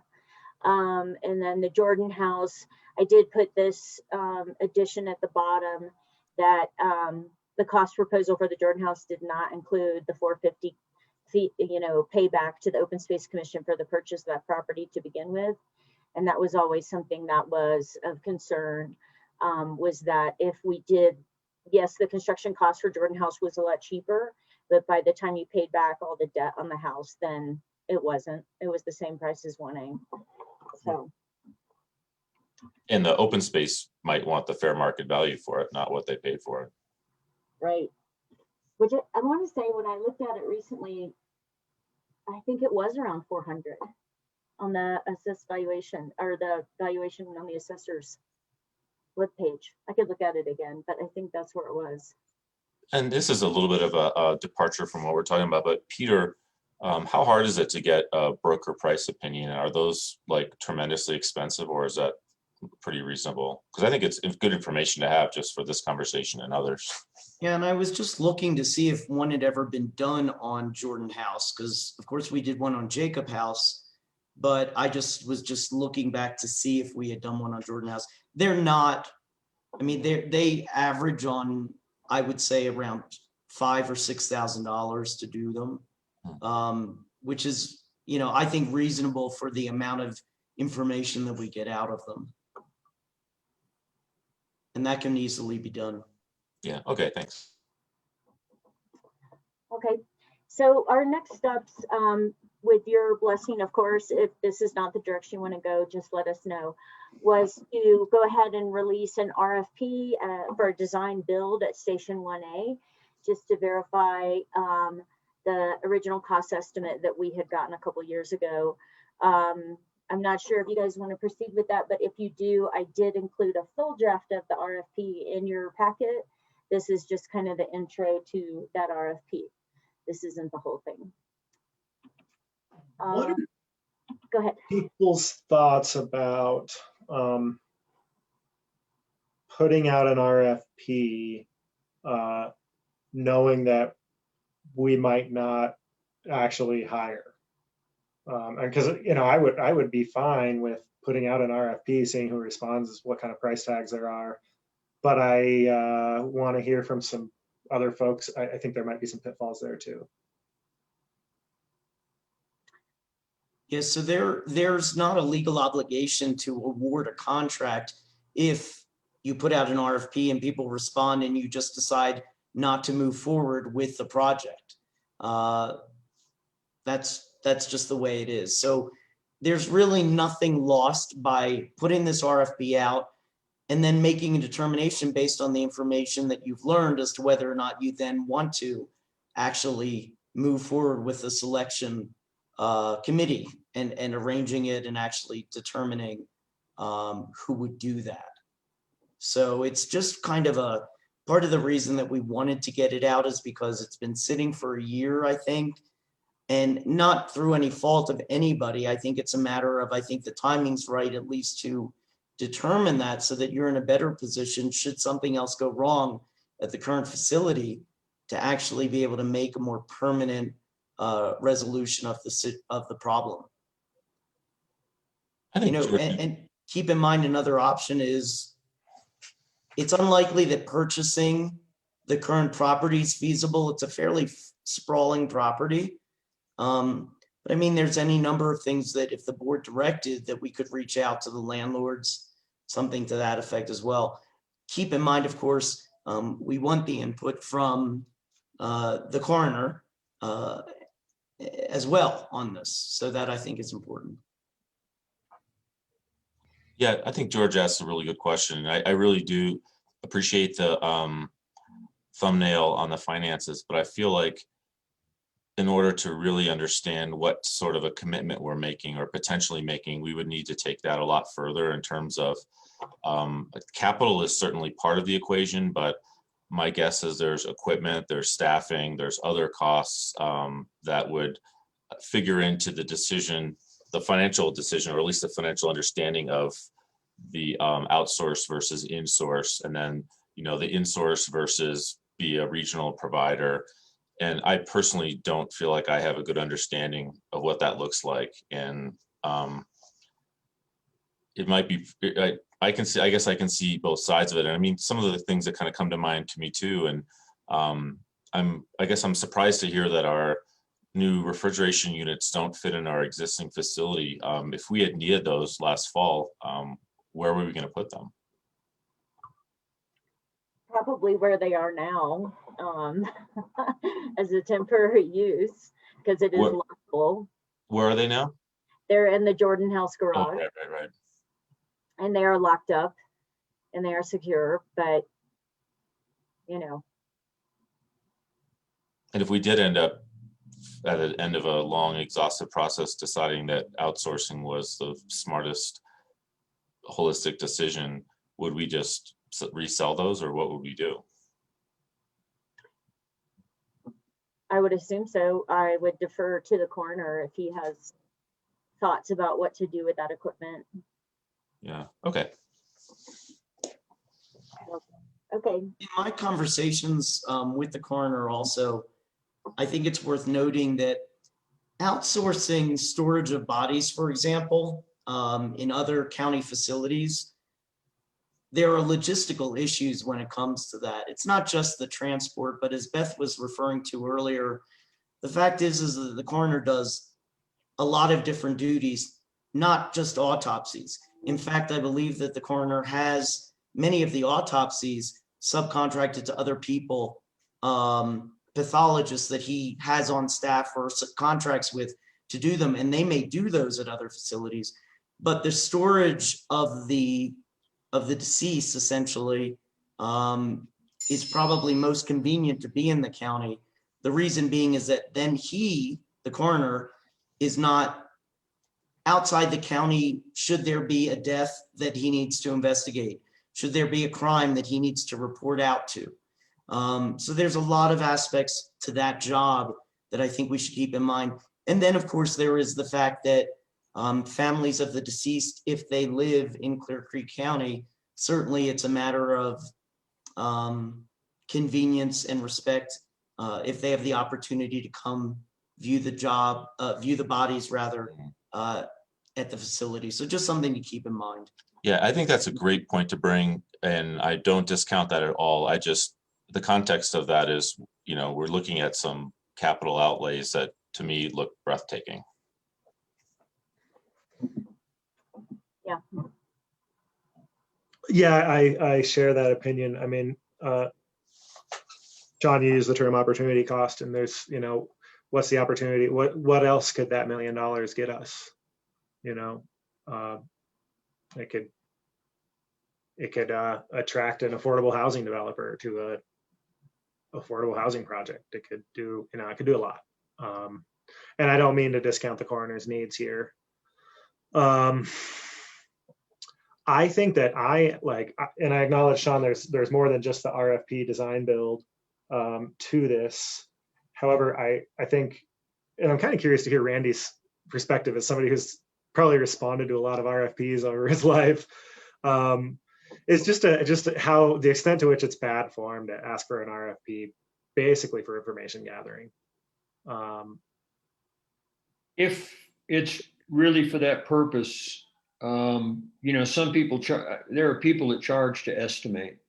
There are people that charge to provide, sometimes just because that's supply and demand in the industry. And it's not, and it depends on how the market's going, and you can always take advantage of the market. But, you know, what they'd be providing you is a cost to go through that process. I mean, we're not specifying the size. We'd have to specify the size of this thing and the scope of the project, the square footage and all that kind of stuff almost to them. We'd have to have something in advance to understand it for them to give us something that's meaningful back. And it's never good form to ask people to estimate things, except in a very rudimentary sense that you may or may not build, you know, if you don't have an intent to build. Because there's a lot of work that goes in. It's, you know, it takes thousands of dollars to put together an RFP on a project, even if an architect and engineer have already designed it for you. It's thousands of dollars worth of time to estimate one. And so if you're asking somebody,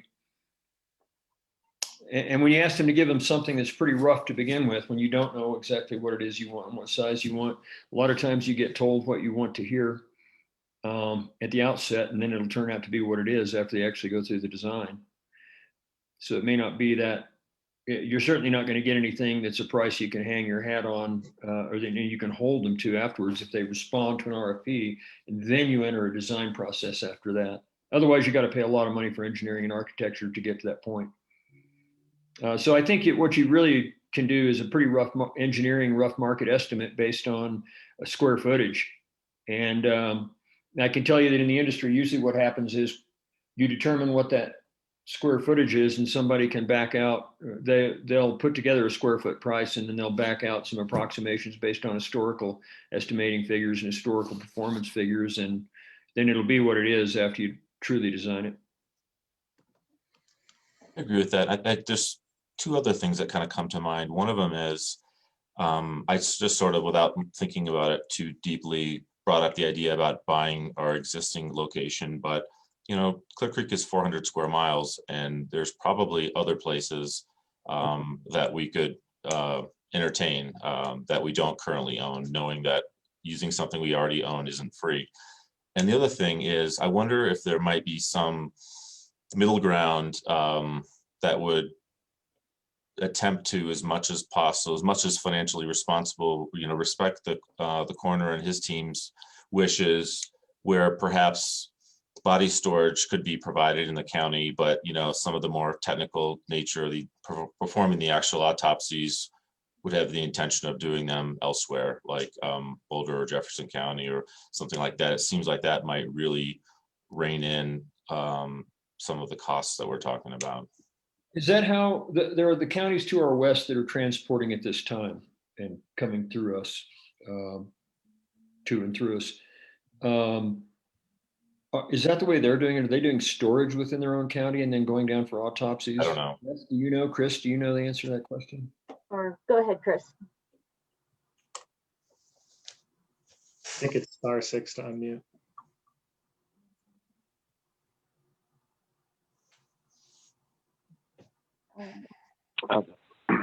Yes, some counties have facilities, but they're further away. So the pathologists are mostly based out of Denver generally. So they are not willing to travel that far into the mountains to do the autopsies in the other counties.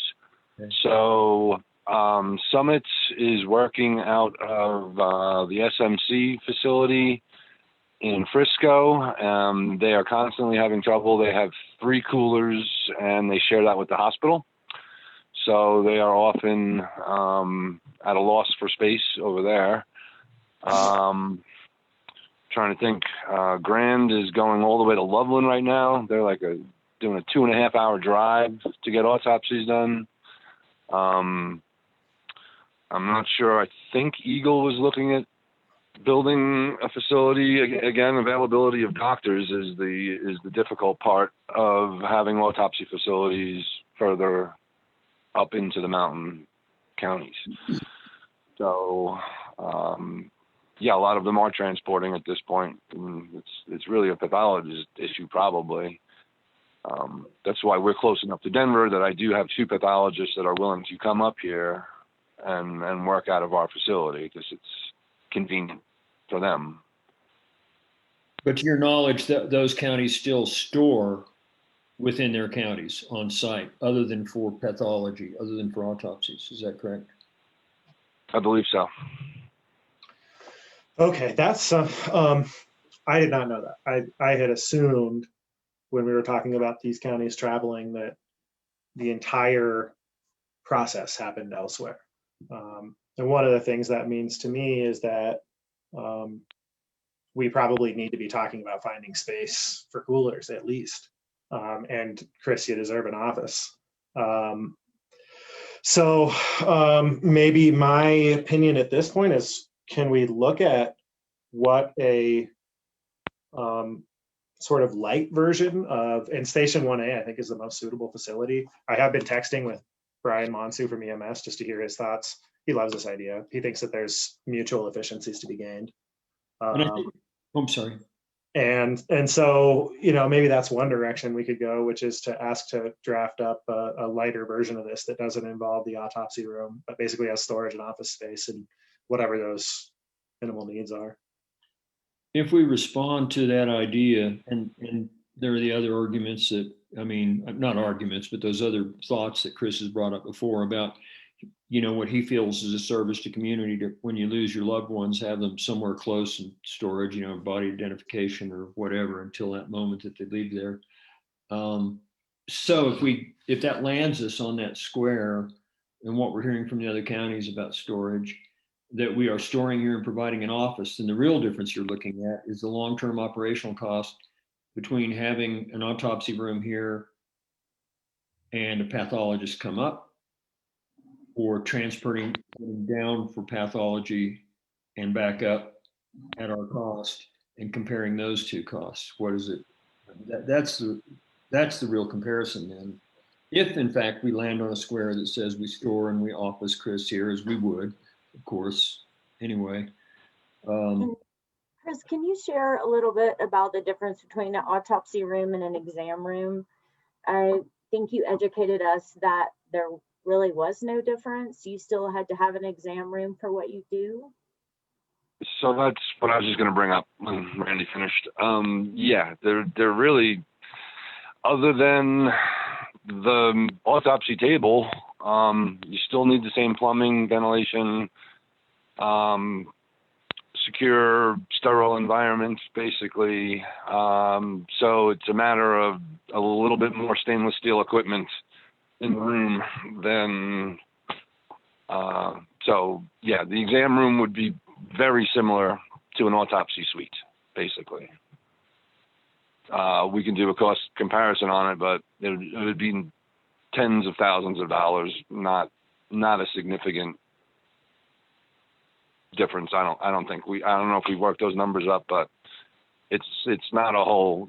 Currently, we're using the same room for autopsies and exams. It's kind of the same thing, really. So the difference is, then the difference is you have a more, you have a different level of expertise in the room for the procedure and a little bit more equipment. And that's the difference. Correct. And then it's a difference of who travels where. Either we transport down, we have people transporting the body down, or there is that expertise coming up. That's the difference. Yeah, depending on whether we're doing an autopsy or not. So I don't autopsy every case. It depends on the circumstances involving the situation, whether we can do an external exam, take photographs, document, get personal effects and such. And if we have correct medical records, if we, again, it's a case-by-case basis. So sometimes we'll do our exam, get everything we need, and be able to release the person without doing an autopsy.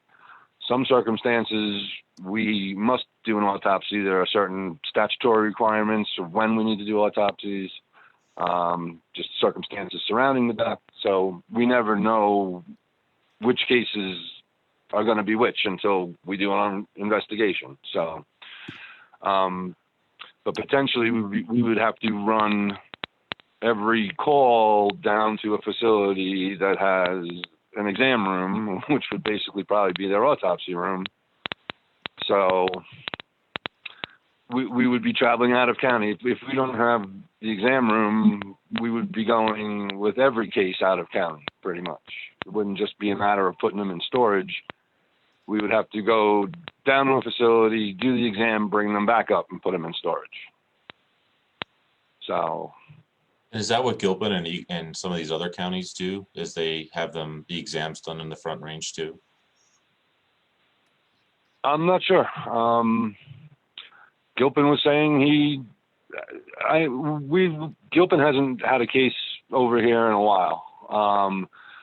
He was saying he was going to do the exams on scene, which if it's 20 degrees out and snowing, it's difficult to do. A lot of times the family is in the house with us. Sometimes they will leave the area, sometimes they won't. And I don't feel comfortable doing that procedure in front of the family. So I'm not sure. Yeah, he was saying, "Oh, I'll just do it on scene." I don't know. I haven't really talked to him much since, but don't know how that's working out for him. But it's not something I'm comfortable with. Most people don't want us in their house in the first place. They don't want us taking pictures. They certainly don't want us undressing their loved one in front of them and getting into that whole procedure. Yeah, nor would I suggest something like that take place. I agree. Thanks for the information, Chris. I mean, for helping us understand the context of your job better. You bet. Anytime. Yeah, and I mean, based on this, I mean, I know I've learned a lot over the last 40 minutes, and I want to point out to us that we're over time here. I think that moving forward with that RFP is the right thing to do, and not just for informational purposes. I think of the facilities, Station 1A looks like the best fit, and we need to start to wrap our heads around the costs. And it looks like, I mean, it seemed like maybe there was a cheaper alternative out there that doesn't exist. What we're talking about doing with 1A is leaving its current operational capabilities in place, but adding square footage for this new purpose. I can show you, let's see, can you see the screen with the design? Okay. So right now, these 3 bays are here. These 3 parking bays are here. This whole space right here where the office is on the first floor of 1A, that is here. We have to move some walls on the inside to make sort of a private entrance to receive family members without bringing them directly into the exam room, which is here in the middle. And then towards the back by the elevator, you have where the coolers will be stored. And then you have a restroom. And then there'll be an exterior entrance in the back. And then the addition of the garage on the side. This is all proposed. Everything over here by the stairwell is already here. That restroom in there by the, the sheriff's vehicles and the ambulances, that restroom and that laundry room, those are already there. The stairwell's already here. We just need to move some walls around inside this first floor space and then add a couple walls on the second story for the offices. This stairwell is already here. This space is all open right now, except for the storage lockers. We would just be adding in some separation to create 2 offices on the second floor. So I did send you all the GMP, the guaranteed maximum price that Iconergy did for us a couple of years ago. And it does break down the cost of all of the entire project with the second floor, the first floor. It includes the alternates for the FF&E that are specialized equipment and fixtures for the coroner's office. You'll see that's in there. The other thing that we didn't get to talk about right now is that Station 1A has not been upgraded since it was built over 20 years ago. And we thought if we were going to come in and do a remodel like this for the coroner's office, we thought it might be prudent to get some alternate bids from the CMGC to possibly replace the plumbing fixtures inside all of Station 1A. There's, I think, 1, 2, 3, 4, 5, 6 or 7 bathrooms there. There's also, it hasn't been painted or recarpeted in over 20 years. We just thought, let's get alternate numbers from this contractor for these additional items. The other thing to note about Station 1A is when we did the energy performance contract 3 years ago, Station 1A had the best solar array of any of our county facilities. And we really believe that addition of solar at this facility would really help offset these increased costs of this kind of more stronger HVAC and ventilation systems. So we wanted to get an alternate price for that as well. I know you were trying to keep the price as low as possible, but I've been talking with Brian and Ed over the past year and a half about doing some upgrade projects to 1A because it's over 20 years old with no love. So, you know, we were looking at taking the money from one form or another, and we thought it might be able to save some money if we added it as an alternate to the coroner's remodel. So this was just the last slide outside of next steps, which are questions that you guys have already talked about. But we're happy to finalize the RFP and send that out and collect information for you all to review. And I don't know, Chris or Peter, do you guys have anything to add? Chris, I'm curious to hear from you. Do you share the opinion that 1A is the ideal location for you?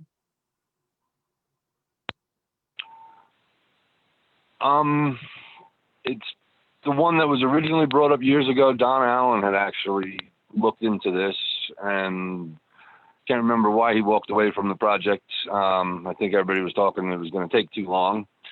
Now we are here 6 years later, and pretty sure something needs to be done. 1A, so again, 1A, the way that drawing is, would pretty much accommodate where we're at now. A little bit extra storage capacity than we have now. But again, I was kind of looking at future trends, and as busy as we've gotten in the last few years up here, there's nowhere else to go in 1A, I guess. I don't know if that's something to consider as well. We're kind of certainly at capacity where I am now. So just kind of looking in the future, it's cramming everything we have into 1A right now. It's not, there's nowhere it's going to expand or so much. So it's just something to consider. If you're laying out the money for it to meet current capacity, do we look a little further? Because my numbers are up dramatically in the last 4 years than when the previous coroner was here. So don't know if that trend will continue or not, but that was something in the back of my mind as far as the 1A building.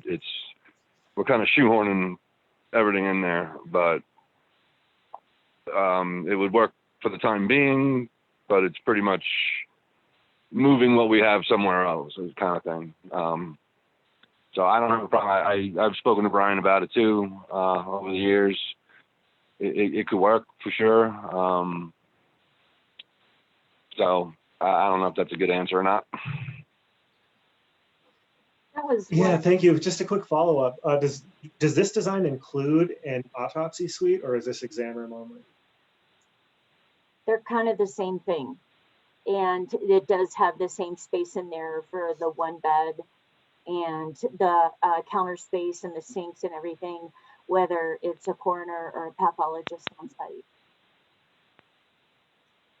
So, okay, so yeah, thank you.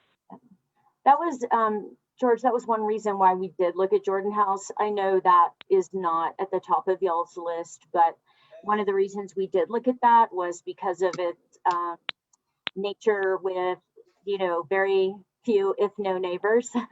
So no one to really complain about, you know, use of the property. The other reason was we do tend to have quite a bit of squatters at that site, and we have had to kind of move people along from that site quite often. And my facilities department tells me updates all the time.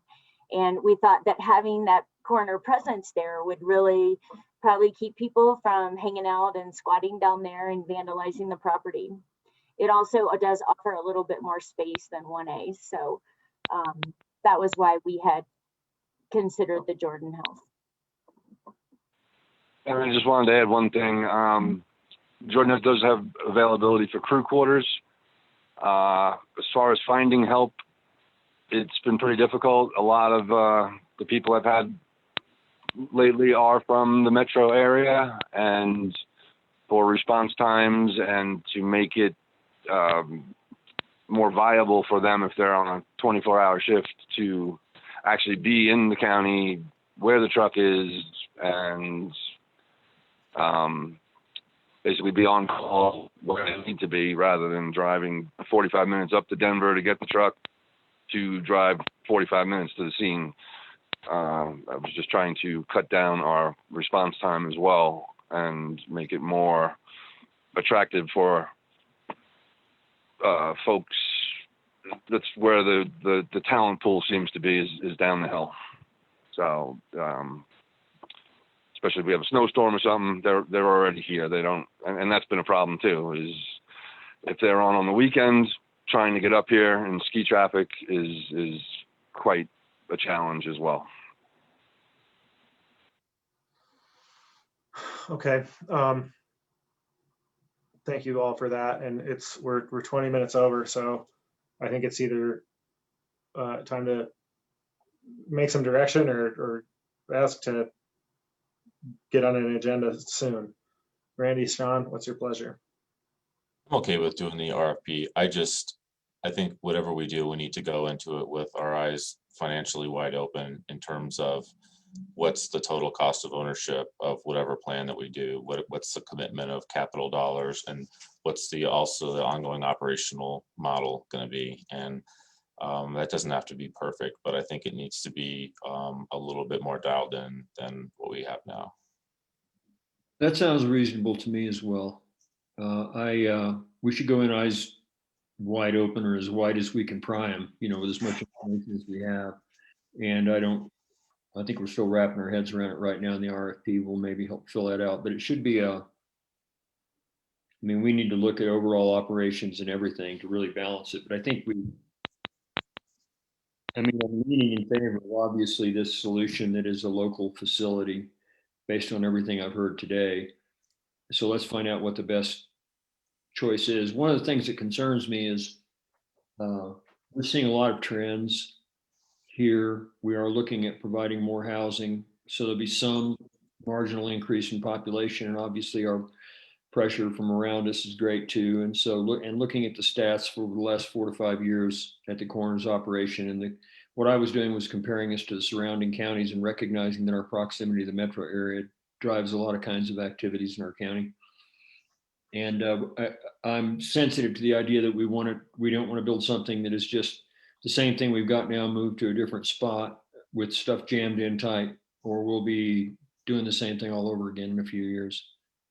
So either the site, that whatever we choose, has to have some thought about future expansion. It has to be, we have to see a path to expand that facility if we move to a new facility. I think that feels like the only responsible approach if we don't build it any larger than what's shown here and what we have today. And the only thing that just came to mind as I was listening to Randy is I think we should include in the financial pro forma a range. And at one end of the range, I think we can make some assumptions about what other counties might want to outsource to us. But I think it would be wise of us at the other end of the range to assume that no one's going to hire us, right? That basically we're going to be paying for 100% of this out of county revenues. And I would want to know, what those two pictures look like. I agree with both of those things. And what I'll add is that we've heard a lot about what these other counties are doing. And maybe that information could be formalized a little bit, and we could see like a list, like Summit County. Yes, they have storage. Yes, they have an exam room, like just something a little more specific would be helpful. And then what was the other thing that was on my mind?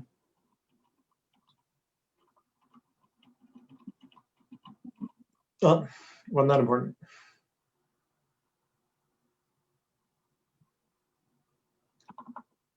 So is that, do you have what you need? I think we're talking about going ahead and moving forward with the RFP.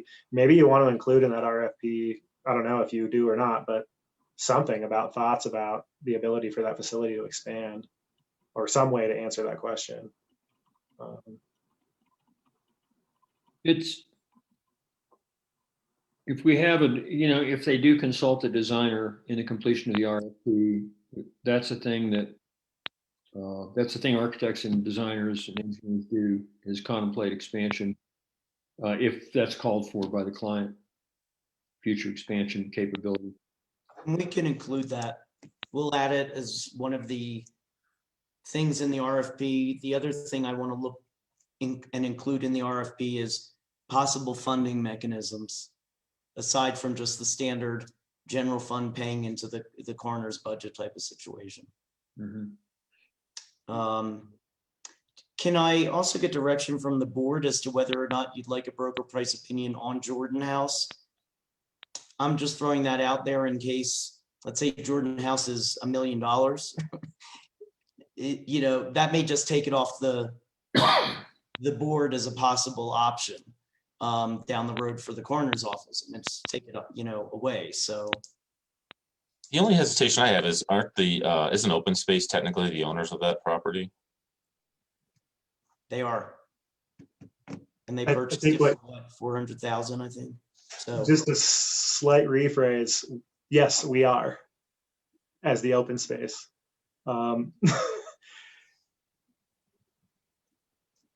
If you know what I mean. yeah. And so, my thoughts on that is that I'm not motivated to try to sell that property. I think it's pretty uniquely suited to some kind of recreational use. And I don't know that it's worth the $6,000 or $7,000 to know what the value of it is, at least at this point. Maybe when we get a response, when we get the results of this design build, maybe we decide to do it then, but. I don't disagree with that. I'm wondering too, I know tons of realtors here in Evergreen, and if I ask them to do a comps, they can do that essentially as a favor for $0 or a free lunch. Works for me. Thank you. So I think we have direction on that. Okay, so then I will point out to you all that an email was received 17 minutes after we were supposed to start the 2:30. No, 26 minutes after we were supposed to start the 2:30. Doing a really bad job of keeping us on track, or we're collectively doing a bad job of being on track. They're suggesting we postpone this item on the agenda. I wonder what Sean and Randy think about that. I think if I were them, I would request a more favorable time slot in the future. That was part of my message. Yeah. So you're talking about framing, is that right, Sean? How you? Like, how about at 10 a.m.? How about prime time? Come on. Yeah. I'd love to give that to everybody. I really would. But Strategy deserves prime time at least once in a while. Yeah, I agree. So that was me emailing George, and Amy and I have had text messages going back and forth. If it's okay with you guys, let's just postpone what we were going to do at 2:45. We can do that in early April, and we will put that on in the morning. Right, Beth? One thing I would appreciate, and I would love to get a little more updates, and maybe you could just email that out as informational to the entire board, just in terms of the progress that you're making, because I'm keenly interested in what's going on and interested to be in the know. So I don't know if Randy and George share that. Maybe we could do that in the meantime. We can do that, certainly. Not a problem. So the answer is we'll let you out of the meeting if you give us a report. Yeah. Yeah, something that I'm sure you already are generating something. I wouldn't request that you create any extra homework for us. We have. And I just wanted to say real quick, Beth, thank you so much. You obviously put a lot of effort into this, and I didn't mean to sound like I was poo-pooing anything that was up there. And thanks to you, Peter. I think when you took this job, you didn't know that you would be becoming knowledgeable and expert in all kinds of different things. Thank you. I appreciate it. And I do want to thank Chris for his time, for being on the call today. and offering his perspective very helpful as well. Thank you for all your consideration on all this, to all of you. Absolutely, that was very helpful. And for your patience, Chris. Yeah, it's been it's a long-standing example of patience to get where we're now. And then, I mean, as far as strategic planning, I read the stuff that you sent. I think it looks great. I don't want this delay to result in a delay on your side of getting your work done. I don't have any need to intervene. And there that won't be no delays. We're moving forward. Okay, excellent. Well then, I don't believe we have anything else for executive session. And we're at the end of our public agenda, so we are adjourned. Thank you all for your time here, and to those who listened, have a great day. Thank you.